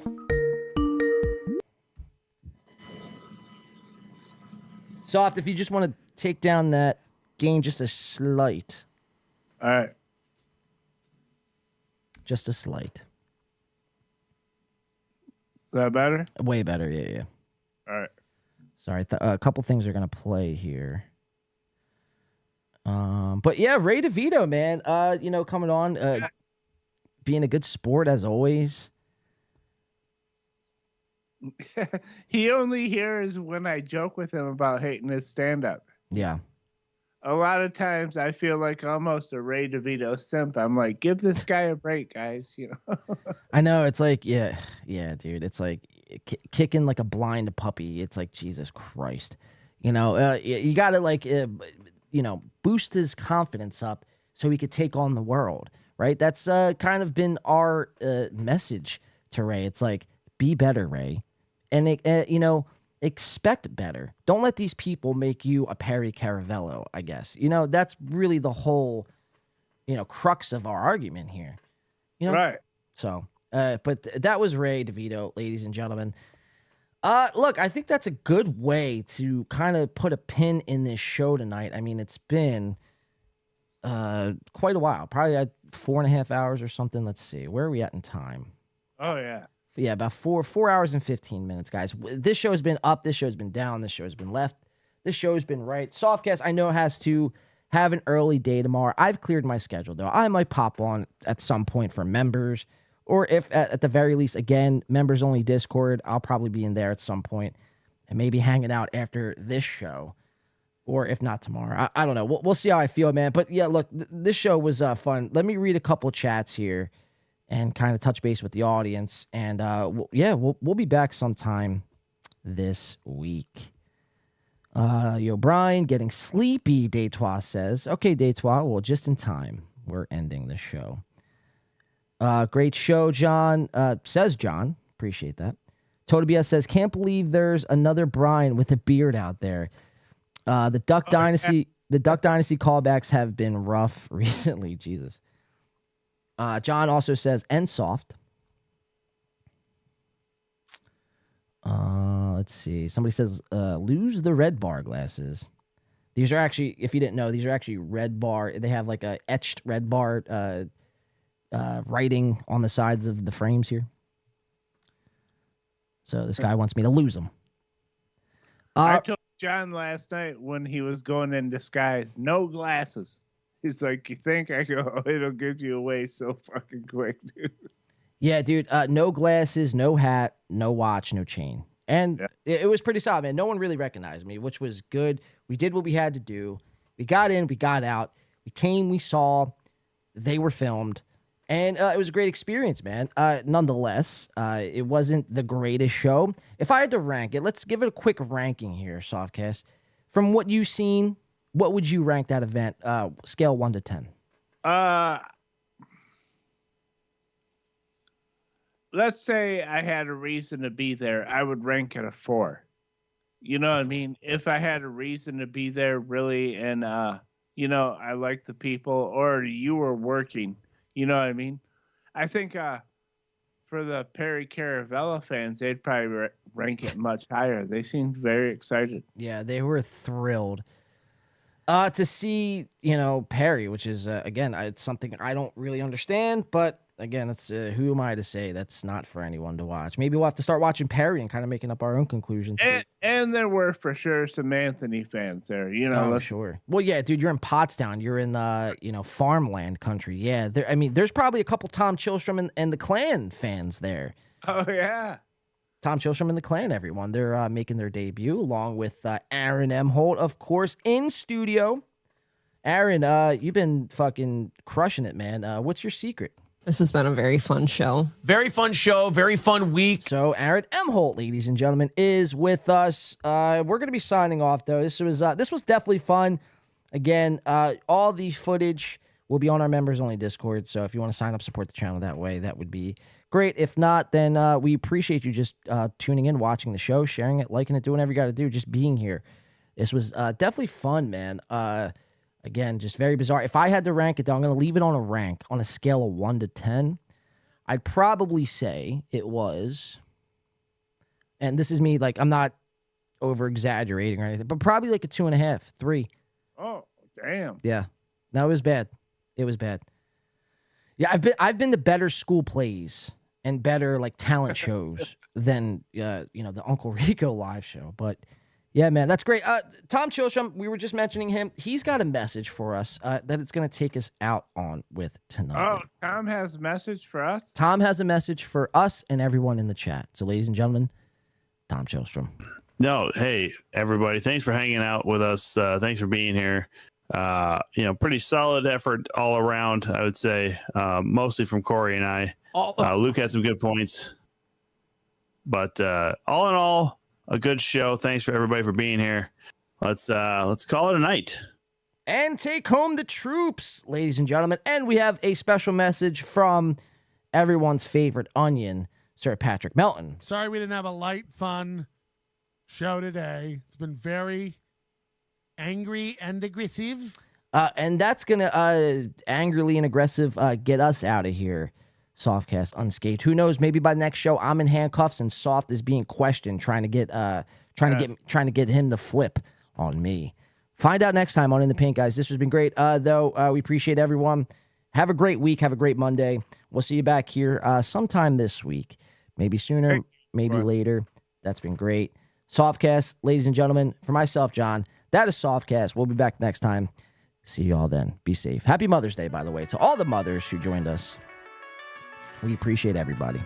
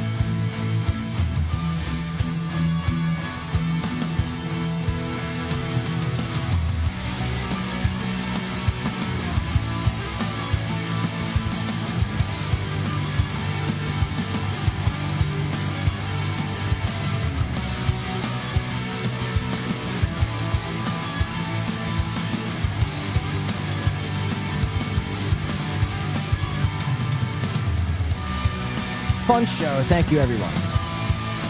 This has been a blast. We appreciate everyone. And we'll see you next time.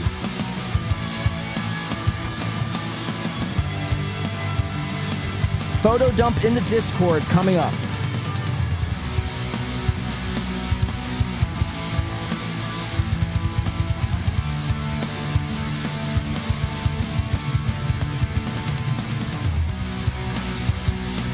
Thank you so much, ladies and gentlemen. Have a great rest of your week. Stay safe out there. We'll talk to you.